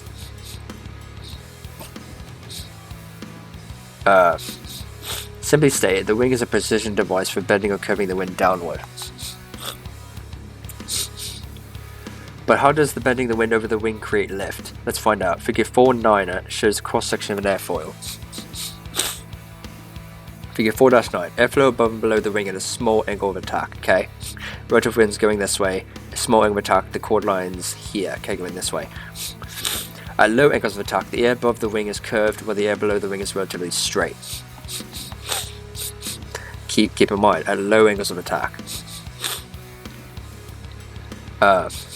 Examine its shape carefully. At small angles of attack, air flowing above the wing is bent or curved with great precision as it follows the upper carbon surface. So the air hits here, and then travels over. Some travels over, some travels underneath. The air that just goes underneath does hit the bottom of the lower carbon surface, but it just kind of bounces off a little bit. It flies relatively straight, but it is going slower. Because again, it hits and kind of bunches up a little bit and then goes slower. Small angles of attack, air flowing above the wing is bent or curved with great precision and follows the upper carbon surface. A rather straight surface on the bottom of the wing leaves the air underneath relatively unbent. Bending or curving the wind above the wing forces the air to travel a greater distance than the straight airflow below. So what he means by that is, when it hits this, it doesn't need to do any fancy maneuvers, the air molecules, to go past the wing. This, when it hits here, it has to go over top and then go around the curve. So it has more work to do when it goes over top of the wind, or up the top of the wing. Bending the straight airflow below. If the wind above is to reach the trailing edge at nearly the same time as the wind below, science and experiments say that it does. It must speed up to cover the greater distance. For example, assume you're walking your pit bull terrier named Bob on a leash. You're on a sidewalk, and Bob is walking in the gutter.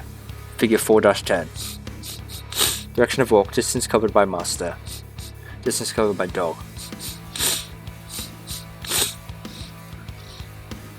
Figure 4-10, different distances in curvature above than below the car, wing 2. Bob encounters a parked Volkswagen and decides to walk over the car rather than around it. Remember, he's a pit bull, they're stubborn. Obviously, the distance over the car is greater than the distance you would travel on the sidewalk. In order for Bob to avoid being choked by the leash, he will have to speed up slightly as he covers this greater distance. Do you notice the resemblance of the VW's profile to a wing? It's curved on the top and rather straight on the bottom. As air flows over the wing, it curves and speeds up. Most wings are designed with their upper surface curved and their lower surface relatively straight. Because of the wing's shape, even at a small angle of attack, a cambered wing still adds a slight curve and acceleration to the wind. This produces the lift you learn to love, particularly if you think an airplane should fly. So angle of attack and generation of lift. So what he's saying is, as the air goes over, it speeds up. Angle of attack and the generation of lift. During takeoff on a commercial airline, have you ever noticed that the pilot always raises the nose slightly to begin the climb after attaining a minimum forward speed? This is called rotation, and isn't something that's done to the airplane's tires. As the airplane accelerates for takeoff, it eventually reaches a sufficient speed to begin flying. At this relatively slow speed, however, the wing's engineered curve is incapable of curving, or deflecting enough air downward to produce the necessary lift for flight. This is why the airplane doesn't hop off the ground like a grasshopper that just landed on a hot barbecue. The pilot must do something extra to add an additional curve to the wind. Raising the nose slightly increases the angle of attack. This forces the air to undergo additional curve greater than that which the engineered shape of the airfoil can produce. Figure 4-11 depicts this process. And I forgot to read this, let me read this real quick. Thanks for the lift, Monsieur Bernoulli. Something remarkable happens when air flowing over a surface increases its speed. In the late 1600s, a Swiss physicist named Jacob Bernoulli, pronounced Bernoulli, figured out that the faster air flows over a surface, the less pressure it exerts on that surface. High velocity airflow over a wing causes a slight decrease in pressure on the wing's upper surface. In other words, the pressure on the top of the wing is now less than the pressure on the bottom of the wing. Don't ask why, it has to do with translational kinetic energy, and explaining that will give you something that feels like a 2-scoop lobotomy, whatever that is. Known as Bernoulli's principle, this wonderful trick is what keeps airplanes from being large and expensive doorstops. So the way you can think of it is, the low pressure is basically as the airflow goes over the wing. Well, let me read this. Figure 4-11, two forms of lift. A. Lift from low pressure. At large angles of attack, the airflow is forced to curve upon the engineered shape of the wing. So it's curved and it also goes faster. B. Impact lift on the bottom of the wing increases at a high angle of attack. So it hits this and goes downward. So you can see some air goes over, some air goes under. The air under is higher pressure because they bunch together, like I said. The air over speeds up and gets low pressure. The reason it's low pressure is as the air goes over the wing, as the airflow goes over the wing, the molecules split off, and since they have to cover more distance, it's kind of hard to really explain and show you. I don't have any graphics or anything, but let's say there's a molecule here, right?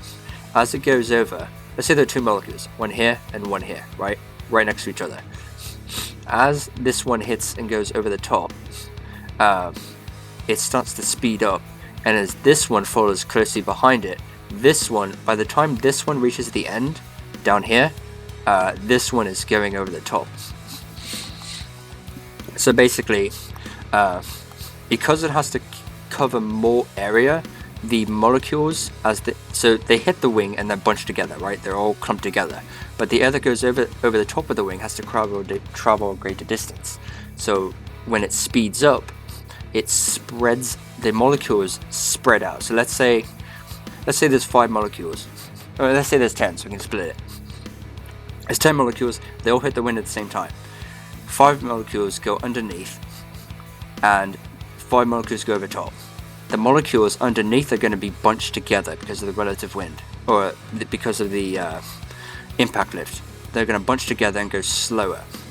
And the 5 molecules going over top of the wing are going to speed up because they are all trying to go over the top of the wing at the same speed, but they can't.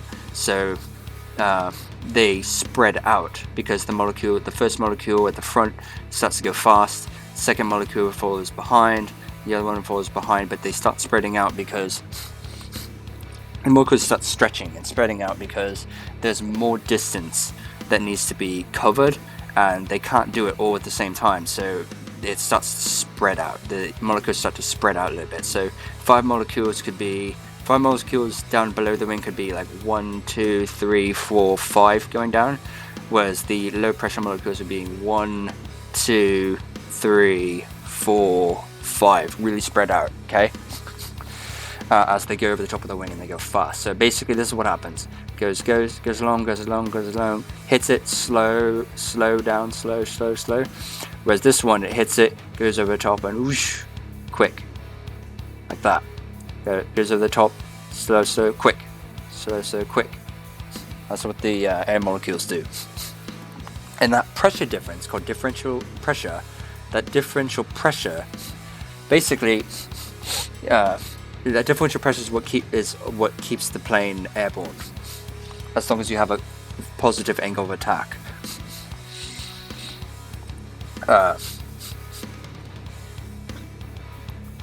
So as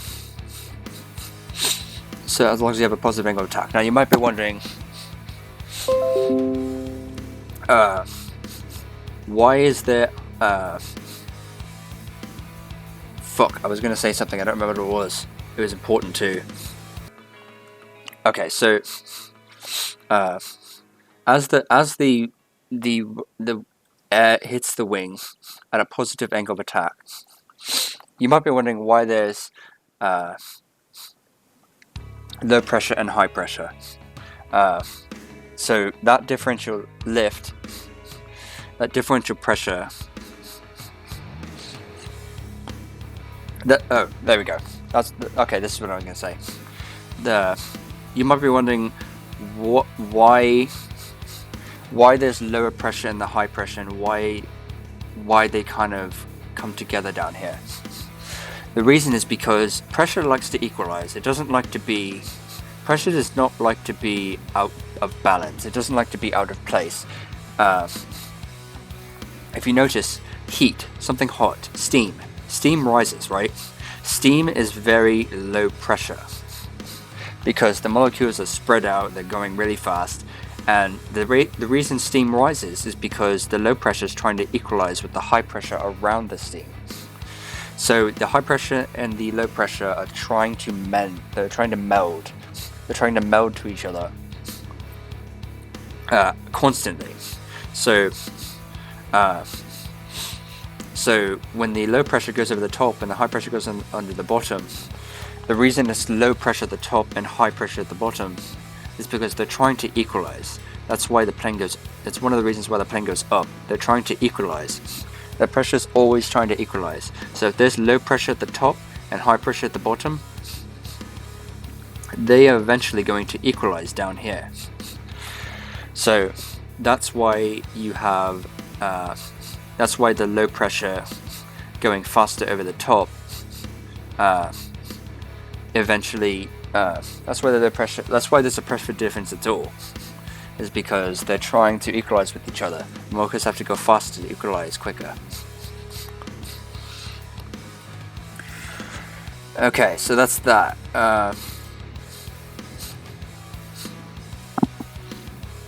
With this additional curvature, air travels a greater distance, its speed increases, pressure lowers at the top of the airflow, and sufficient lift to being flying is produces slower airspeed. Thanks for the lift, Bernoulli. Greater impact lift results from increased exposure of the wing's lower surface to relative wind. The result is that an increasing angle of attack permits the airplane to produce necessary lift for flight at slower airspeed.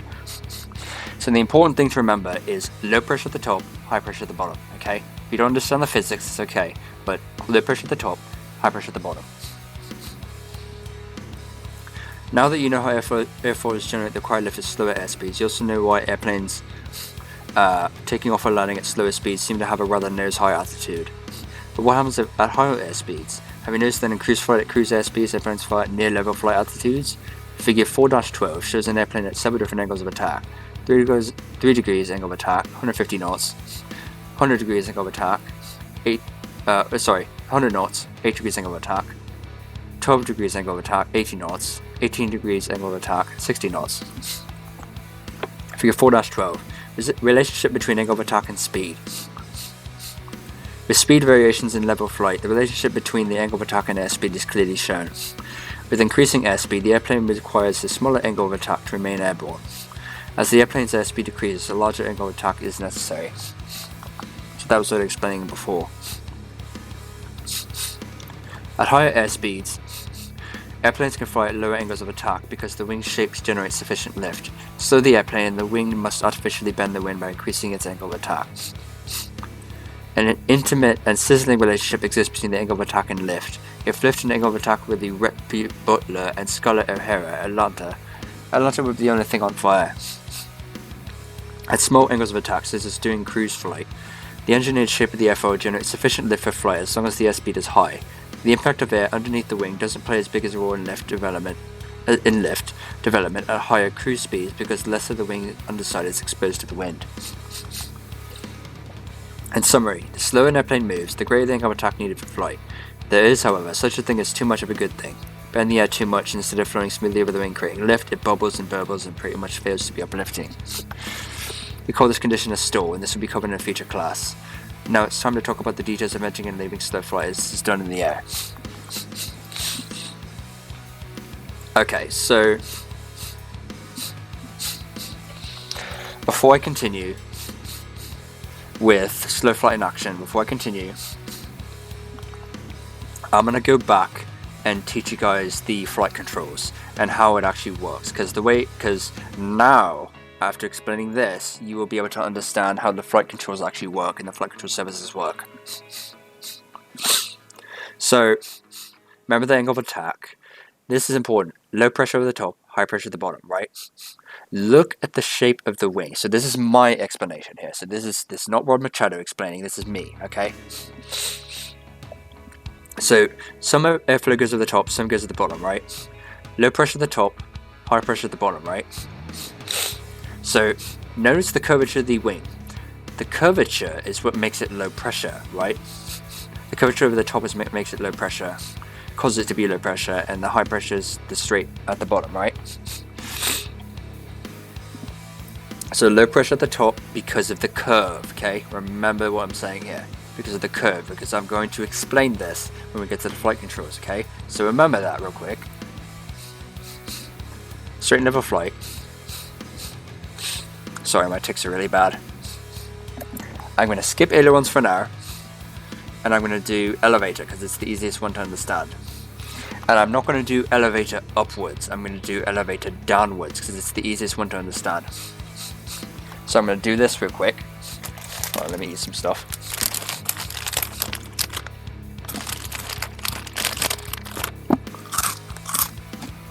So before I begin, let me just say,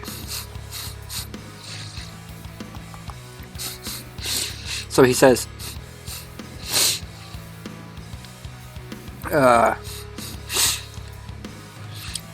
let's see. The airplane in figure 1-7 says what happens when the controller is move forward, right? So push the controller forward, elevator goes down, right? Figure 1-7, how the elevator control changes the airplane's pitch. Tail moves up because the elevator 2 moves down, right? He says, the elevator surface moves down, thus creating lower pressure on the top side of the tail, causes the tail to rise. The nose rotates about the lateral axis in a downward direction. Simply stated, to pitch up, pull the control wheel back. To pitch down, move the control wheel forward.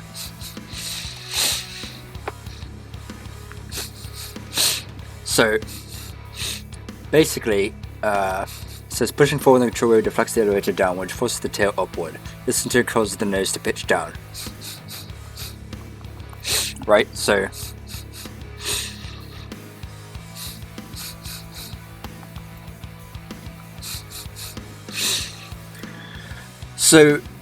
let me just say here, so what he doesn't describe is, so the difference between the elevator itself, the elevator tab, and the entire surface. So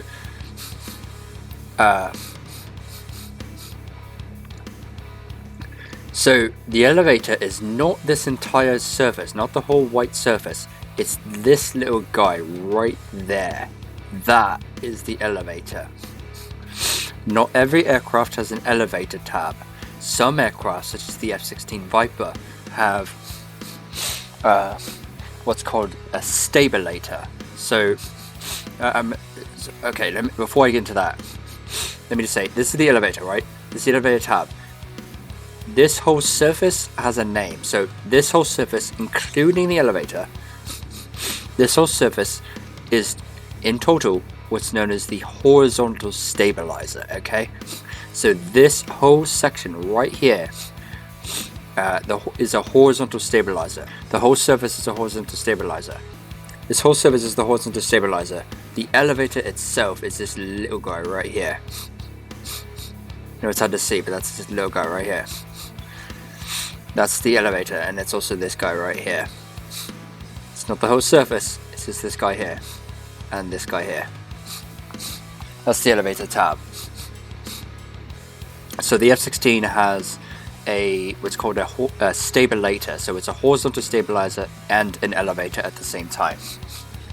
That's why it's called a stabilator, okay? So the F-16 stabilators,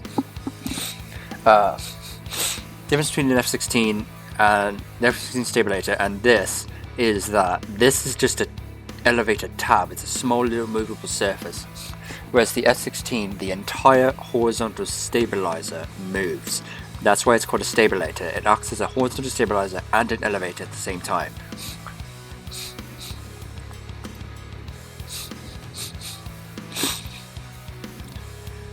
So that's that. So that's a stabilizer. So this is the horizontal stabilizer, the whole surface, and then the small surface is the elevator. Now, so he says the elevator surface moves down, thus creating lower pressure on the top side of the tail and causes the tail to rise. Lower pressure. You might be thinking, why is it lower pressure? This doesn't make sense. Why is this low pressure? Okay, you might have two questions. You might say, why is it lower pressure on the top side of the tail that causes the tail to rise? So why is it lower pressure? Why is it lower pressure on the top side of the tail? And why does it cause, question two, why does it cause only the tail to rise and not the whole aircraft? So question one, I'm answering both of them right now. So question one, Why is it lower pressure? Well, look at this. Look at this here. Look at the horizontal stabilizer. Look at its shape. Do you recognize the shape of this? So if you merge the elevator with the horizontal stabilizer, imagine the elevator's not there. If you have the entire horizontal stabilizer there, with the elevator and everything, what does this look like? Specifically, this is your hint right here, this little guy right here. What does this look like to you? Here's your hint. What does it look like to you? What does this horizontal stabilizer look like to you? Looks like a wing, right? And look, you have this upper combat surface here. You have an upper combat surface and a lower combat surface. It's a wing. Look, it's a wing. Upper combat surface, lower combat surface. It's literally a wing. It's just a small wing at the back. So, if you remember how a wing generates lift, there's differential pressure, right? And impact lift, there's differential pressure. Some air goes over the top, some air goes underneath, right? So, the air that goes over top of the wing is low pressure. The air that goes underneath is high pressure. Now you might be wondering, okay, that makes sense, Ice, but how does the elevator play into this? Well, think of it this way. Imagine this was just a wing. So you didn't have the elevator. Let me put my mouse over it so you can't see it. Imagine it was just a wing, right? A mini wing. It would generate lift, wouldn't it? You have air going over the top, low pressure, air going over the bottom, high pressure, right? So that's literally what a wing does. Now, just imagine if you can control the difference in pressure. Imagine you can control how much low pressure there is above the wing and high pressure there is below the wing. Imagine you can control that. The elevator gives you that control. So if you look at it this way, you have air going over the top, right? So what it does is some air hits this here. It'll be easier to look at the impact here. The impact lift. So the air hits here, right, in the front. Some air goes underneath, some air goes up top. We're not going to worry about that right now. Some air hits this and goes underneath, right? The easiest way to understand this is just follow this, okay? If it was just a traditional wing, you didn't have the elevator, the air would just go straight across, right? But look what happens now with the elevator deflected down. The air goes across, bunches up, high pressure, high pressure, high pressure, and then boom, right here, it hits a wall. Because then it has even more of a curve going this way, okay? You see that? See, the air hits here, goes underneath, and then boom, hits this. It is automatically deflected downward because it can't go through the elevator tab. The elevator tab is strong. It's not going to go through the elevator tab because it's a solid surface. So it's going to hit it, bunch up even more, creating even a higher pressure, and then deflect downward. So if you think there's high pressure here, high pressure, going really slow up, right in this area, there is, but it's even stronger and it's even more bunched together and more tight and more dense here. So it goes here and it deflects downward, going downward. That's why you have this arrow here. He does not explain any of this, and as such, it made it impossible for me to understand this shit. He explains it horribly. So the impact lift causes it to go down, right? And that pushes it up that way, right? Pushes the tail up, right? I'll get into question 2 in a sec. So the impact lift pushes this and deflects downward, right? That's part of the lift. That's the impact lift. And it's the same thing with you have your hand out the car, right? You tilt your hand, the impact lift will push you up. Your hand is acting as a wing.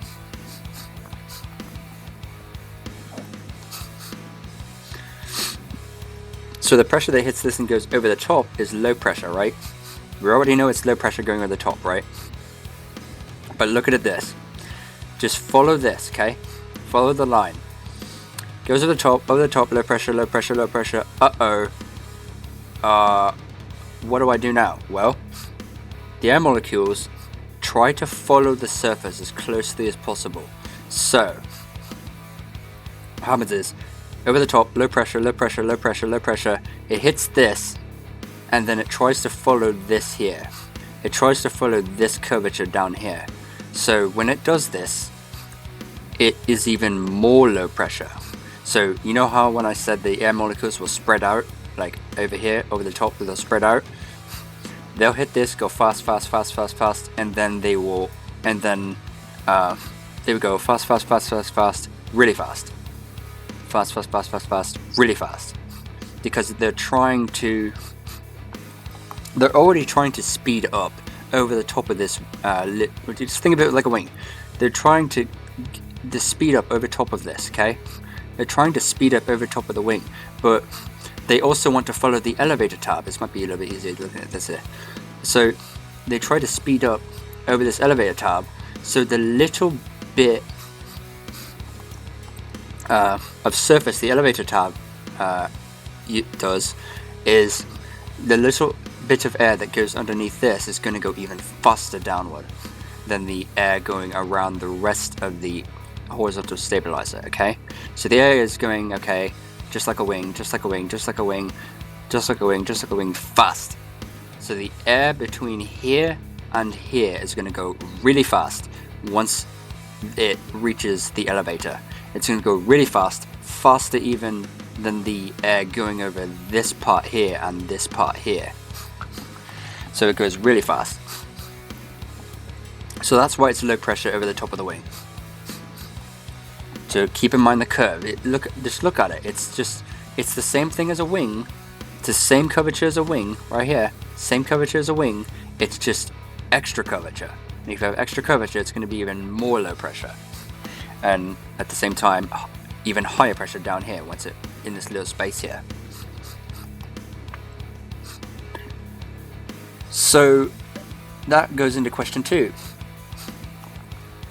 Why does it cause the tail only to rise? Why doesn't it cause the whole plane to rise? Well, just look at it. This is a much smaller wing. This horizontal stabilizer is a much smaller surface than the big wings here. Plus, look at the center of gravity. The center of gravity is here, right? Remember, the center of gravity is right here. You can't really change the center of gravity too much, except for loading the airplane properly, or changing the way you load the airplane and the fuel and everything. But in general, the center of gravity is right here, right? So, as the airplane goes, the center of gravity is right here, right? The main wings do not have, they have ailerons, but we'll get to that up top. The main wings have ailerons. The main wings have ailerons. So what happens is, the air going over the wing, the bigger the wing, the more powerful it is, okay? The more lift it can generate. This is very small. This is a small surface, and even more, the elevator tab is even smaller than the horizontal stabilizer in its entirety. It's even smaller, so only a little bit of low pressure is being applied on both of these elevators here. So when that little bit of pressure is being applied, it's only powerful enough to push the tail up, because the tail is acting like its own object. So if you have a wing, the wing's trying to keep the plane in the air, right? The wing tries to keep the plane in the air. The horizontal stabilizer thinks that it's its own airplane. Think of it like it's its own airplane. It tries to keep itself in the air. But if you have low pressure, in that little bit, it's just enough low pressure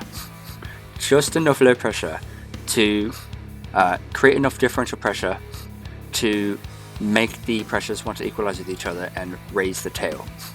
That's why the nose goes down, because like if this whole horizontal stabilizer was the elevator, so like a stabilizer like in the F-16, this tail would be able to rise really fast, really abruptly and harsh. But this is not a fighter jet, this is a prop plane. So as such, this is a prop plane. So as such, when the elevator goes up, when the elevator is deflected downward, it only tries to deflect the horizontal stabilizer and make that go up. It's only trying to, the elevator is trying to make this whole piece here, make the horizontal stabilizer, make that go up, and it's trying, the wing here is generating its own lift and it's trying to gain altitude. But because the horizontal stabilizer is connected to the fuselage of the airplane, including the tail, the whole surface moves.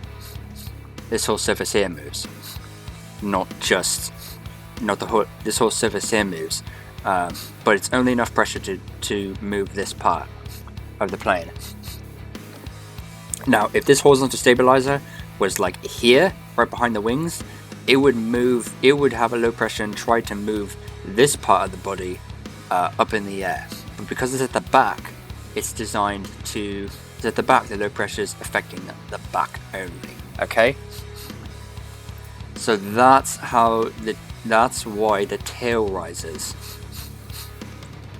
And only the tail rises, because of the low pressure at the top, the extra low pressure down here with the elevator, and the extra high pressure down here, trying to equalize with each other, and the impact lift cause the tail to move up and the nose to move down and rotate this way along its lateral axis. Okay. Hopefully that made sense. So that is how it works when you push down and when you push forward on the joystick or the yoke. This is the reason why I wanted to do it like this, because up here, because it says pushing forward the control wheel affects the elevator down, which pulls the tail upward. This causes the nose to pitch down. He explains it very hard to understand here. So he explains it very hard to understand. He doesn't go into this detail, and it's required for you to understand this shit, to truly understand it.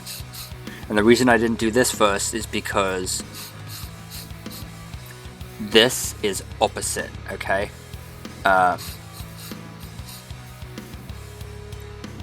See, it says lower pressure is created on the underside of the tail, not the top. The underside of the tail.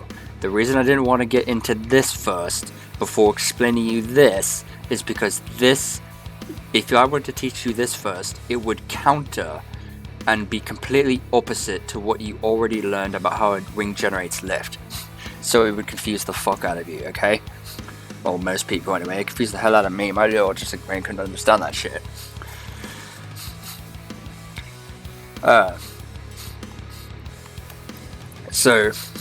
So knowing this, okay, low pressure at the top, high pressure at the bottom.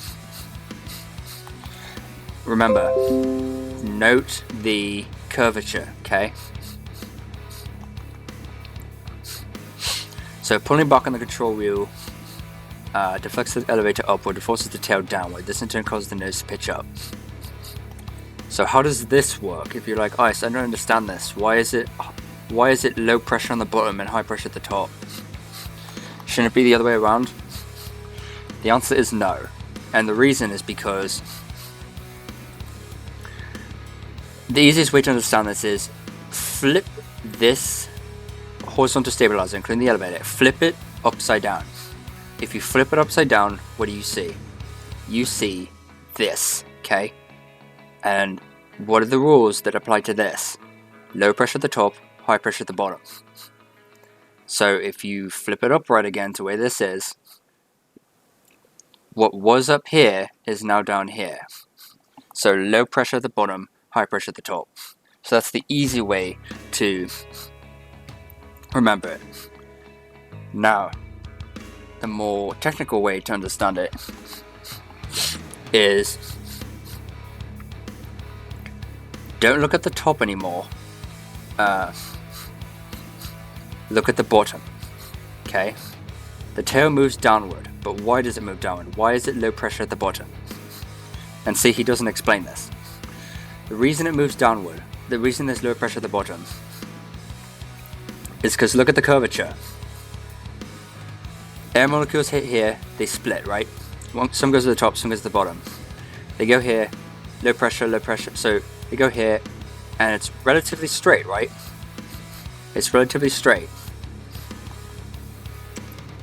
But when it hits this part right here, the elevator, when it hits the elevator, it's relatively straight, but once it hits the elevator, all of a sudden it wants to follow the elevator. Remember what I said? It always wants to follow the surface of the wing, no matter what it does. So it tries to follow the elevator surface. Up here, it also tries to follow the elevator surface down here, okay?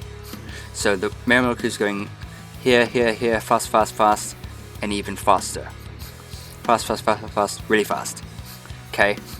Goes like that. So the curvature down here is exactly the same curvature as up here. It's just upside down. And if you think about it, it has to travel like you remember how the air molecules have to travel a further distance up top here than down here. It travels to further smaller distance. It's the same thing here. The distance between here and here is larger than the distance between this and this. So the air molecules at the bottom have to travel a greater distance down here now because the elevator surface is upwards. So there's lower pressure.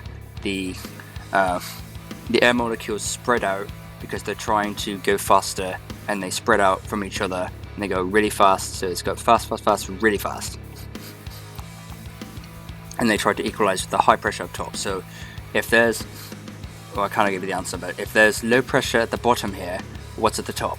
High pressure. That means there's low pressure at the bottom, high pressure at the top. The reason it's high pressure at the top is because the elevator surface is upward. If you think about it, it goes to the top, it has a little bit of a curve, but then it hits a wall. Remember how here it goes underneath, straight, boom, hits a wall and deflected downward? It's the same thing but upwards. So it goes a little bit of curve, straight, boom, hits a wall, has to be can't go through it, so it has to deflect upward. Okay, so that means it's high pressure at the top, because the reason it's high pressure is because when the molecules touch here, they bunch together. The speed of the air molecules going over top is slower than the air molecules going down below. Okay, in this case, and obviously here it's faster up here, low pressure, slower with high pressure, but up here it's slower up top and faster at the bottom. So like I said, high pressure at the top,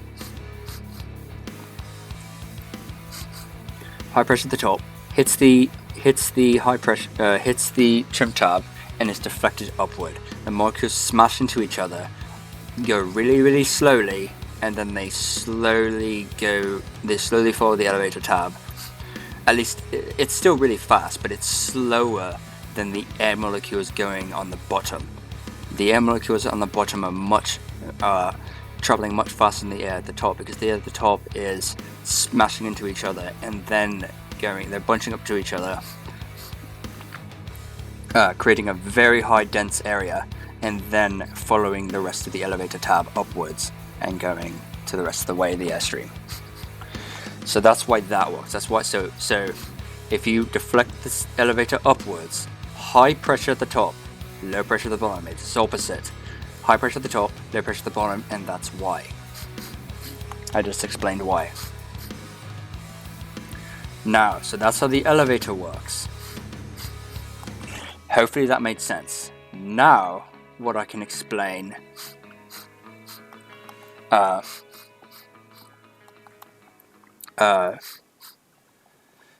go to the trim last. I'm going to go to the rudder now. So we just did the elevator. Now I'm going to go to the rudder. It's a little easier to understand. It's easy to understand the ailerons. Ailerons are hardest, okay? So, turns. So you got rudder here, right? Let's see.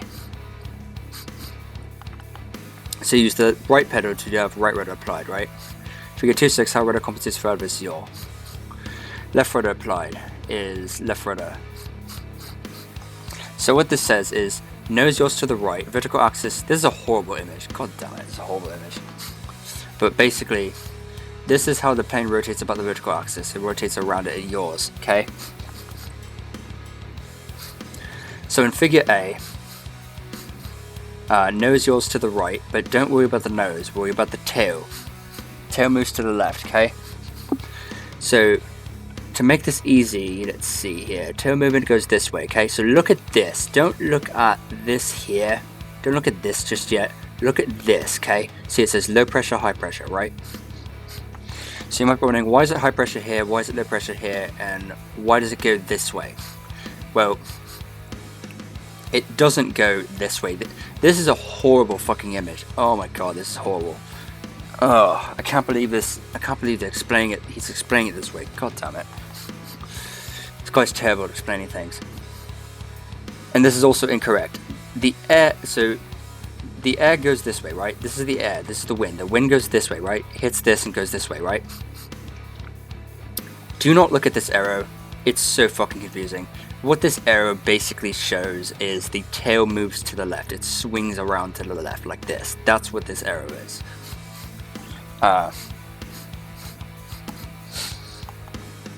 That's what this arrow is here.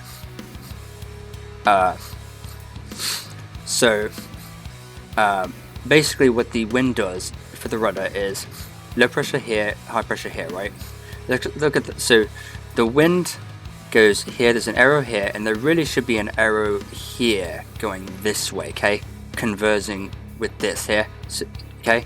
So there should be arrow here, which there is, and also an arrow on the left side going this way, okay? So,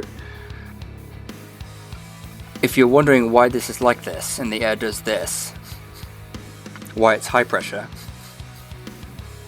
just remember what we learned, or remember what I just taught you about the high pressure and low pressure, the curvature of the wing.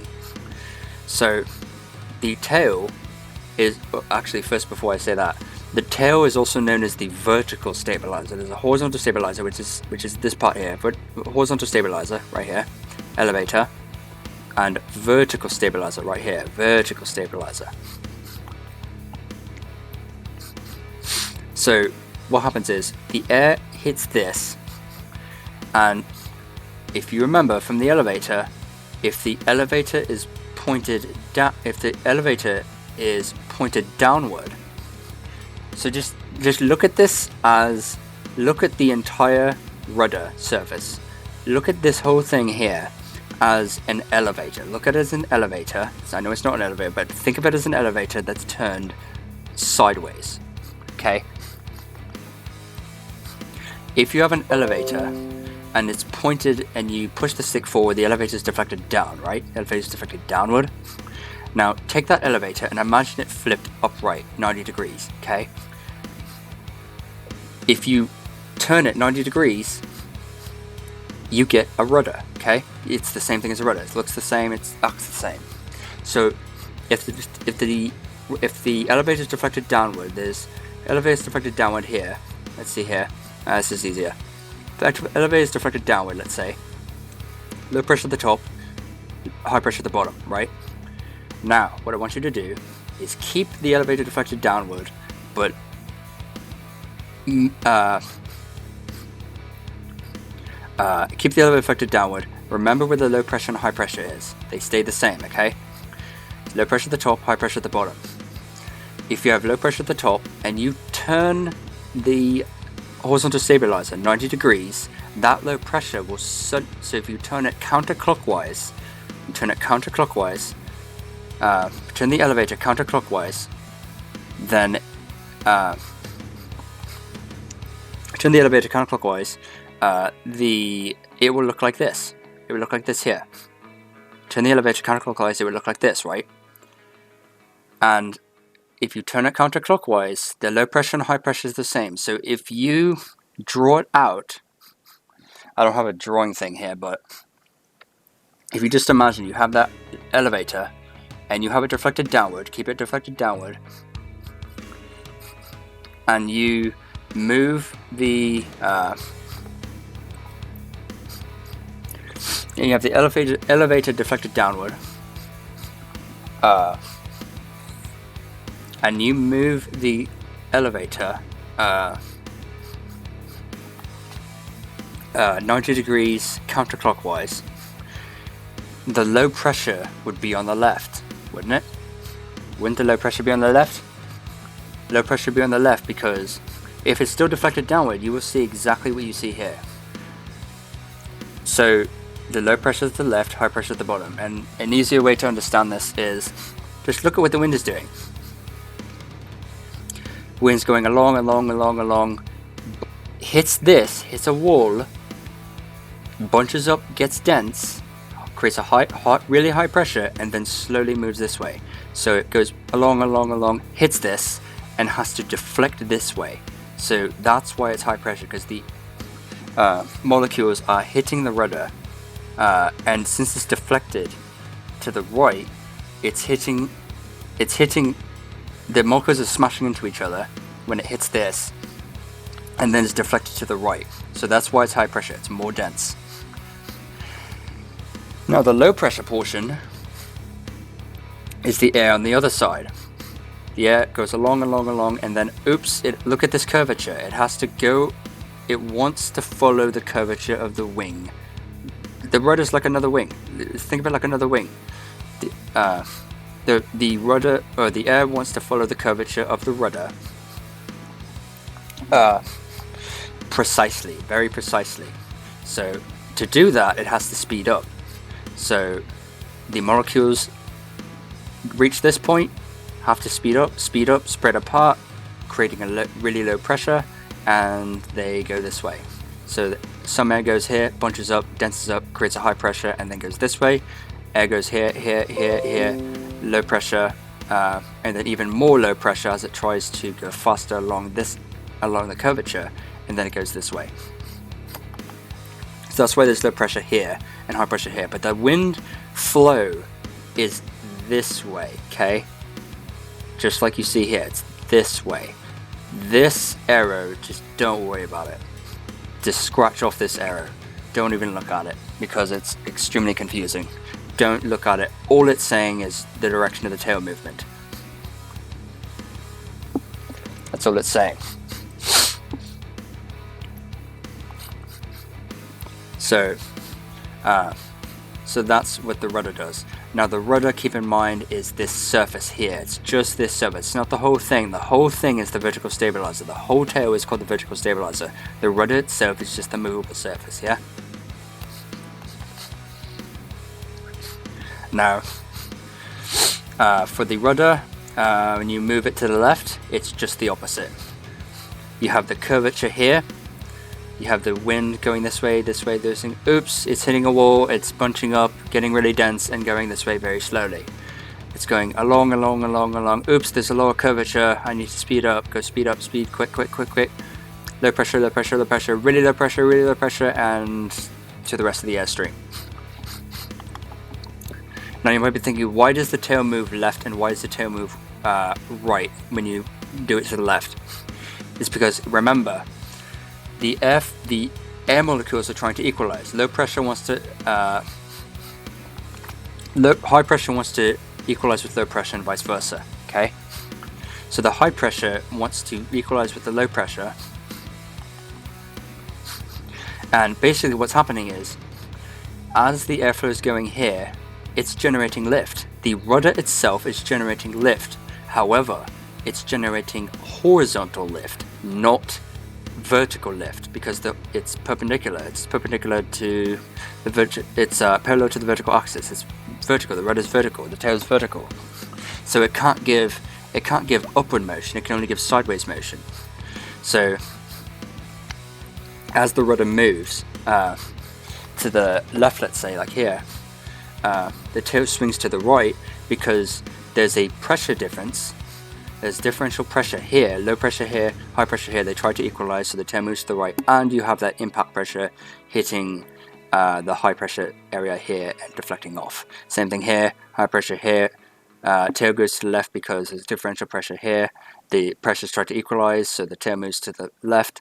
Low pressure at the top, going faster, so lift goes this way, horizontal to the left, and pushes the tail to the left. So that's how that works. That's the rudder. So that's how that works. I don't know if I said, but flying with this here is also known as flying a standard rate turn. Same thing here. So that's how the rudder works, okay? So it's literally the same exact concept, just different angles, okay? Now back to straight level flight. Last thing we have is the ailerons, and last thing we have is the last thing we have is the ailerons and the trim. Ailerons and trim, right? Yeah, ailerons and trim. So ailerons. So ailerons. Ailerons are the move associated with the outer trailing edge of the wings. We already know this. Purpose is bank the airplane direction you want to turn. Control is turned to the right and on some the opposite directions. Doesn't mean they're broken either. So the ailerons are the hardest ones to understand.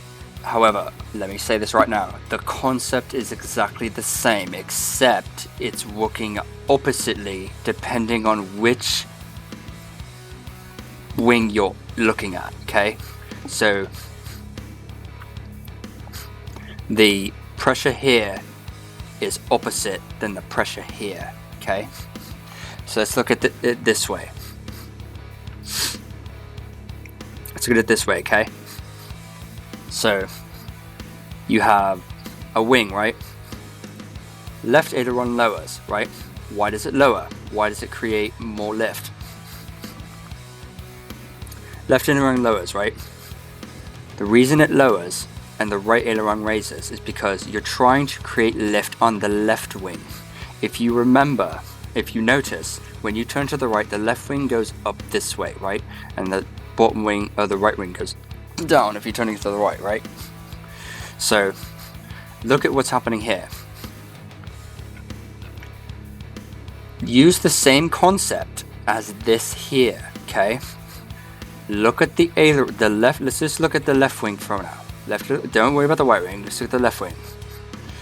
With the left wing lowered, with the left aileron lowered, think of it like your elevator deflected down. Okay, it's the same thing.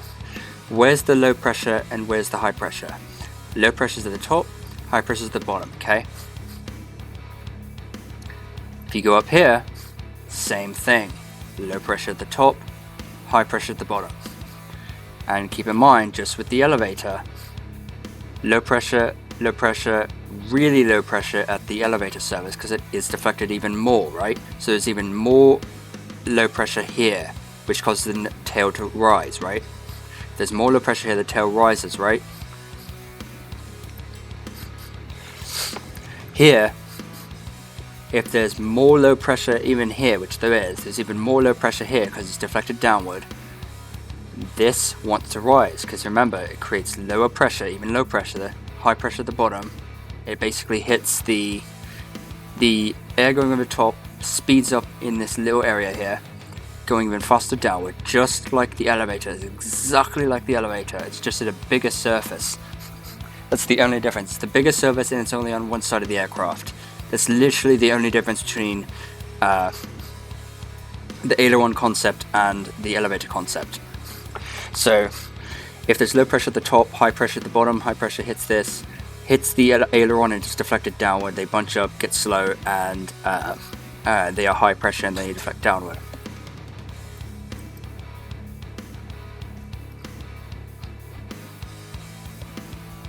I don't know what the hell that was.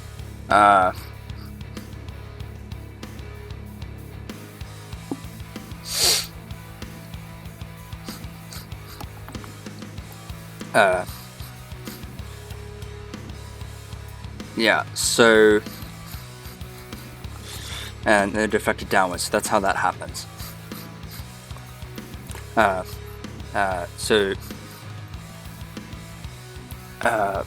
There's low pressure here, it's deflected downward when it creates the high pressure at the underside of the aileron, and then it goes slow downward, and the high pressure or the low pressure at the top speeds up and goes down, and it pushes the plane down, or it pushes the wing up, because you have that impact lift underneath as well as that low pressure up top. Okay, so that creates lift on this wing, but that is not enough, because if you just create lift on, if this one didn't move, if this aileron did not move, then this would just try to make some lift on the left wing, but it will aerodynamically be unstable. So what you do is you want the other side of the wing, you want the other aileron to go up. Why? Because you want it to create a high pressure at the top and low pressure at the bottom. Why? Because think of it. Here, this creates lift upwards, right? This creates lift downwards when you pull back on the stick. It creates lift downwards, right? So what you're doing here is you're creating lift upwards on the left wing and creating lift downwards on the right wing. And that differential lift, it's called differential lift, that differential lift is what causes the airplane to bank. Not turn, but bank, okay? It's to roll about its longitudinal axis, okay? So you got, at the top here, you got high pressure, high pressure, high pressure, because again, it's hitting this wall and then deflected upwards. So just remember, if it hits a wall and it's deflected, if it hits a wall, if you go along, it hits a wall, it's high pressure. Otherwise, it's low pressure, okay? So remember that. Along, hits a wall, high pressure, automatically high pressure. Goes along, high pressure. Wherever it hits the wall, so to speak, is where the high pressure is. Wherever there's more of a curve is where the low pressure is, so remember that. It's an easy way to remember it. So, high pressure, hits a wall, even more high pressure, gets dense, and the air is deflected upwards. You also got that impact lift pushing the wing down. And you got the low pressure underneath. Just imagine this, my mouse is underneath. Low pressure. Hits this, has more of a curve, and has to go really fast this way. So that really fast lift, that really fast airflow is going upwards. So if you have a lot of fast airflow going upwards, what is that going to do? It's going to push you down. So what's that going to do to the wing? It's going to push the right wing downwards. Okay. So with this, low pressure at the bottom, high pressure at the top, right wing goes down because there's lift downwards. There's less lift on the right wing and more lift on the left wing, and this is why. Because this creates more of a wing shape, creates more lift on the left because there's low pressure at the top, high pressure at the bottom. Low pressure is at the bottom here, therefore it tries to equalize. The high pressure tries to equalize at the low pressure, and therefore the wing goes down. So the right wing goes down, left wing goes up because the pressure difference and the impact lift. So impact lift bottom, impact lift top. Low pressure, high curvature at the top on the left wing, low pressure, high curvature at the bottom on the right wing. So that's how a right turn happens. And keep in mind, if you're wondering why it doesn't turn the whole entire plane, like all at once, and that's because these are the small surfaces. Again, it's just like the elevator. These surfaces are so small that it only affects part of the aircraft. So that's how a right turn happens. Left turn, left turn is literally the direct opposite. There's more lift on the right wing aileron lowers, because you're creating low pressure at the top. It goes fast, really fast, downward, and the pressure going underneath is high pressure, really high pressure, deflected downward. The air is both deflected downward on the right wing in this case, and that impact lift and pressure difference lift, differential pressure is creating lift on the right wing, causing the right wing to raise and go upwards. And this left wing, high pressure. It's a little bit low pressure here because you got the curvature of the wing, but it's high pressure. It's low pressure, then hits this, becomes high pressure. Hits this, becomes high pressure, and then it goes off upwards. And the same thing underneath, straight, high pressure, and then becomes low pressure in this little bit of area. I was a little bit incorrect before when I was saying, like, you know, high pressure at the bottom. Let's see, high pressure at the bottom, high pressure. Low pressure, and then really low pressure. It's technically high pressure, and then when it hits the surface, it becomes the opposite. Okay. So the wing flies generally. It's normally the same. So low pressure at the top, low pressure, really low pressure. Okay. Bottom of the wing, high pressure, really high pressure. Once it hits the elevator, but that's when it's deflected downward. When you deflect it upwards, it's the opposite. So you have low pressure at the top, you have low pressure, because this part of the wing does not change. So therefore there is some low pressure going over the top, and same here, but the high pressure happens when it hits the elevator. Only when it hits the elevator does it become high pressure. When it's over here, when it's to the left or right of the elevator, it's still low pressure. But there's a little bit of high pressure here that's deflected upward, and they become a little bit of air molecules that become high pressure, and that's deflected upward. And there's a little bit, and then conversely, below the wing, there's high pressure below the wing, high pressure, and then when it hits this portion of the elevator, it becomes low pressure. So when it hits the elevator, because it suddenly has to curve. So it's straight, then suddenly, oh no, I have to curve. So that makes it become low pressure, at least lower pressure than the surrounding air molecules underneath the wing, the surrounding high pressure air molecules underneath the wing. So I know it's a little hard to understand, but basically, just remember, if the aileron is deflected down, if something is deflected down, it's low pressure all the way through and high pressure all the way underneath. Okay, but if it's deflected upwards, like here, you have low pressure, then a little bit of high pressure here, high pressure, then low pressure here. Okay. Because the other part of the surface does not change in the aircraft unless you have damage. It does not change in the aircraft. On the stabilator, it doesn't change. So there is some high pressure down here. Even though there's low pressure on the underside of the tail, there's lower pressure. That's only the elevator causing the lower pressure. The rest of the airflow is high pressure. Okay. The key thing to understand is the elevator is causing a difference in the pressure. Okay, it's causing a difference in the pressure, and that difference in pressure is what's causing the plane to move about one of its axes. Okay, so that's the best way to understand it. So as I said here, low pressure, really low pressure. Underneath, high pressure, really high pressure. Here, it's just like up top here. Low pressure. Oops, high pressure. I'm smashing into each other. High pressure, go upwards. High pressure. Oops, I need more curve, so low pressure. But remember, the low pressure and the high pressure is the low pressure when it's deflected upwards. The low pressure only happens during it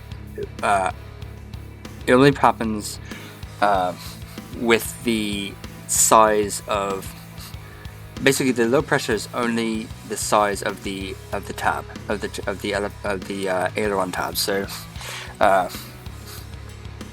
so the low pressure is here in this area here. The rest, so this is high pressure, high pressure, high pressure, low pressure. So the low pressure is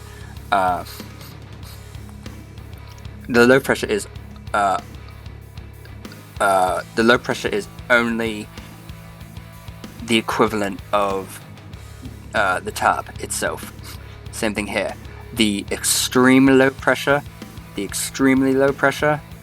that's caused by the tab is only in this area. The rest is just regular low pressure. So it's regular low pressure, regular low pressure, regular low pressure, regular low pressure, regular low pressure, really low pressure. So the tab makes a change and makes it extreme. It moves the air molecules to their extremes. And again, the same thing here. Low pressure, low pressure, low pressure, low pressure, really low pressure. High pressure, high pressure, high pressure, really high pressure. And up here, low pressure, low pressure, low pressure, low pressure, high pressure. Low pressure, low pressure, low pressure, high pressure, hits a wall. Remember, whatever hits a wall becomes high pressure. High pressure, high pressure, high pressure. Oops, you have a curve. That becomes low pressure.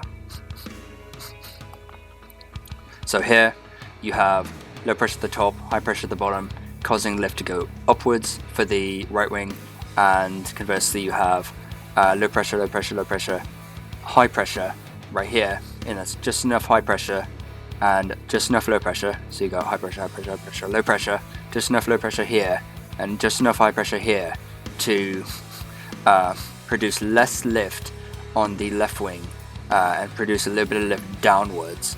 A little bit of lift downwards on the left wing, which causes the left wing to go down and the right wing to go up. So that's how the ailerons work. Okay? So that's how that works. Now the final thing I'm going to explain is... Sorry, my tics are really bad.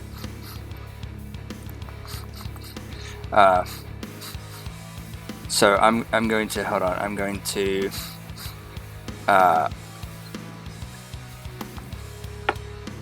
before I gotta do something real quick, but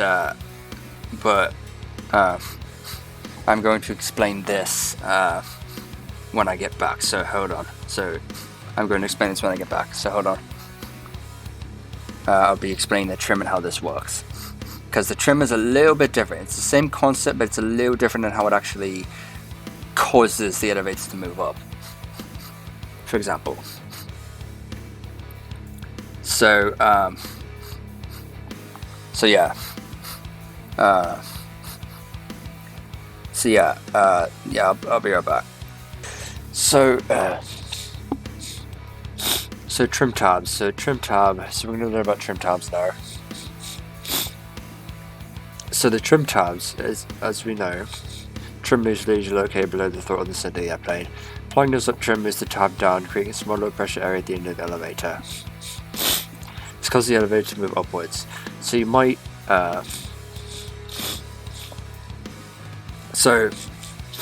be wondering, why is it low pressure? Well, just look at this. It's the same concept we have up here.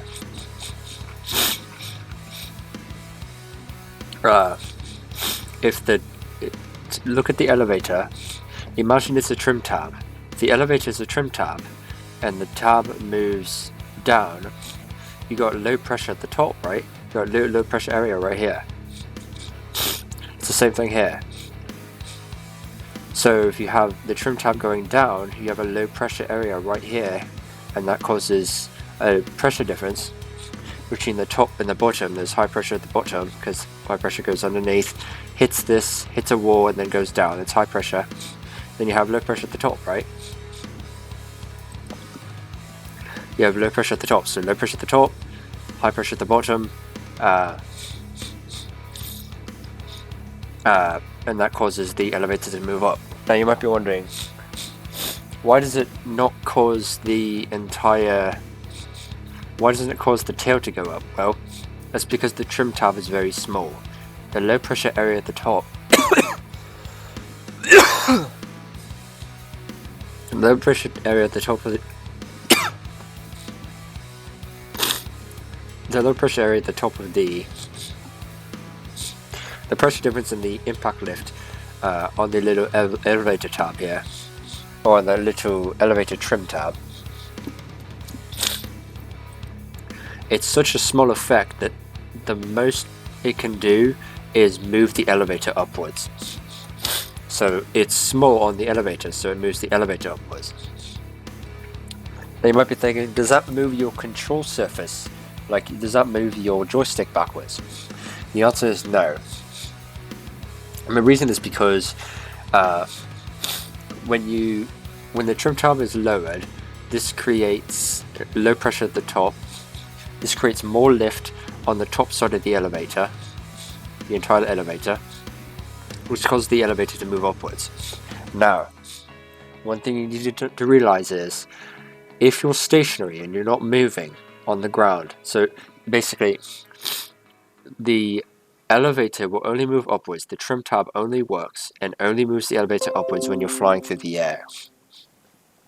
That's when you're flying through the air. It's not when you're stationary. If you're stationary and you look at the back and you look at the elevator on the airplane, if you're stationary on the ground and you look at the elevator on the airplane, you will see the trim tab down, but the elevator will not be pointed up. And you might think, is it broken? The answer is no. Basically, the trim tab only has its effect and only actually works once there's airflow over the surface of the elevator. So once you're moving forward, then and only then will the elevator move up, and it's not something that's mechanical. It's not mechanical. There are no gears or linkages. There are no gears or linkages that forcefully make the elevator move upwards here. It's the aerodynamic forces, it's the airflow, it's the aerodynamics that naturally, the physics cause the elevator to move up. It's not the control surface, it's not the linkages, it's not you putting back on the stick or anything like that. It's the aerodynamic forces, it's the airflow going over the elevator that makes the tab move, that makes the elevator move up in this case. Now that does not mean but you have to be moving forward. You have to move forward at a high enough speed for the airflow to make a difference to the elevator. So you have to be traveling forward in order for the elevator to start moving upward. The faster you go, the more deflection it will have. Up to a point. The faster you go, the more deflection it will have. So you have to be moving forward in order for this to work. And it's the same thing here. It says, applying nose down trim moves the tab up, creating a small low pressure area at the bottom tip of the elevator. This causes the elevator to move up down. Don't worry about this up down thing, it's a horrible way of explaining it. Just change this to down. This causes the elevator to move down. There's no such thing as up down, it's just down. So what happens, so for this, it creates a small low pressure area right here and a higher pressure area at the bottom, right? So high pressure molecules, so high pressure, really high pressure because it hits a wall and then it goes down slowly. Low pressure, and then it's low pressure, low pressure, low pressure, low pressure, really low pressure. Okay.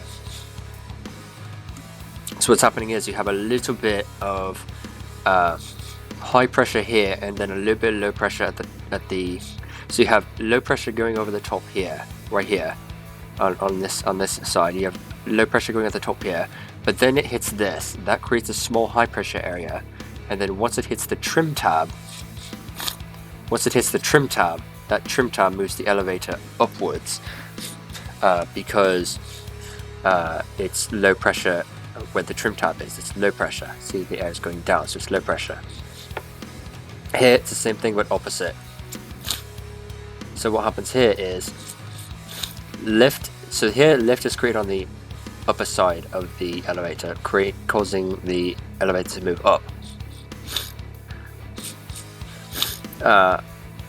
And here there's low pressure, low pressure, low pressure, really low pressure, really low pressure, high pressure right here because it hits a wall and then has to deflect upwards. So that's the impact lift. So the impact lift is pushing the elevator downwards, and then the low pressure is underneath, high pressure, high pressure, high pressure, high pressure, higher pressure, higher pressure, and then oops, I have a small little area here where I have to do some curvature, so low pressure right here. So low pressure, so high pressure, high pressure, high pressure, really high pressure, really high pressure, really high pressure, low pressure. Right in this little area, low pressure. So the low pressure is on the bottom of the trim tab, high pressure is at the top of the trim tab. So that's where it says bottom tip of the elevator, low pressure area, that's bottom tip of the elevator. That causes the elevator to move down, the entire elevator surface to move down, because there's low pressure and there's impact lift downwards. So the air goes this way and the low pressure area of the air goes this way. Causes the elevator to move down, okay? So that's how that works. Now keep in mind that you have to be moving forward, so if you weren't moving forward and you stay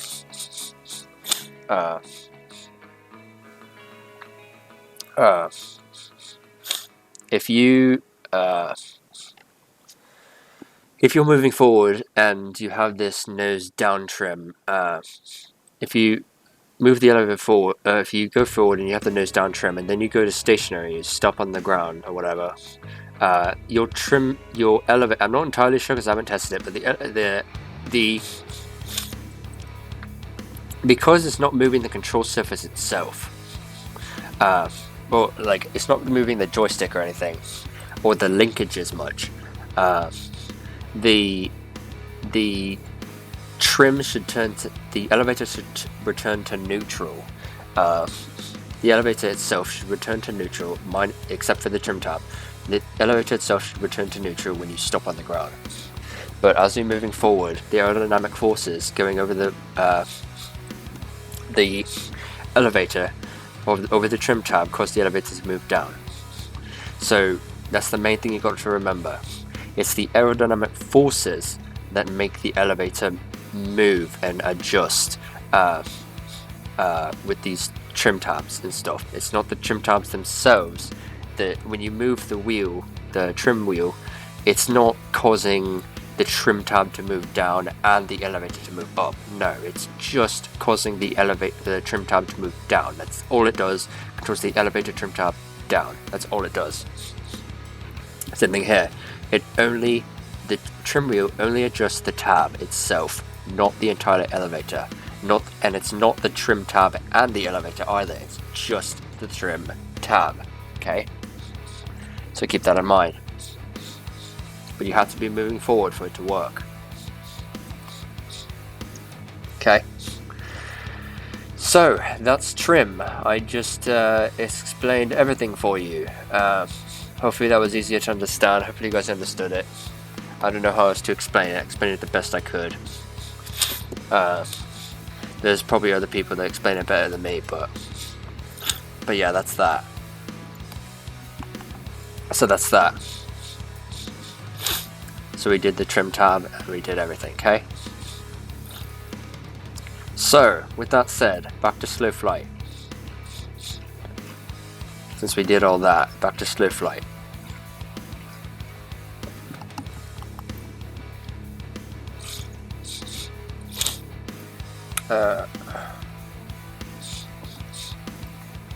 Slow flight in action. In straight and level flight at cruise power, the airplane moves through the air at approximately 110 knots. Our pitch attitude at this airspeed is approximately 4 degrees nose up, as seen in the attitude indicator. From this condition, let's discuss how you will enter slow flight.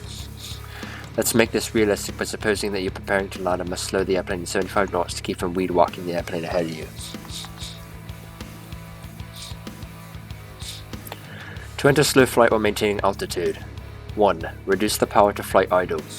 With experience, you'll eventually learn the power settings for the speed you want and will reduce the power to that value. 2. Raise the nose just fast enough to keep the VSI needle steady at 0, or the altimeter's 100-foot hand steady. 3. As the airplane decelerates, apply a low nose-up trim to help maintain the nose-up pitch attitude, approximately 9 degrees nose-up pitch, as shown in the altitude indicator. Yeah. 4. When the airplane is at desired airspeed, apply enough power to hold your altitude around 1900 RPM. Use small adjustments in pitch to maintain the desired airspeed.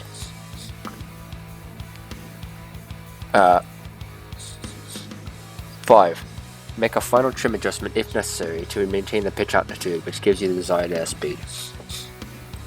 When entering slow flight, your airplane should look something like the one in figure 4-13. 4-13. So you're raising the nose a little bit. Leaving slow flight. Let's suppose we're following an airplane and the tower controller wants you to increase your speed from 75 to 85 knots. How do you accomplish this? Simply reverse the process used to enter slow flight.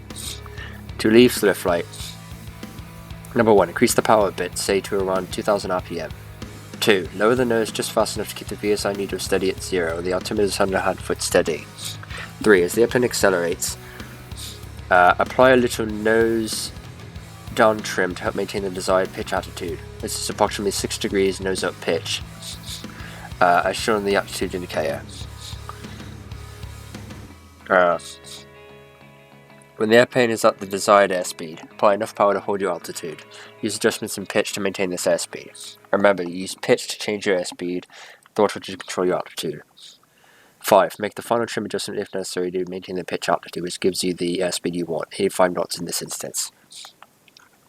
When exiting slow flight, your airplane should look something like the one in figure 4-14. Yeah. Maintaining altitude at cruising speed. So far, you've examined how to fly the airplane at several different speeds. At this stage of your training, you should be aware that the throttle is best used to maintain your altitude or rate of descent. The airspeed is maintained by adjusting the airplane's pitch altitude. But what about when you're not trying to maintain specific airspeed, such as in cruise flight? After all, in cruise flight, you don't maintain your altitude using throttle adjustments, do you? No, you don't. Here's why. In cruise flight, you should figure set the throttle to a power setting that won't harm the engine. For simplicity in teaching, we'll assume that the application of full throttle in any of our simulations won't hit the engine. Then, for the most part, you leave the throttle alone. You're not necessarily concerned with maintaining a specific airspeed in cruise flight. In this case, power is fixed at a specific setting, and you make slight adjustments in pitch altitude to hold or modify your altitude. In slow flight, however, you'll use power to control your altitude and pitch joystick to control your airspeed.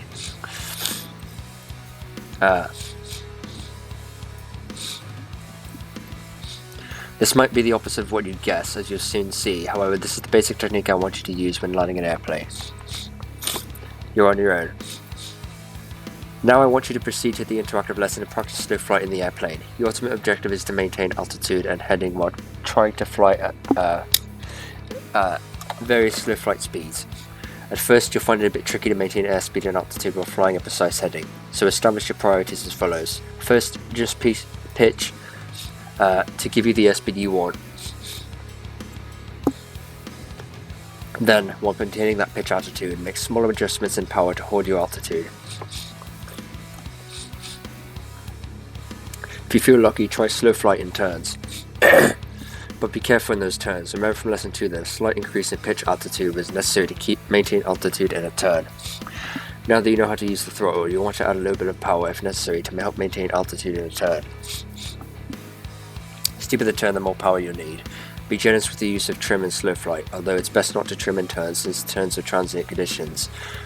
This prevents the airplane slinking away from the pitch altitude if your attention is diverted from the instrument panel. Above all, have fun.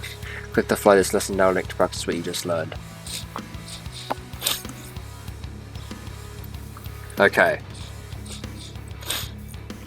So that's that. So we did all that. So slow flight. So fly this lesson now. Slow flight.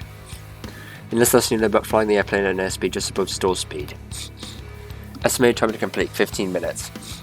Required knowledge and skills. Reading the ground school material before starting this lesson will help you better understand the skills being taught. The weather. Sky is clear and the winds are calm. Recommended charts. None. About the flight. You'll start in the air at 4,000 feet. You'll learn about the angle of attack and how to control the airplanes that flies close to stall speed. Key commands to remember. None. Flight criteria. You'll be asked to maintain altitudes within 200 feet of your assignment. Power settings within 150 RPM is assigned. Airspeeds no more than 10 knots above or 5 knots below is assigned. So that said, let's fly this lesson. In this lesson, we're going to slow things down a bit. We're going to practice slow flight or flying just above the stall speed. Master slow flight, and you are indeed on your way to mastering the airplane. Remember, do your homework before starting this flight. We're up in the air at 4,000 feet over Puget Sound, a nice, safe altitude. I want you to feel comfortable operating at slow speeds so you'll know how to control the aircraft as you're operating in the traffic pattern and when you're approaching to land. Because slow flight is close to stalling, you'll need to know where the critical spots are. But don't worry, I won't let you get into too much trouble today. No, I'm not wearing a parachute either. If you see me wearing one, then that's when you need to start worrying yourself. I'd like to demonstrate the relationship between airspeed and angle of attack. You can read more about it in the ground school section. As we reduce the power and airspeed decreases, we need to increase the angle of attack to maintain sufficient lift for level flight. As we increase power and the airspeed increases, we need to decrease the angle of attack to maintain altitude. This relationship between angle of attack and airspeed is an important one. It's a relationship that you can't get out of, nor should you want to.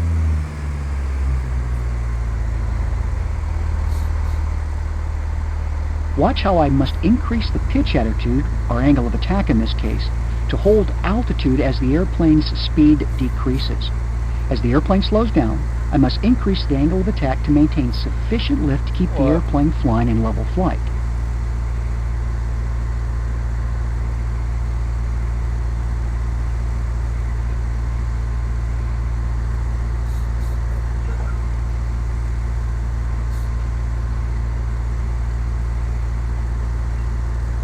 As the airspeed decreases below 70 knots, you can easily see how much the angle of attack must increase to keep the airplane in the air at this slower speed. You can fly an airplane at any speed between cruise speed and stall speed. Now, what's stall speed? Well, that's coming up in a future lesson. The most important thing here is to understand that as you slow the airplane down, you must increase its angle of attack to maintain the desired flight condition, which, in our situation, was straight and level flight. And you'll need to add power to remain in straight and level flight.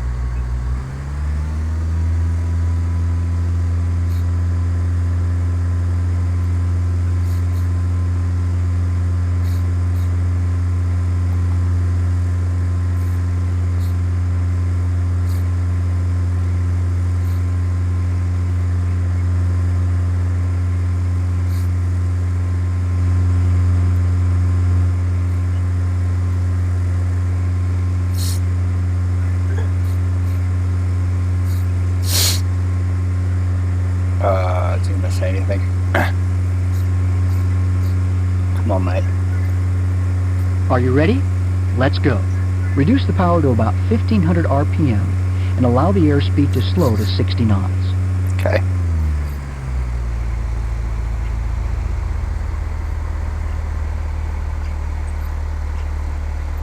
So you have to pull some back pressure in order to keep the airspeed like this. And Slow down. I'm slowing down, you twat.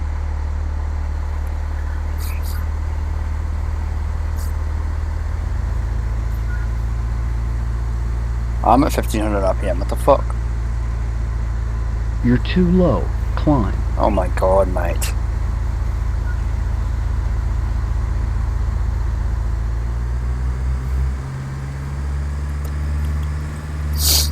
God, I hate this guy.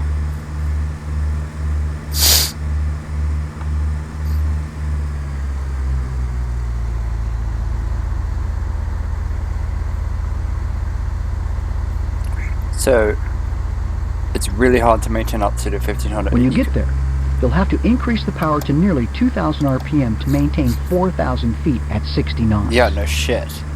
You're too low. Climb. Oh my god, mate, shut up.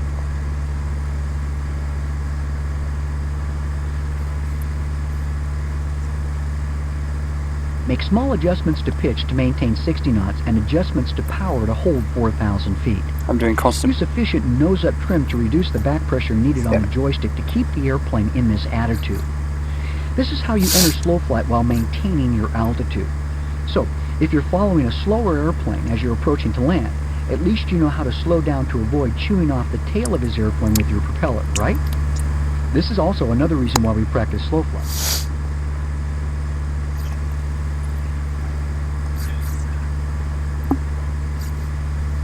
So I have to gain a little bit of altitude. Excellent. Now I want you to exit slow flight and return to straight and level flight at 4,000 feet. I'm still controlling the bank for you while you do the rest. No, you're I want not. you to add power and simultaneously lower the nose. As the airplane begins to accelerate, lower the nose at a rate that allows you to maintain altitude. See how the airplane is accelerating while maintaining altitude? Fantastic. When you reach 100 knots, reduce power to 2,500 RPM and trim for cruise flight. When you reach 100 knots, reduce engine RPM to maintain 100 knots. Push the throttle in more. Oh my god, man, shut up. This guy's so damn annoying. This is how you exit slow flight and return to a faster cruise flight condition. You remember when I said we always use attitude, power, and trim in that order? I'm fine. Well, there are a few I just hate the guy who's teaching. One is when exiting Does slow a flight. terrible job It's at it. best to add power and simultaneously lower the nose. If we lowered the nose first, then added power, we might lose a little altitude as we accelerate. No sense doing this if we don't have to. You can see that in order to maintain altitude, you must decrease the wing's angle of attack. Do you see how a faster speed allows the airplane to fly at a lower angle of attack? Uh-huh. Can you see the relationship between angle of attack and airspeed? Now, if Yep. you're not getting this, refer to the ground school session on the topic of slow flight. This is a very important topic, and you must understand the aerodynamics involved here for any of this to make sense. I think you probably have many questions, but now it's time to practice on your own. I'm going to cut you loose to practice entering and exiting slow flight. Thank God. So practice flying at speeds between 100 knots and 50 knots. Hopefully this won't put knots in your stomach. Make sure you maintain altitude as you do this, and if you're feeling daring, you can even try a small turn while you're in slow flight. Just add power as necessary to maintain altitude and adjust that pitch to maintain your airspeed. Thank God. I can do this on my own now. Don't have to listen to him. Right, so I'm going idle power, and when I do that, the nose starts to drop, right? So I need to keep it from dropping too much, I need to apply a little bit of back pressure. But I have to constantly do back pressure, because if I let go, the nose starts to drop more and more and more. So what I can do is use trim, nose up trim, like that, then I can center the stick, and I'll just stay descending like this. I may need a little bit more nose down, I may need a little bit more back pressure once the airspeed drops a little bit, but that's you know, that may or may not happen. I'm going to a lower altitude to make this easier, because it's more dangerous down here, but it's also easier for me to do it like this.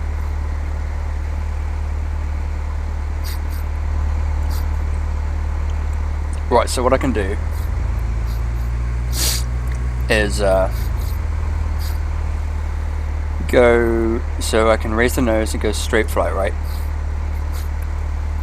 If I want to go slow flight, I'll just keep pulling back on the stick, and I have to pull back more and more as the plane descends, right? More and more and more and more, right, to keep the plane level like this. I have to keep pulling back, pulling back, pulling back, pulling back, and keep pulling back more for this to work, okay? Now I'm going to gain a little bit of power. It's a little bit of power just to keep this altitude, or this speed. And now to keep it like this, I'm going to trim, okay? So I'm going to do nose up trim,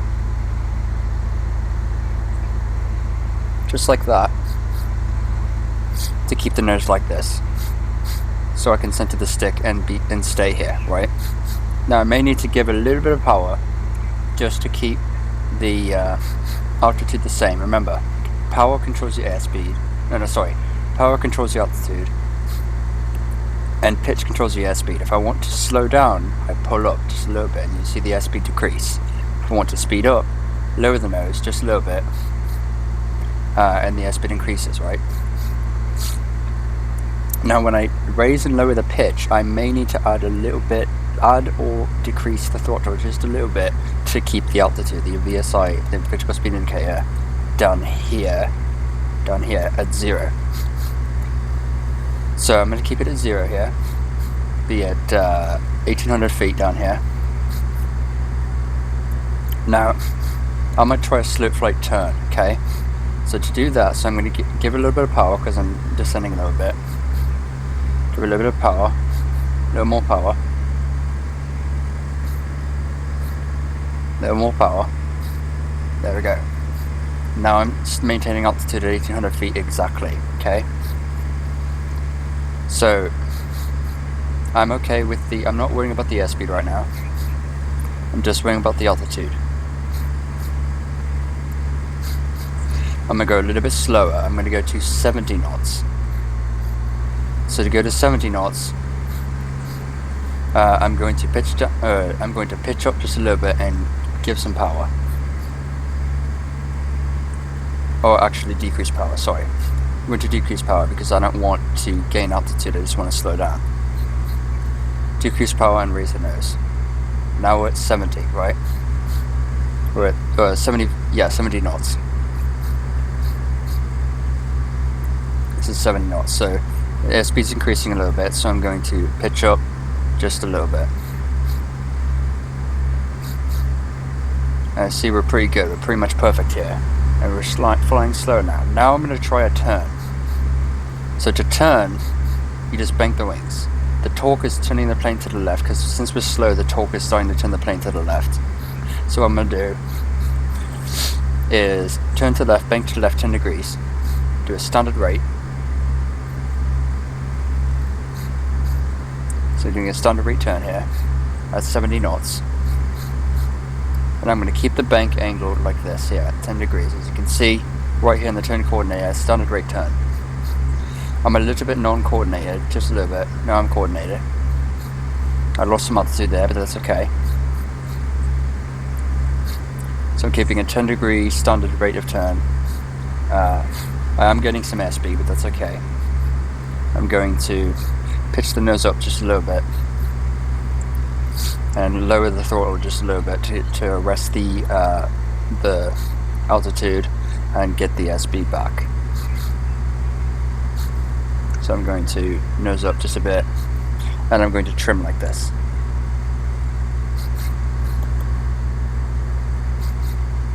I lost my bank, but I'm going to do it again. Oh, I just did something you should never ever do, and that's trim in a turn. So I trimmed in the turn there, and that's incorrect. You don't do that. So scratch what I just did there. But we're saying 70 knots at 1800. I'm going to give it some power. Raise the nose a bit, give it some power.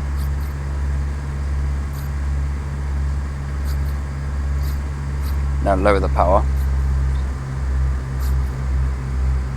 And that's 70 knots at 1800 feet.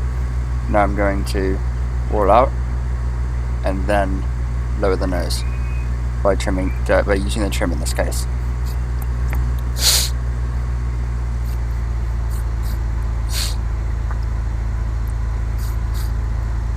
Okay, so that's that. Hey, there's a runway there. I'm not going to land because we haven't done that yet, but that's how you do that. That's how you do slow flight, guys. So again, just monitor your instruments. What I do is I do airspeed first, then altitude indicator. So I do altitude indicator first, then airspeed. It's either this and this, or it's just I do airspeed first. So airspeed, altitude indicator, altimeter, VSI. So I do 1, 2, 3, 4. That's what I do. So that's what I do there. Alright, on to the next lesson. Right, so that's the slow flight. We did that. So now we did a slow flight. Now we're going to do takeoffs. This is where things get fun. We finally get to take off. Lesson 5, takeoffs. So, Lesson 5, takeoffs by Rod Machado. And this is very little reading. Thank fuck it's very little reading. I don't want a lot of reading.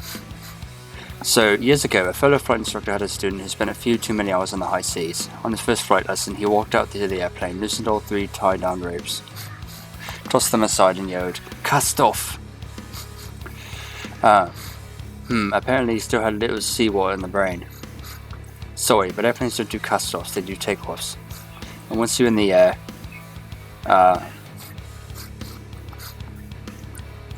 you need a practical way to return to an airport in preparation for landing.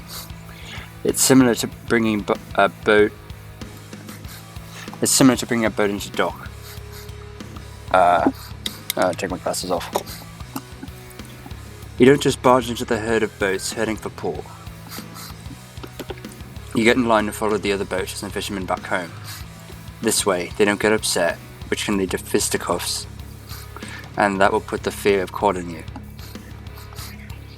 Up and away.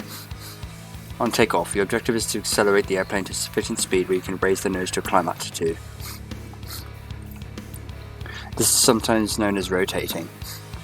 I recommend rotating at least 5 knots above the airplane's no-flap stalling speed, which, in the case of our lessons plane, so the Cessna 172 Sierra Papa, is 50 knots. The beginning of the airspeed indicator's green arc.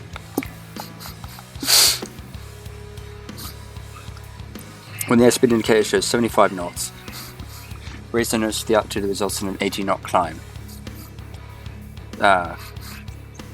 You'll learn what this altitude is from experience. In this case, approximately 11 degrees nose up pitch, which is just above the second calibration mark on the altitude indicator. Ready? Here's how to do it.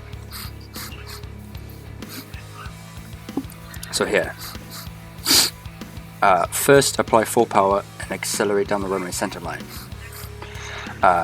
Keep in mind, you might have engine torque, so you may need to use the rudder to keep you down the center line.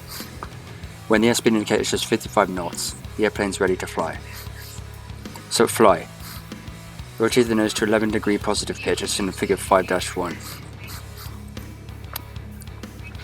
So figure 5-1, here it is. It takes a little extra initial back pressure on the joystick to unstick the airplane from the runway during rotation. Be patient, the airplane will eventually accelerate to 75 knots at this altitude. Using rudder pedals on takeoff. If you're using rudder pedals and don't have the auto rotor feature active, then you should expect the airplane to yaw to the left when you add power. This happens for several reasons. Things like propeller slipstream and engine torque all contrive to make this airplane turn left during takeoff.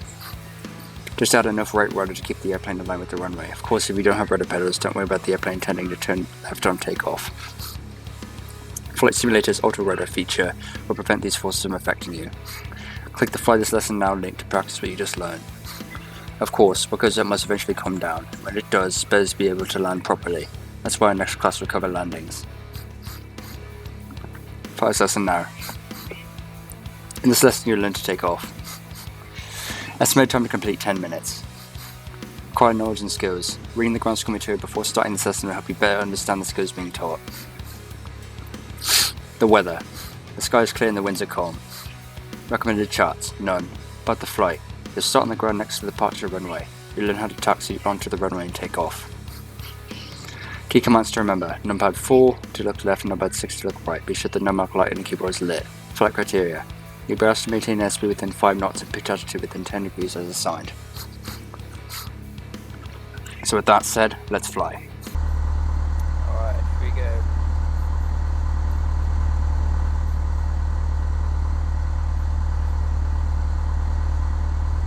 In this lesson, we're going to slip those surly bonds of Earth and take our rightful place in the air where we belong. In other words, takeoffs. We're here in the Cessna 172 SP at the hold short line of runway 19 at Bremerton National Airport in Bremerton, Washington.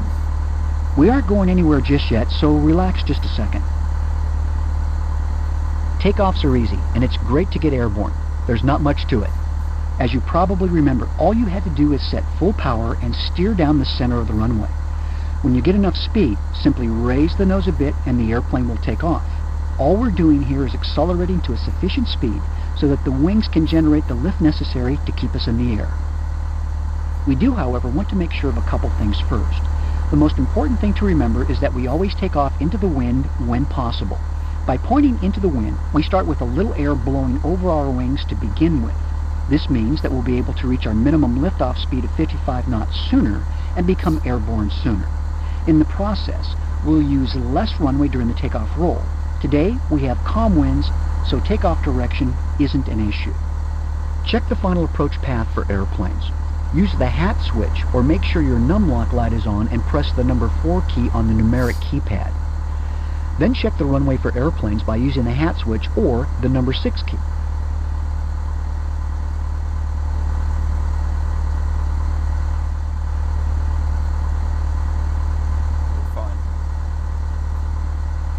If the final approach path is clear, we can taxi onto the runway. As soon as we taxi onto the actual runway surface, that runway belongs to us and no one else should be using it. As soon as we taxi onto the actual runway surface, move the stick all the way to the right, or if you have a joystick you can twist it all the way to the right to line yourself up with it. Then return the stick to the center once you're pointed the right way and come to a stop by using the period key or the trigger on the joystick. Don't spend too much time taxiing around trying to be exact about it. Otherwise you'll use that precious runway, and one of the most useless things in aviation is the runway that's behind you. Are you ready? Let's go. Alright, release the brakes, apply enough power taxi slowly. Release the parking brake. Alright, shut up, mate. Not ready yet.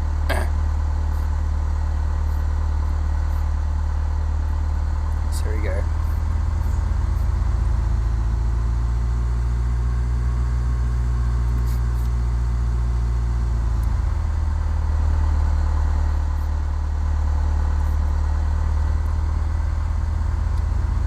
So right rudder.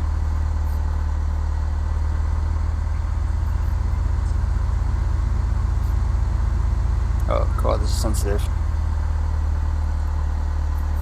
I haven't done this in a while.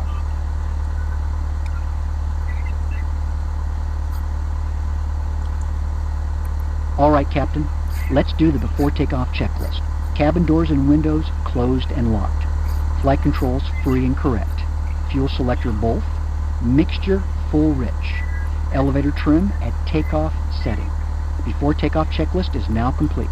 Of course, in a real airplane, we take a lot more time to complete this, but now it's time to fly. Take a deep breath, let it out, and apply full power with the throttle or by pressing F4. Alright, here we go. Oh no, we need flaps. Push the throttle in more. Mate, we need flaps. Check the airspeed indicator. When it reaches 55 knots, gently ease back on the joystick to establish a climb attitude. This is called rotation and has nothing to do with the airplane's tires. There we go. I'm going to use rudder too. Look at the attitude indicator. Make sure the little orange dot is on the second line in the blue part. This gives you the approximate attitude necessary for takeoff. Keep it there until the airspeed reaches 75 knots. As soon as it does, increase the climb attitude a little further until you're about 12.5 degrees nose-up pitch, which is between the second and third line. Perfect. Adjust the pitch up or down slightly, as necessary, to maintain 75 knots during the initial part of the climb. Oh, it's literally perfect.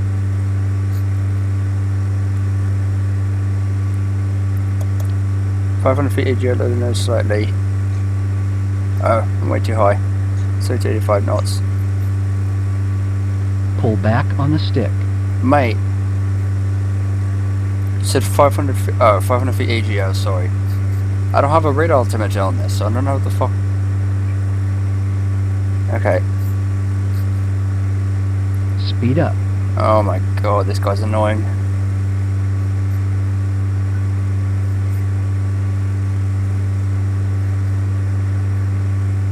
Okay, although I try never to say that's about all there is to it, well, that's about all there is to it. Of course, there's a lot more to it than that. You'll need to worry about crosswind takeoffs, traffic patterns, air traffic control, other airplanes, and 100 other things. But now you understand some of the most important aspects of the takeoff. You can end this lesson by pressing the escape key, or you can rerun it by pressing the control and semicolon keys. As with all things in aviation, the best advice I can give you regarding takeoffs is practice, practice, practice. Now for the last lesson, guys. Last actual lesson where you learn shit. Last actual lesson in the student pilot. So lesson 6, landings. Oh god, it's a lot.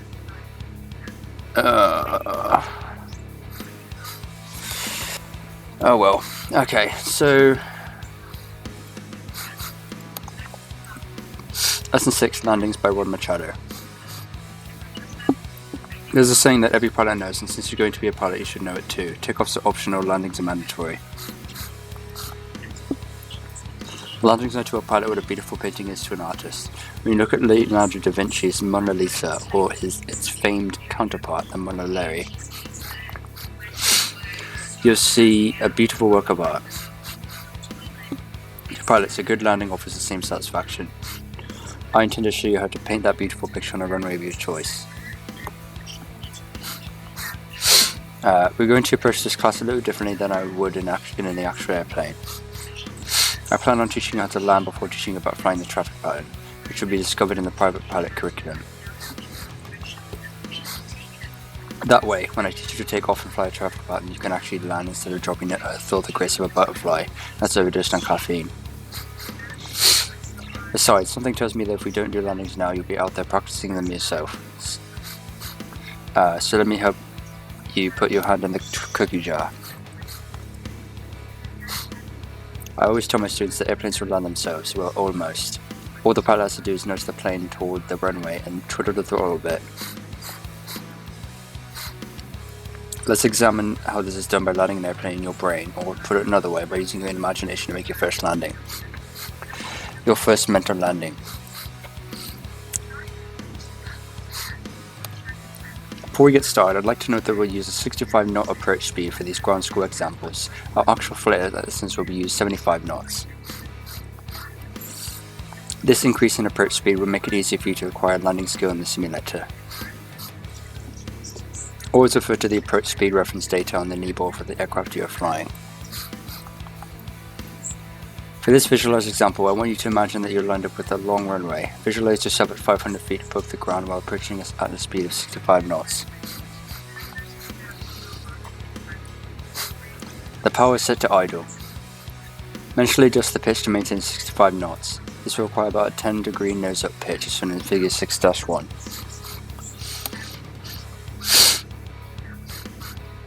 So, yeah, power set to idle.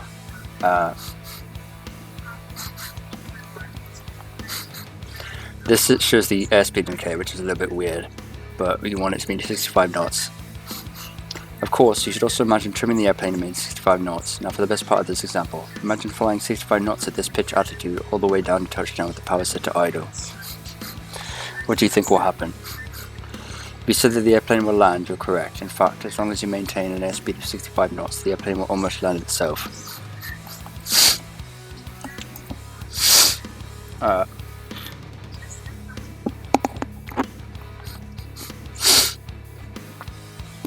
Of course, if there's any carbon on the runway, you'll convert it to diamonds, perhaps sending a few groundhogs 6 feet under in the process. Despite the impact, this is nearly what landing is like. The only difference between what you imagine and what makes a good landing is something called the landing flare. So what he's saying is that to keep it at 65 knots with a 10-degree nose up, 10-degree nose up at idle throttle is pretty much impossible. I don't know how the fuck you can do that. You need power to do that. The fact is that we don't fly airplanes into the ground, we flare them just before we land. No, a flare isn't a lighted stick you throw out the window to let others know you're landing. It's a maneuver that involves changing the descent path to shallow the airplane's approach to the runway. that is, to make the approach less steep. The flare has begun during the last 10 to 15 feet above the ground. We'll talk about this in a bit. For now, you should understand that the secret to making good landings is letting the airplane do most of the work.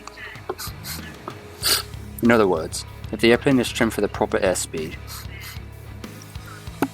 there's little else to do other than keep the wings level and make small adjustments in power to vary the glide path. The airplane will almost land itself if you keep it in line with the runway.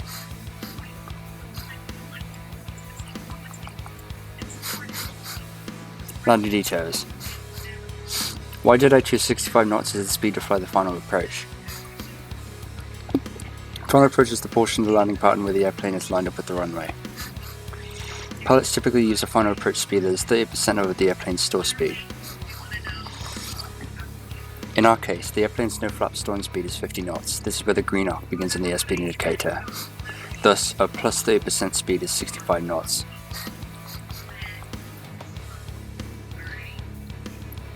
Fly a little faster than that and the airplane will tend to float and resist touching down the landing spot you want.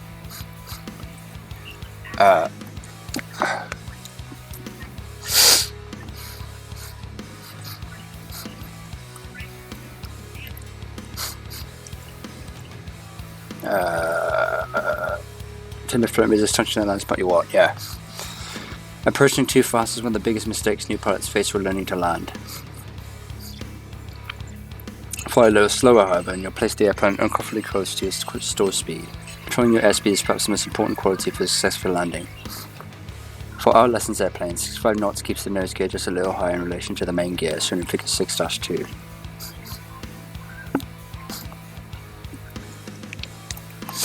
So here the nose gear is just a little bit higher than the main gear. Remember, as the airplane slows down, the angle of attack must increase to maintain lift. Therefore, an approach speed of 65 knots requires a slightly larger angle of attack. Thus, the nose gear rises relative to the main gear. Keep in mind that the Cessna 172 has a tricycle gear airplane. It's designed to land on the two main gear wheels first, after which the nose gear is gently lowered to the ground. Land on the nose gear first and you can invoke the scariest phrase in a pilot's vocabulary: insurance deductible. You could also porpoise, which is a bouncing action, not a tuneless playmate. Playing with power. Let's say you trim the airplane for a power-off descent at 65 knots. As you approach the runway, you discover that your approach path will take you to a point short of the runway. This isn't a good thing. After all, airplanes are supposed to land on runways, not in the farmer's field short of the runway.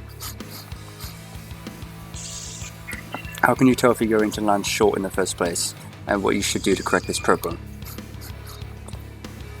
You could tell that you're descending too quickly when you observe the runway geometry changing, as shown in figure 6-3.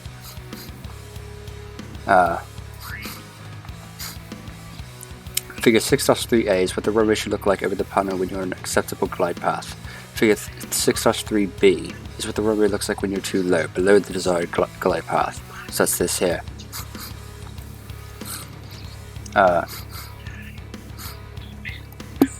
Figure 6-3C is what you'll see when you're too high, above the desired glide path. This here. Notice that the distance between the far end of the runway and the distant horizon decreases in figure 6-3B. So, distance between the far end of the runway and distant horizon decreases between. So, distant horizon is this. So, this is the distance here, but the distance decreases with this here. Also notice that both ends of the runway appear to converge. See, the runway appears to converge at the end, whereas this, they don't converge. Both of these are good visual cues that you are below a desired glide path. Finally, you know you're too low when desert shrubbery appears at eye level and you skid your tires on a desert tortoise. Without using any mechanical or electronic aids, it does take some practice and experience to tell when you're on the correct glide path to the runway. At some airports, there are devices that help you determine the proper glide path for a particular runway. Take a look at the sidebar on VASIs to learn more about these. VASI is visual approach slope indicator, I think. I don't fully remember. When you first begin these interactive lesson on landings, it's okay to rely on your gut feeling about whether or not you're high or low on approach. This will train your visceral senses. If you hear the wheels squeak before reaching the runway, you know you're too low. If you see the runway disappear underneath the airplane, you know you're too high. It doesn't get any more basic than that. After you gain just a little experience, you get better and better at selecting the proper glide path. Trust me, after all, I'm your flight instructor.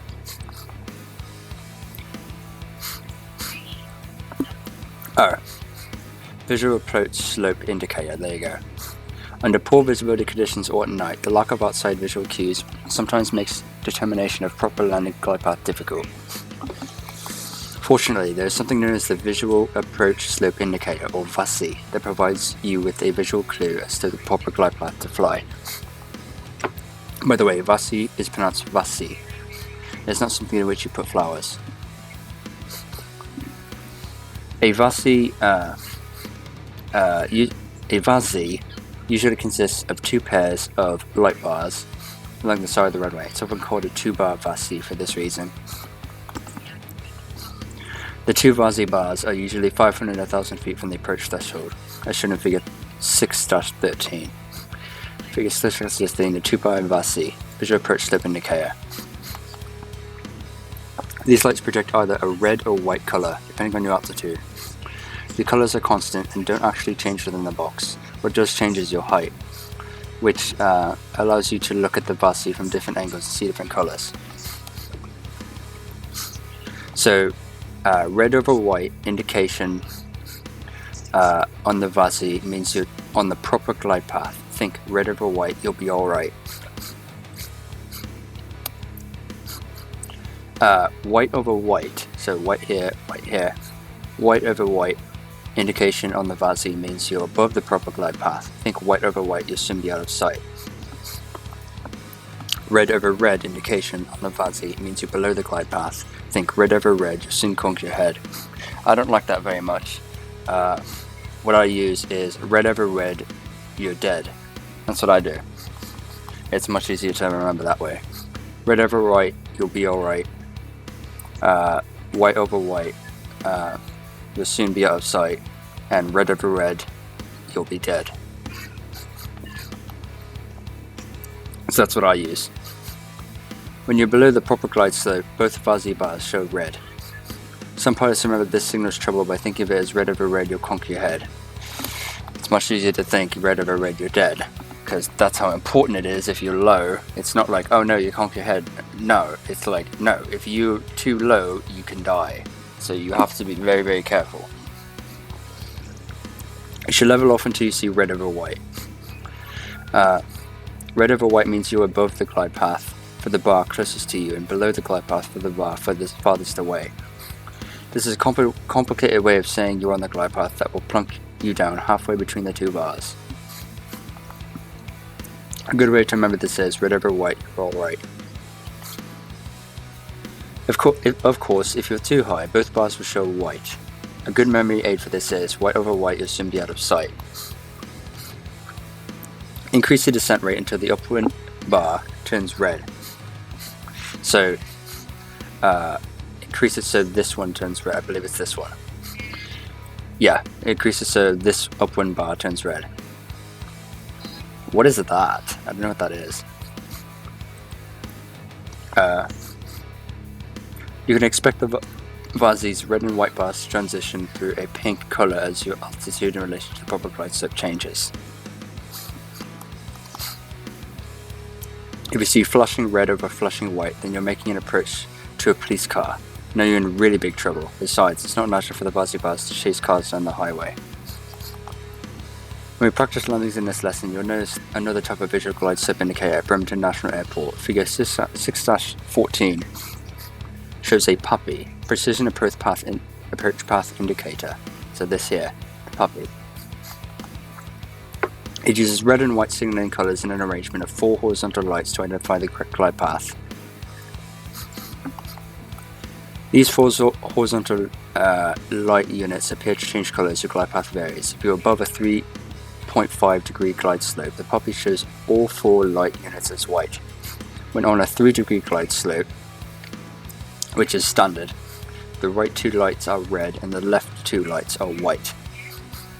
When below a 2.5 degree glide slope, all 4 light units show red. A pink transition between lights does not exist, as it does with a 2 or 3 bar VASI.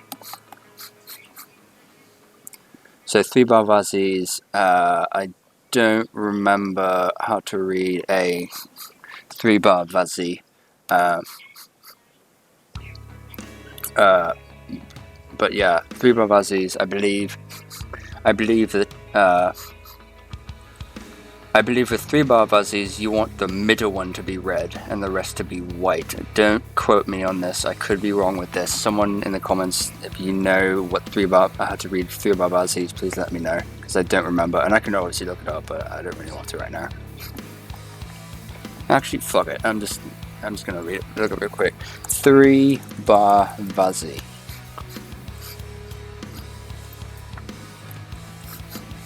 Alright, let's see.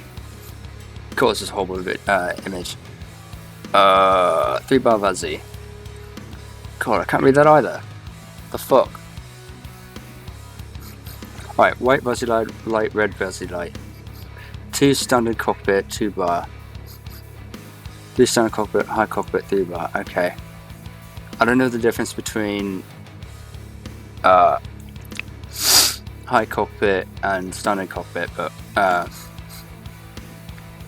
so high is white over white, I'll be out of sight. Red over white, you're alright, and all red is too low. Okay, standard cockpit 3 bar.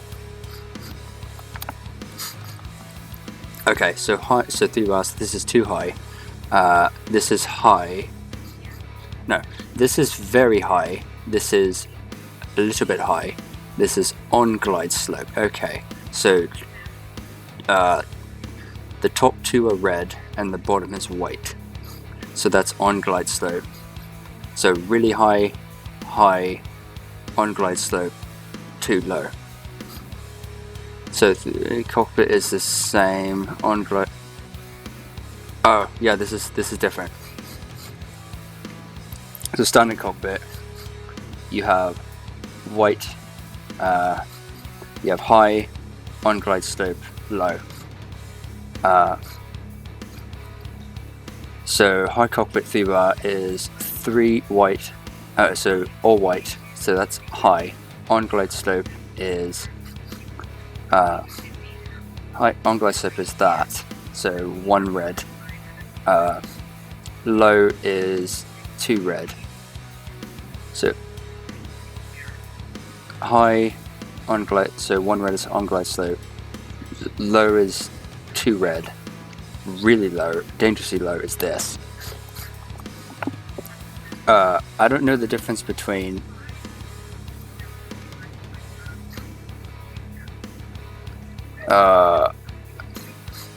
I don't understand what the difference between a high cockpit and standard cockpit 3 bar is.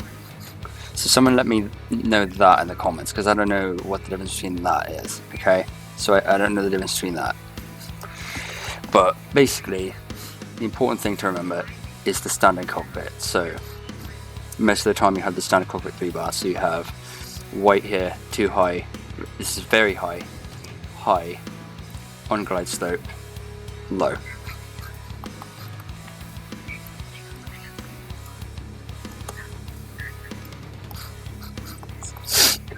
Alright, what was I reading?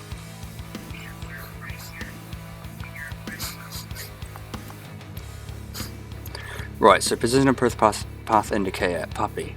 So high is more than 3.5 degrees, so all 4 white is too high, very high. Slightly high is 3.2 degrees, 1 red. On glide path, 2 red, 2 white, 3 degrees. Slightly low, 2.8 degrees. 3 red, 1 white. Low, less than 2.5 degrees. 4 red. Glide path adjustment if you're too low. Okay, let's just suppose you know you're too low. How do you correct for this? At the first indication of being too low, increase power. This is a no-brainer, although I want you to keep your brain because you're going to need it for the flare. You notice that your descent rate immediately decreased a little after adding power, as shown in figure 6-4. For 6-4, a VSI A, so alpha is VSI, and B, tachometer, is here, with slightly more power. Figure 6, C is VSI, so that's this here, and D, tachometer, with slightly less power.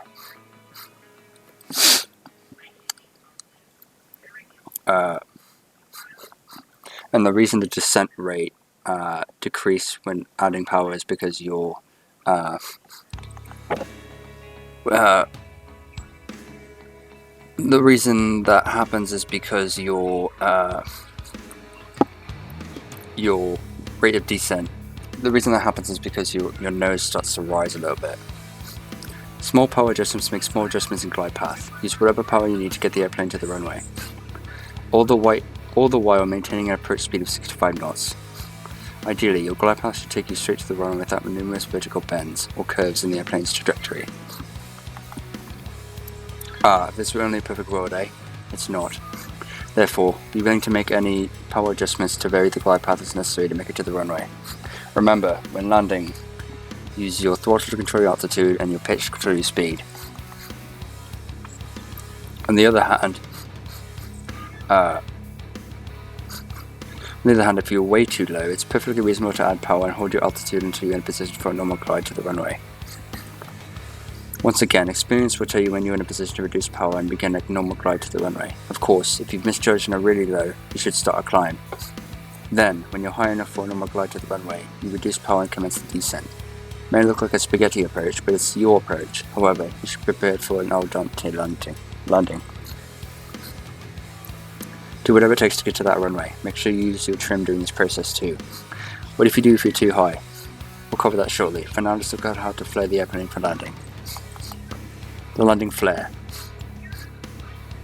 Until now, you've mentally flown the airplane onto the runway as a final approach speed of 65 knots. You might be able to get away with this in a real airplane, but only in an emergency. At 65 knots, the simulated airplane is a minimally acceptable landing altitude. That is, the airplane is pitched nose up, putting the nose gear slightly above the main gear. This is a good thing. Additionally, the descent rate in the simulation isn't so excessive that the landing will bruise everyone's bones, although it's still possible to sustain some damage to a real airplane during landing. Therefore, to land properly under all conditions, you must learn to flare the airplane to ensure a soft, safe touchdown. To begin the landing flare at approximately 10 to 15 feet above the runway, as shown in figure 6-5. So, while descending at a desired approach speed, start the flare by raising the nose up with a slight and gentle pull with the joystick. How much of a pull? Once again, that's a matter of experience. The objective is to lower your descent angle and decrease the airspeed for landing. Now the airplane can settle onto the runway at a small descent rate and slightly higher nose-up altitude. This makes for a softer touchdown and keeps the nose gear higher than the main gear, shown in figure 6-6. If your speed is too high on the approach, that is faster than 30% of the airplane's stall speed, it's likely that you'll float and possibly begin to climb during the flare. It's not a good time for this to happen. Floating means the airplane just won't land unless you have a long runway. This may mean you'll turn an expensive airplane to an off-road vehicle as you bust through the fence surrounding the airport. If you pull back too quickly during the flare, you may find yourself 50 to 100 feet above the runway while you're out of airspeed and ideas at the same time. In this instance, you need to add power, lower the nose a bit, and descend to a point where you can flare again. If you don't do this, the airplane might stall. Excuse me for saying this, but practicing stalls at 100 feet above the ground is definitely a groundbreaking idea. Ouch. Deductible. The other time it's legitimate for the airplane to stall during the flares when it does so a few inches above the ground. That way, it only has inches to fall, which hurts neither the airplane nor those on board. Yes, the flare requires a little timing, but there's a lot of latitude in how it's accomplished. How can you tell when you're at a flare height of 10 to 15 feet? In a real airplane, you have peripheral vision to help. In a normal cockpit view of the simulator, you can't use any cues from the side windows because you don't have a side windows. You can try the virtual cockpit view, which allows you to pan around in any direction. Use the hat switch on top of your joystick. Try it. On the view menu, select view options and then choose the virtual cockpit. I always fly in virtual cockpit. I hate this type of cockpit.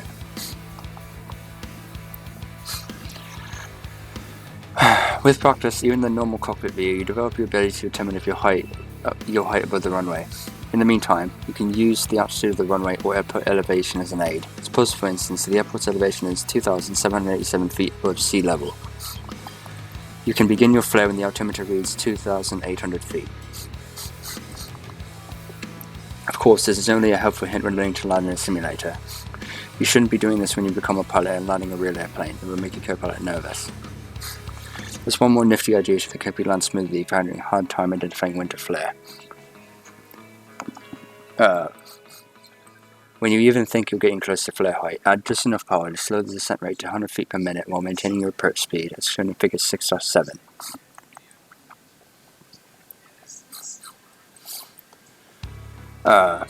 This is close to how seaplane pilots make approaches to glassy lakes that have no ripples on them. It's difficult to judge your height above a lake that reflects like a mirror. Maintain a 100 foot per minute descent rate at approach speed will allow the airplane to make an acceptable touchdown and avoid conking a trout on its head. Doing this on a runway means your landing distance will be longer because of the addition of power, so be sure you have a long enough runway. Under normal conditions, you should gradually reduce power to idle when you begin the flare.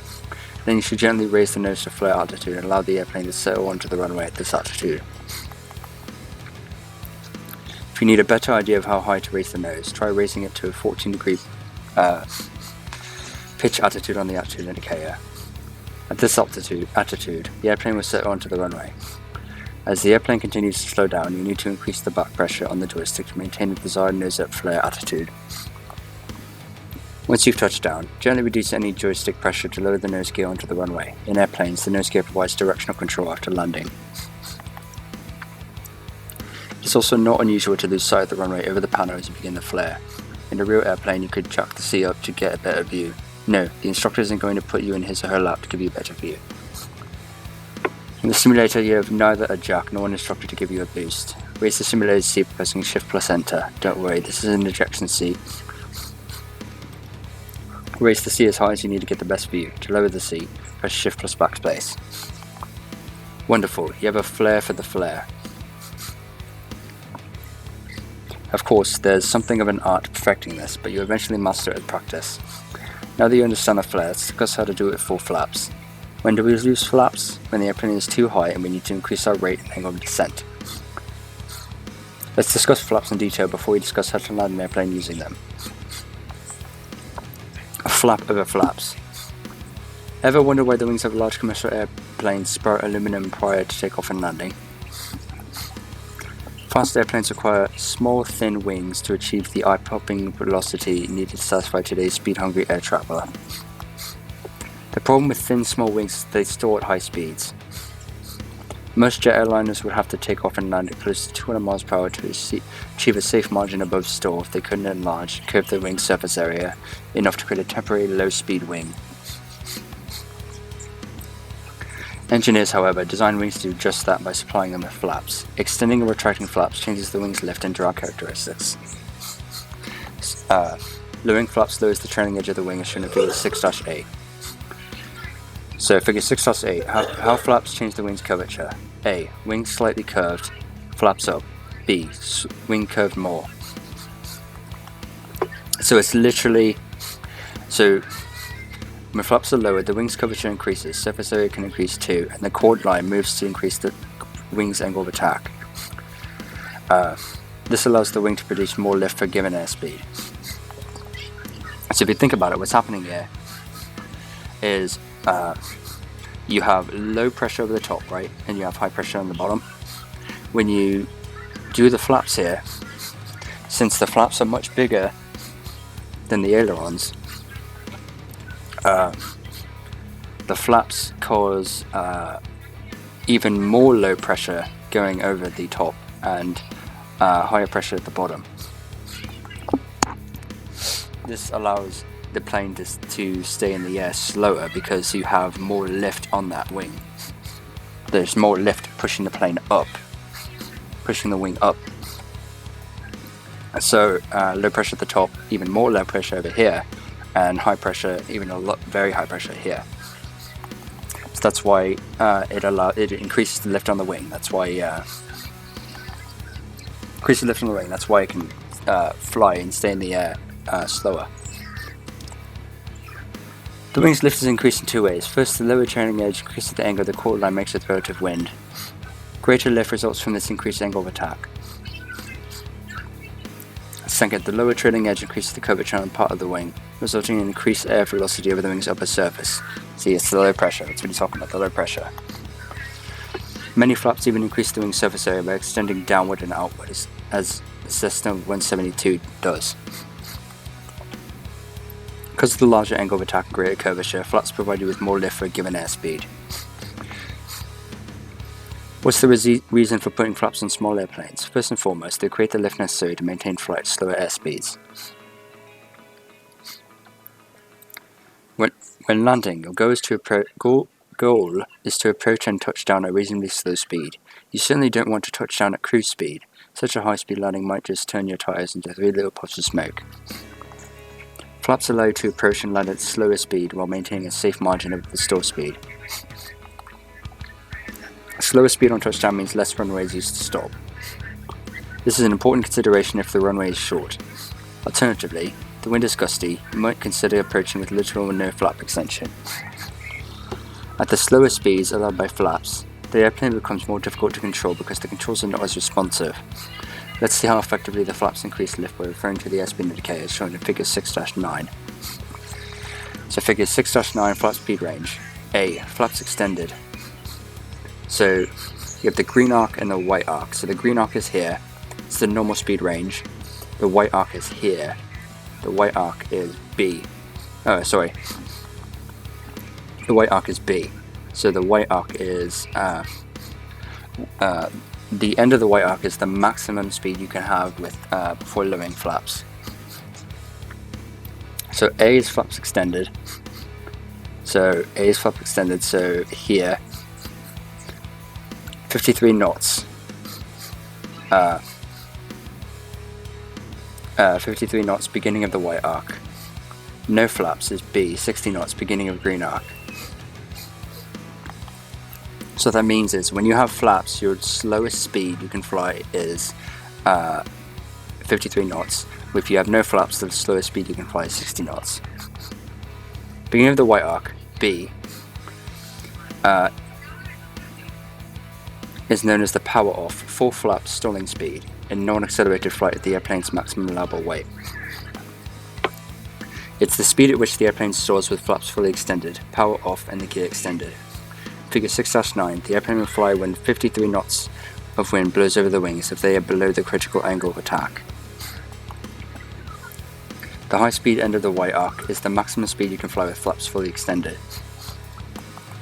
Flying beyond this speed can damage the flaps. In this example, you wouldn't want the airspeed indicator to indicate more than 107 knots with flaps extended. Some airplanes are allowed to fly at a higher speed with partial flaps extended.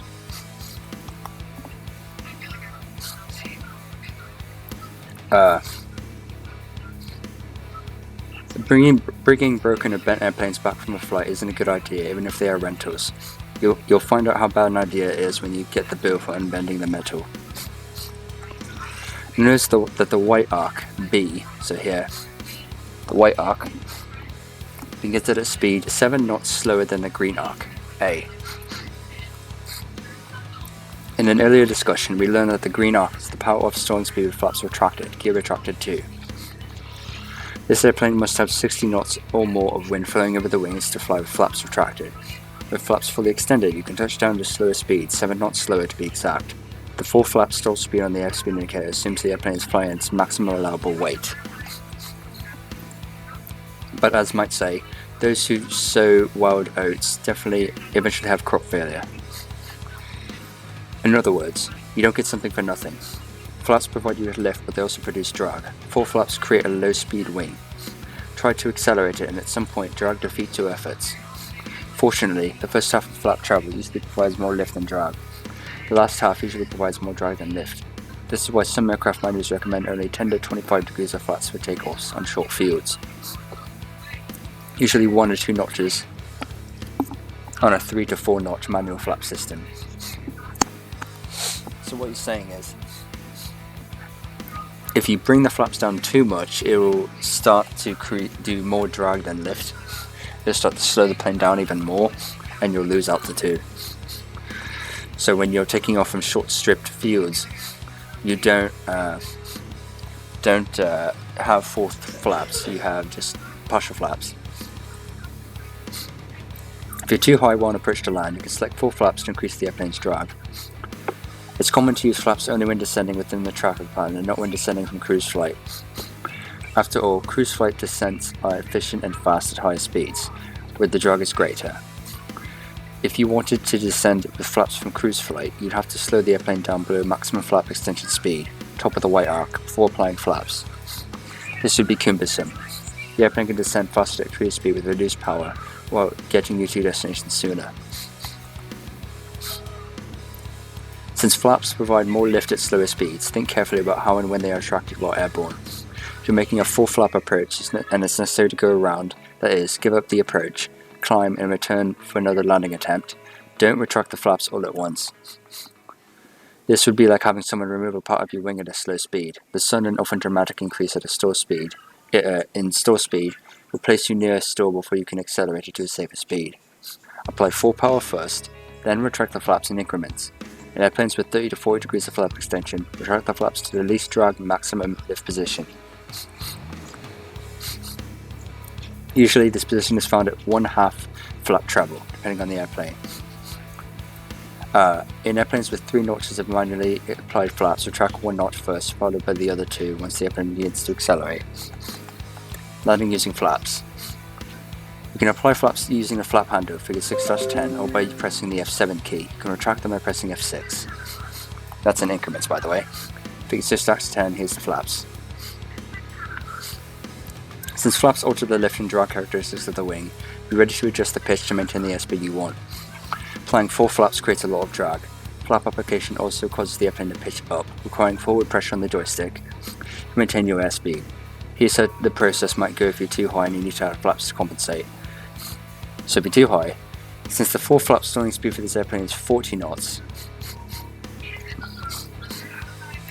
that's where the white arc begins on the airspeed indicator, you'll want to approach at a slightly higher speed. Remember, pilots use an approach speed that's 30% above the stall speed for the airplane's present configuration. For this simulation, let's use 60 knots. While approaching without flaps at 65 knots, let's assume we notice the runway is disappearing below the top of the airplane's panel, figure 6-11. This is one cue that you're going to be too high on the approach. Now it's time to add flaps, or more flaps. You'll press S7 once to lower 10 degrees of flaps. You also have to apply a little forward pressure to correct for the flap-induced pitch up, and then readjust the pitch for a final approach speed of 53 knots. Don't forget to trim. You'll apply the other 20 degrees of flaps in 10-degree increments by pressing F7 2 or more times until 30 degrees of flaps are extended. That's 4 flaps for this airplane. As you press F7, make sure you adjust the pitch for 60 knots of airspeed. If flap usage is sufficient, you'll notice that the runway stops disappearing underneath the airplane. The airplane is also pitched forward a bit, allowing for a better runway view. The descent rate will also be increased, and the airplane will fly at a slightly less of a nose-up pitch as a result of flap application. That is, with flap application, the nose gear isn't as far above the main gear, and the additional region for the flare, as shown in figure 6-12. One of the first things you're sure to notice while using flaps is that the rate of descent is higher. That's why the flare needs to happen a little faster when using flaps. When you're at flare height, raise the nose from its present attitude to about 14 degrees nose-up pitch. Hold that attitude until touchdown. Yes, you may hear the stall horn. More on this in the stall section as you touch down, but that's okay since you're just inches above the ground. So why use flaps? They allow you to touch down at slower speeds, which means the airplane needs to dissipate less energy when stopping. Additionally, flaps come in handy when you're too high on approach. They are also useful when landing over an obstacle or when landing on a short runway. This ground school lesson completes your basic student pilot training. Click the fly list lesson now and to practice what you just learned. Once we complete the 2 interactive lessons on landings, you're going to solo. Then you're ready to move on to private pilot lessons. So be prepared to wander the skies alone in search of new adventures. Alright. So fly this lesson now. God, that was a lot of reading. Lesson 6, landings. In this 2-part lesson, you learn to land the airplane. Estimated time to complete about 20 minutes. Acquired knowledge and skills. Reading the ground school material before starting this lesson will help you better understand the skills being taught. The weather. The sky is clear and the winds are calm. Recommended charts. None. About the flight. The start in the air on final approach to runway 19, or runway 19 as they say, at Bremerton National Airport, Kilo Papa Whiskey Tango. In part 1, you will fly through the hoops drawn by Flight Simulator to help you descend and fly to the runway. In part 2, you use the Precision Approach Path Indicator, PAPI, to help you determine your glide path. In both lessons, you learn to flare the airplane above the runway and brake to a stop once on the runway. Key commands to remember, none. Flight criteria. For part 1, you'll be asked to stay within the hoops and raise the nose to 10 degrees nose up pitch when instructed to flare. For part 2, you'll be asked to maintain airspeed no more than 10 knots above and no less than 5 knots below your assigned approach speed. You'll be asked to raise the nose to 10 degrees nose up pitch when instructed to flare. For both lessons, you must land on and come to a complete stop on the runway. So we'll do part 1 and part 2.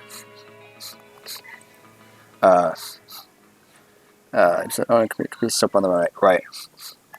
So now we're going to do flight part 1 now. So I'm going to do part 1 now, so let's do it.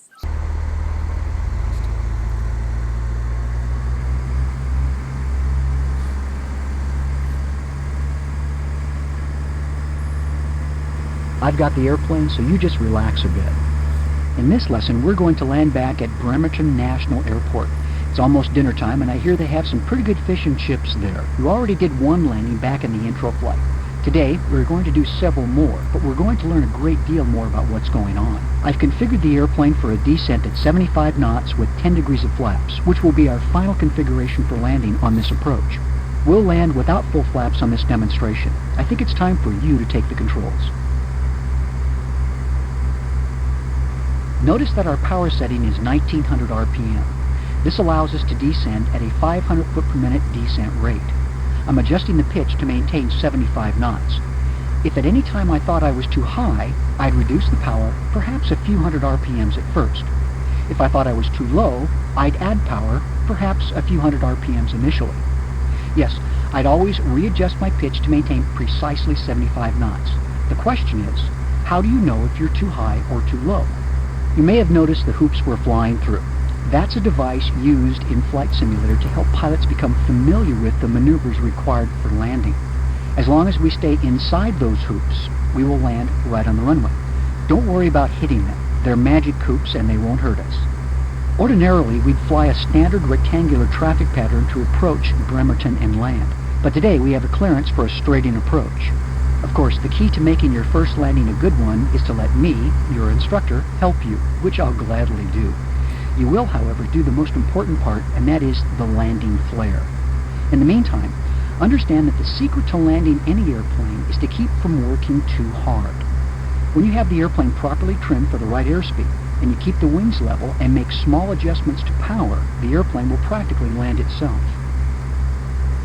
We'll maintain this speed until we're past the threshold and are at 10 to 15 feet above the runway. Then, reduce the power and flare the airplane for landing. Don't worry, I'll talk you through the flare. In the meantime, to flare means to raise the pitch of the airplane just enough so that the main landing gear touches down before the nose gear does. You'll do this by reducing power and pulling back slightly so the VSI shows no more than a 100 foot per minute descent rate.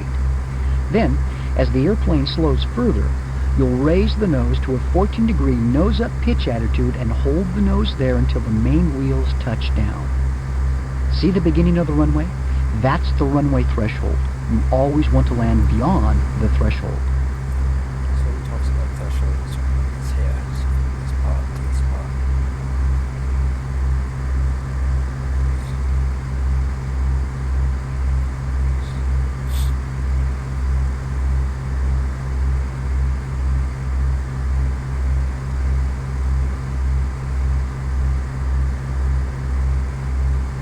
coming up on flare height.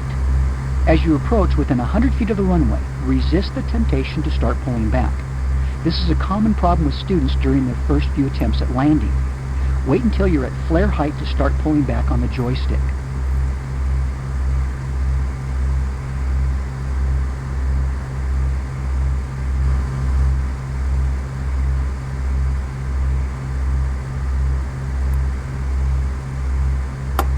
We're now at flare height. Reduce the power all the way to idle and raise the nose slightly to slow our descent rate to less than 100 feet per minute. As the airplane slows down, raise the nose to a 10-degree pitch attitude. Hold the nose there.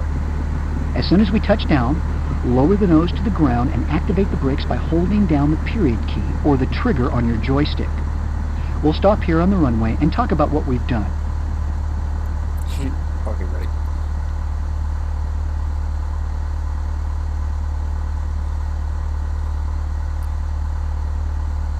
Well done. What we have done here is learned about the poppy, thresholds, and a little about the landing flare. What we are going to do next is the same approach in landing as before, except without the hoops to fly through. This will teach us to depend on the poppy and help us to learn what the runway should look like during the approach in case the poppy is out of service. If you finish the ground school reading on landings, you should be ready to try the second landing lesson. I'll be here waiting for you when you're ready. So we just finished landing part 1. This is what it looks like, okay? This is what we did for the flight analysis.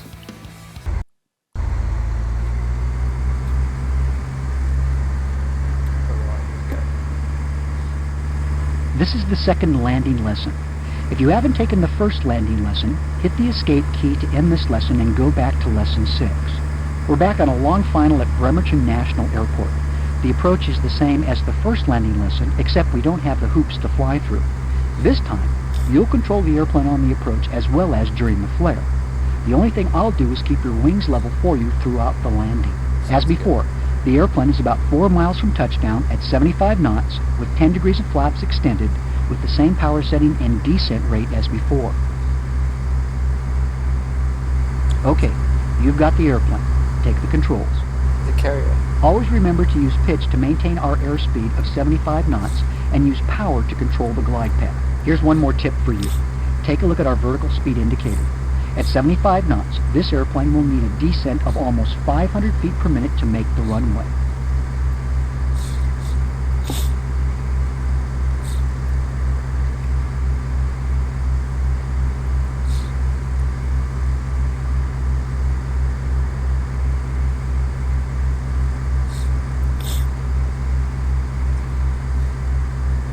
Looking pretty good.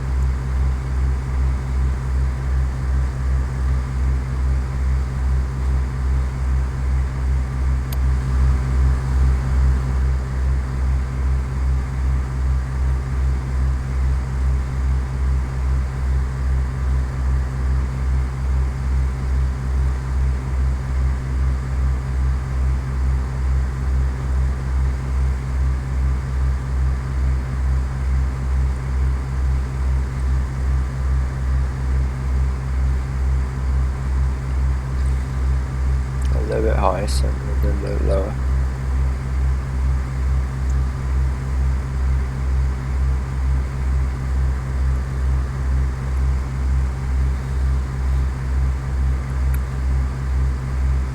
Notice the lights to the left of the runway. That's the poppy or precision approach path indicator. It's a set of lights that change color automatically to help you determine if you're on the proper glide slope. As you approach within 100 feet of the runway, resist the temptation to start pulling back. This is a common problem with students during their first few attempts at landing. Wait until you're at flare height to start pulling back on the joystick. As soon as you feel you're over the runway and at 10 to 15 feet above it, I want you to pull the throttle all the way back and flare like we did last time.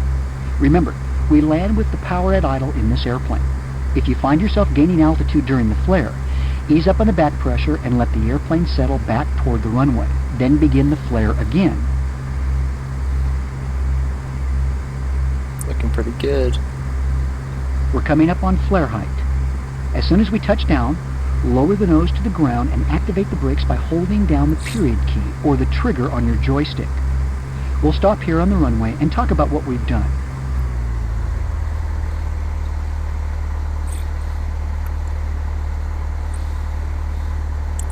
Pull up just a little bit. Rest the sink rate. There we go. Brake.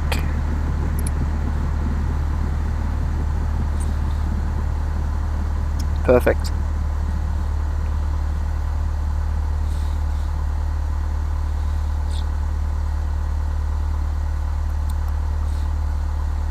Outstanding. In this lesson, we use the Poppy to make an approach and landing without using these simulated hoops in the sky.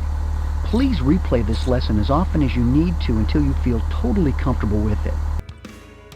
Alright, so that was flying without the hoops.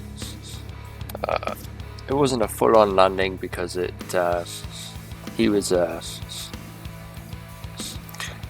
instructor was keeping the bank first. So it wasn't a full-on landing by ourselves, but yeah, so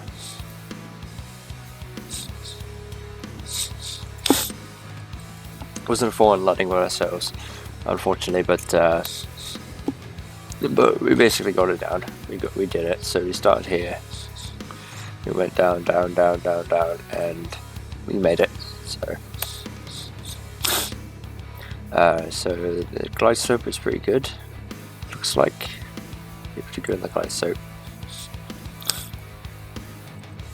That's pretty nice. Alright. So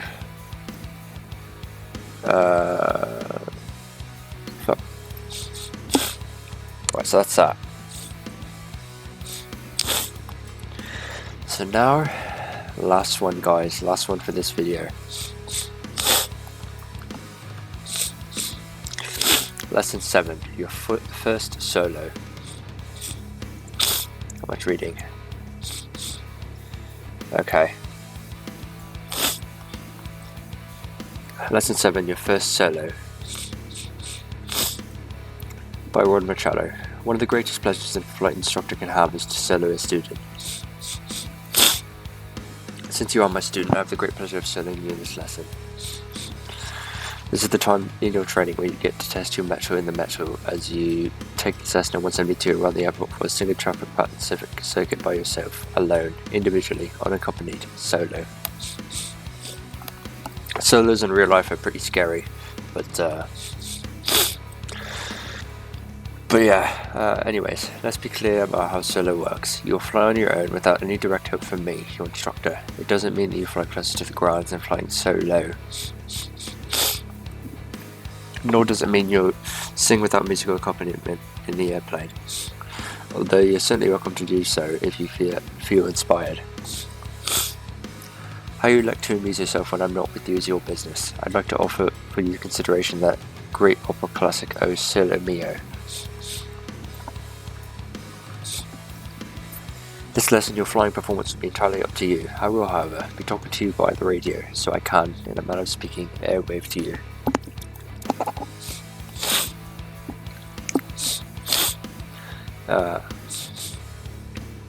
To make this lesson meaningful, I'll provide the directions on when and where to maneuver the airplane. All you have to do is apply the aviation knowledge you've already acquired. Since I'll be speaking to you via radio, I'll tell you when you're clear for takeoff and give you headings and altitudes to fly. This should bring you back for a landing. That's at the same airport from which you departed. I will take you to the left around the airport in a rectangular traffic pattern, eventually landing with runway 19 for landing. So he says, left around the airport, that's a standard traffic pattern, a left-hand traffic pattern. You'll start this lesson by holding in position at runway 19 at Bremerton Airport. You might hear the distant sound of a jackhammer before departure. Don't worry, no one is repairing the runway. It's only the sound of your heart beating. It's quite normal. It's an exciting event and you should be excited. When you're ready, I'll have you release the brakes, apply power and accelerate. At 55 knots you rotate the nose to an initial climb altitude of 10 degrees, figure 7-1.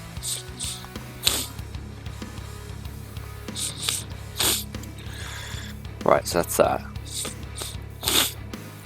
Thereafter you make slight adjustments in pitch to give you the climb speed of 80 knots. At this point, if you want to bellow out a few words to "please release me," this would be appropriate, no one will fault you, so have at it. You'll climb out at 80 knots on a heading of 190 degrees, figure 7-2 to 1500 feet where you're lowered off. So 1500 feet where you're lowered off, climb out at 80 knots, heading 190.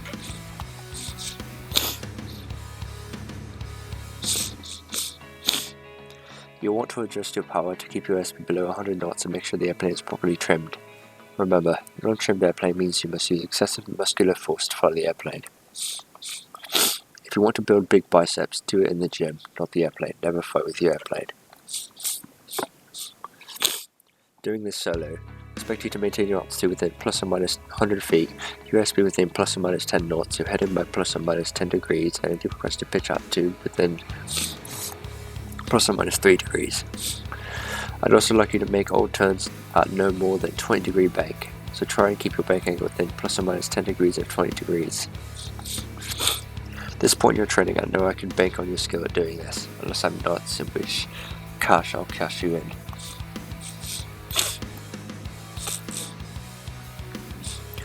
Once you level at 1500 feet and the airplane is stabilized in level of flight, I'll have you make a 90 degree turn to the left to a heading of 100 degrees, figure 7-3.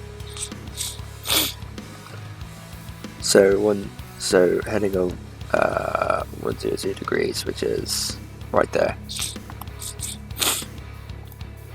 This is called the crosswind leg of the traffic pattern, which we'll talk about later in the private pilot lessons.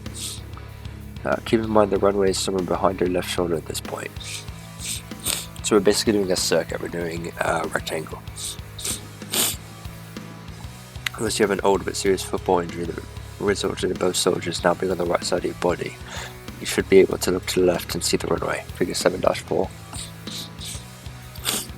So there. If you like to look for the runway, look outside. To look outside the airplane, number 1, make sure you've got number lock on.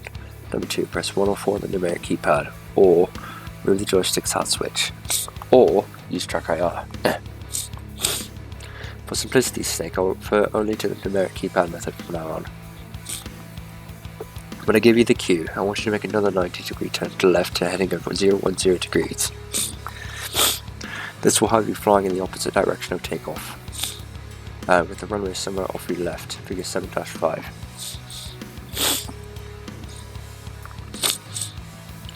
As we took off into the wind, you'll be flying downwind at this time. That's why this leg of our circuit is called the downwind leg. Don't you wish calculus was this easy?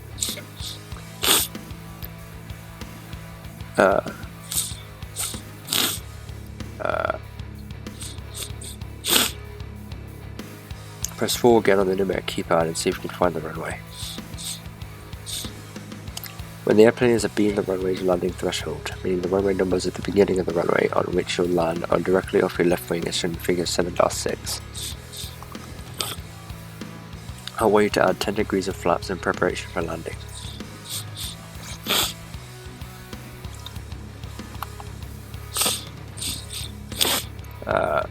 Don't worry about adjusting the power here, just apply the flaps and adjust the pitch to keep the airplane level at 1500 feet.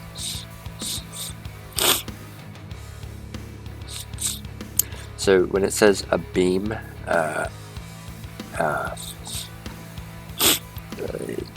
like this is a beam here, where you're to the side of it. Don't worry about adjusting the power here, just apply the flaps to adjust the pitch to keep the airplane level at 1500 feet, then use a little trim to take the pressure off your joystick. Let the airspeed decrease a bit. I'm not worried about having you maintain a specific airspeed at this point. One of the most important things about applying flaps to this position is that it allows you to have a better view over the airplane's nose. This is a good thing. Because if you're going to land, it's very helpful to be able to see the runway. In a real airplane, applying 10 degrees of flaps helps pilots who are vertically challenged to see over the airplane's nose. I've had many young students and a few older ones who weren't yet done with their growth spurt, and they really appreciated what flaps did for them. It sure beats having asked the flight school for a booster seat. As long as the airplane is below 110 knots, you can apply 10 degrees of flaps without worrying about them coming off the airplane. Applying flaps at too high speed can damage them. This would cause a flap, might hurt you in the airplane, and can result in just enough tragedy to inspire someone to write a country and western song about you. Now you're nearing a position where you make another 90-degree turn to the left. When it's time, I'll instruct you to turn left to a heading of 280 degrees shown in figure 7. Figure 7-7, this is what it looks like here. Make the turn at 20 degrees of bank and keep the airplane in a level flight until I tell you to begin descent for landing. Position establishes a base from which we will prepare to land the airplane. This is why this leg of our pattern circuit is called the base leg. I seem to have an answer for everything, don't I? This almost got me in trouble when I was a kid. I was talking back to my grandpa when he said, "Hey, you've got an answer for everything, don't you?" Of course, I immediately replied, "No, I don't." That night I caught him trying to erase my name from my birth certificate. Ouch. When you're in position for the final turn, which aligns you with the runway, I'll give you the cue to make a final 9-degree turn to a heading of 190 degrees. Figure 7-8. This will align you with the runway and put you on what's known as the final approach course.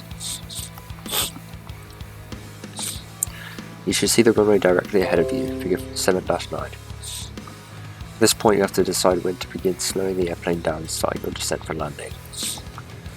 Do whatever you need to do with the power and flaps to land this airplane just as you've done with the previous lessons. I'm leaving all this up to you since this is your first solo flight. Make sure to use the poppy to help you remain on the flight path.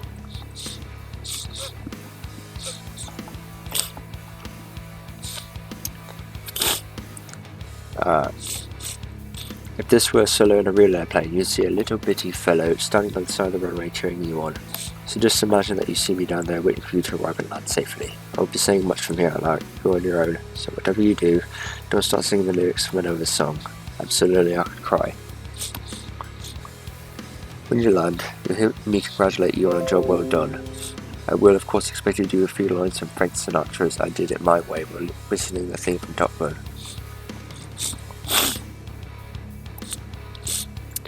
Solos and shirt tails.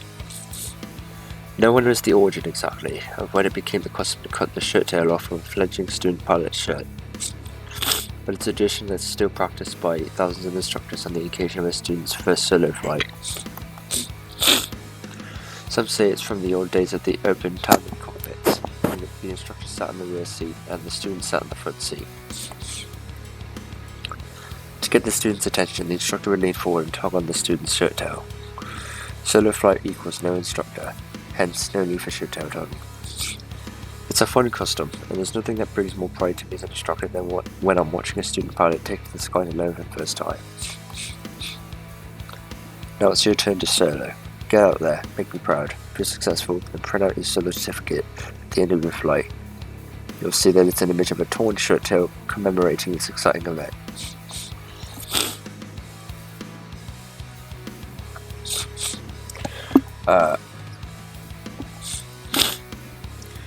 Yeah, so that's that.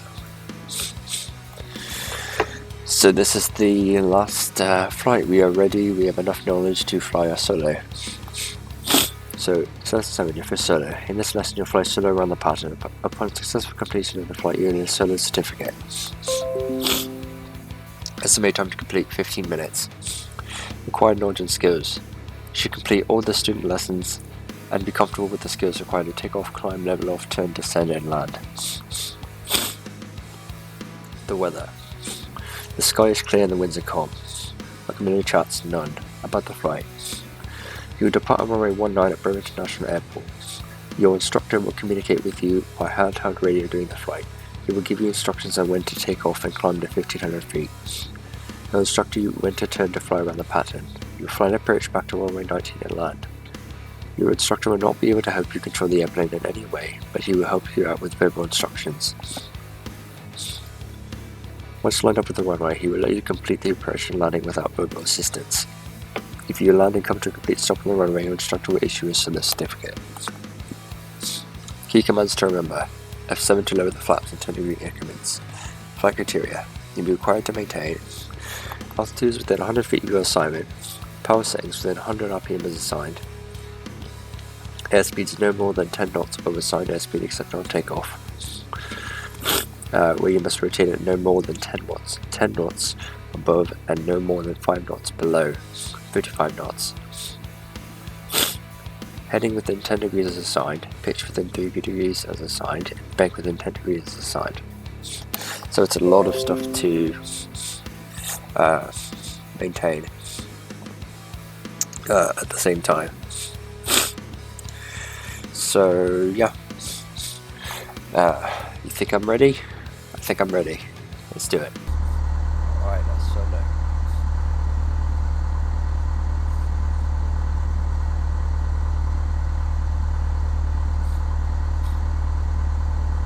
Okay, partner, now for the moment of truth. This is your first solo. You have the skills you need to make a complete circuit around the airport and land. I'll be telling you by radio when to turn to fly the pattern, but I won't be giving you many instructions about flying the airplane. I'd like to see you do that on your own. So I'm going to step out of the airplane now and let you fly by yourself for the very first time. But here's some last-minute advice. Be sure to reduce power as I direct you to when you're abeam the threshold. Don't forget that pitch, power, and trim is your key to a good landing for landing. Notice that the heading bug is set to the runway heading. Through the magic of simulation, the heading bug will move to the heading I want you to fly when I tell you to fly them. So pay attention to it when I tell you to turn. Alright, time to solo. So here you go. I want you to take off, climb to 1500 feet, and maintain 80 knots during your climb.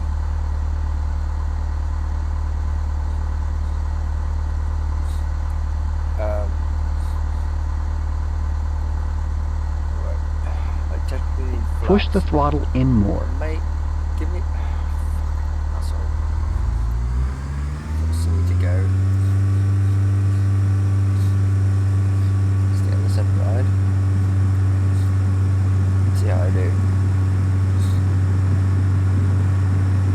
Rotate.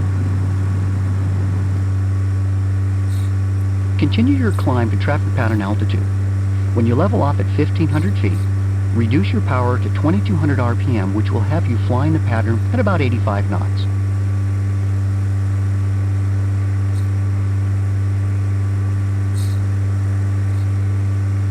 I'm going to trim for this.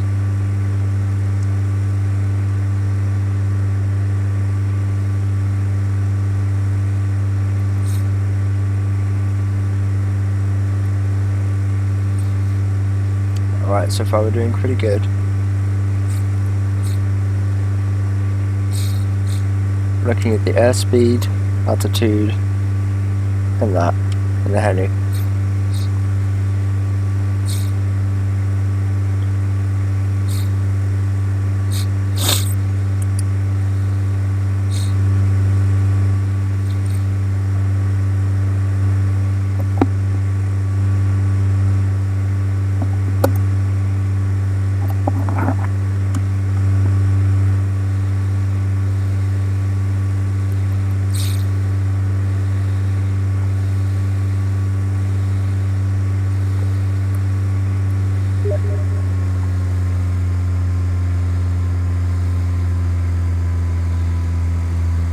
Okay, it looks like you've leveled off. So turn left 90 degrees to a heading of 100 degrees using a 20-degree bank. So 20 degrees.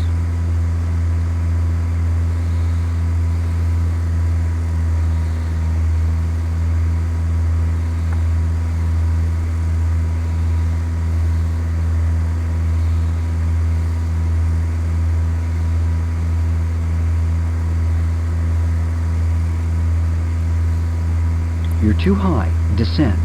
You're not supposed to tell me that.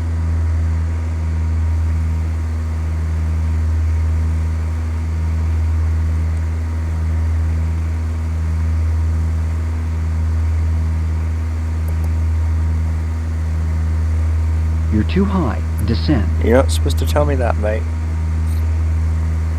It's supposed to be a solo. You're supposed to either pass or fail me. Slow down. Oh my god. It's time to make another left turn. Turn 90 degrees to the left and fly parallel to the runway, opposite the direction we'll be landing.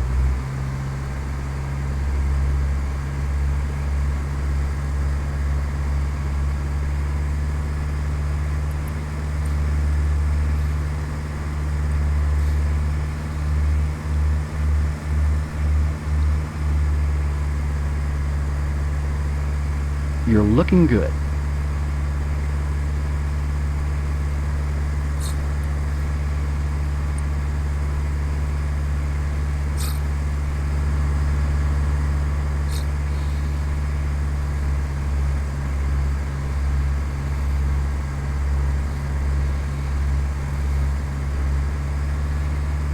I need to trim.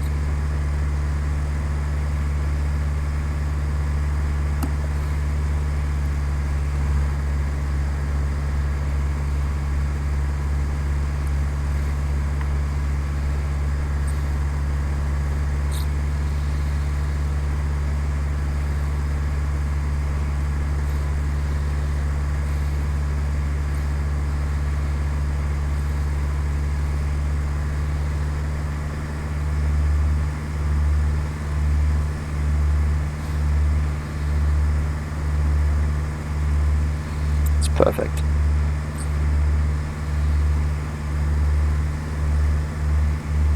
Okay, you're abeam the runway threshold, so apply 10 degrees of flaps, maintain your heading, and descend to 1,300 feet. Now don't forget to use the trim as needed. I need to get rid of the white arc.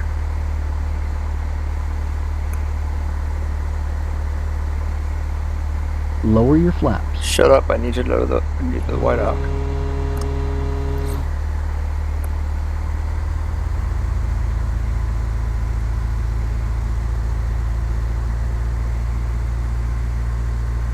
Oh, 1,300 feet, sorry.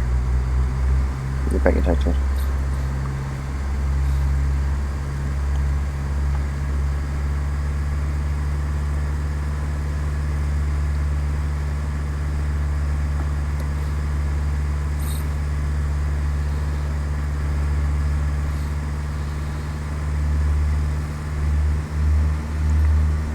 Get some more.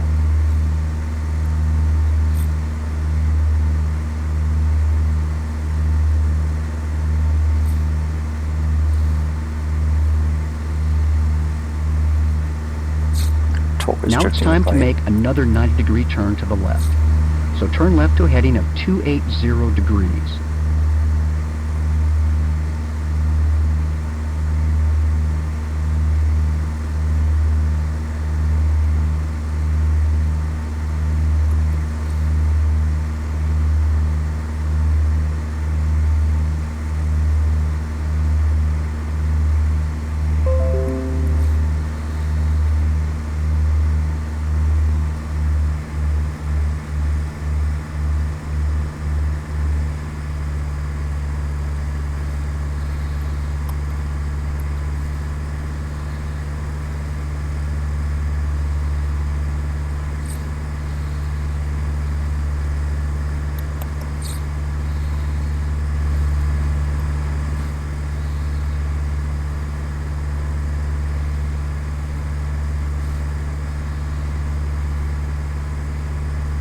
Perfect.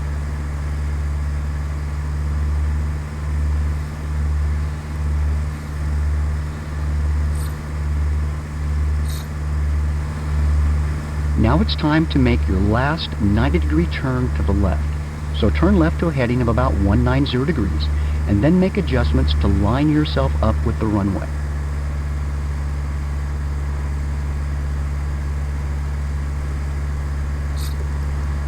A bit less.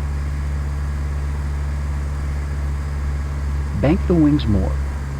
Okay, the runway is in front of you, and it's time to show me how well you can land this airplane.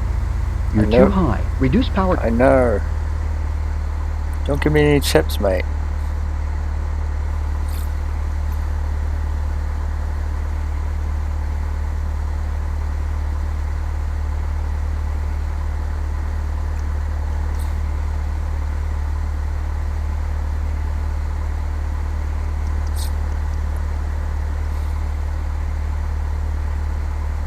Start your descent and line up on a good glide path using the poppy. So come on down here and pick me up, and if you show me that you can land safely, I'll award you with your solo certificate.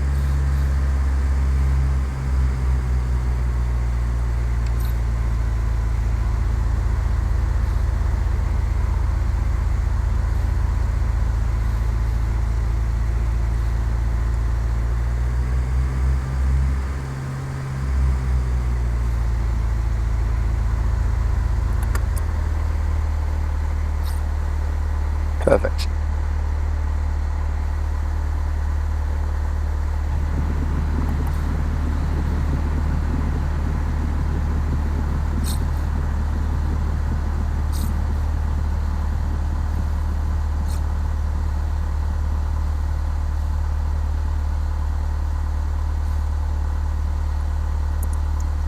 Release the parking brake. Oh my Well god. done. Congratulations on your first solo. You did it all by yourself, and bandages, splints, and paramedics weren't involved. Good show. Nice. That's what that was. Flight analysis. There you go. That's pretty good, man. Do the chocolate button and then we did the second. Did it. Beautiful. I was not on glide slip there, but it was kind of bad, the landing, but it's whatever. Hey! Look at that. Congratulations, successfully passed this check right, please type your name in the space below.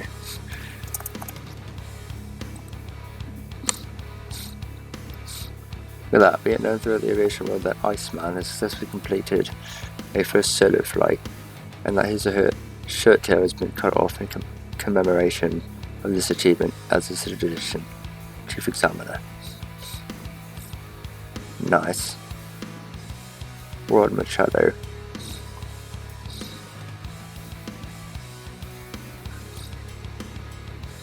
Nice. We did it. Alright guys, that's all for the student pilot lessons. So this for the student pilot portion of the learning center. We did all that and we are pretty much we're done with this video. I know it's extremely long, but I wanted to cover absolutely everything in one so you don't have to go to different sections. So take it on your own pace. Next up we're going to be doing is the private pilot. We're going to be doing the private pilot stuff, training. But we did our first solo and we are a student pilot now because we got that certificate. So with that said, that's all for this part guys. If you liked it, smash a like button like a badass, leave a comment, and I'll see you guys next time. Farewell.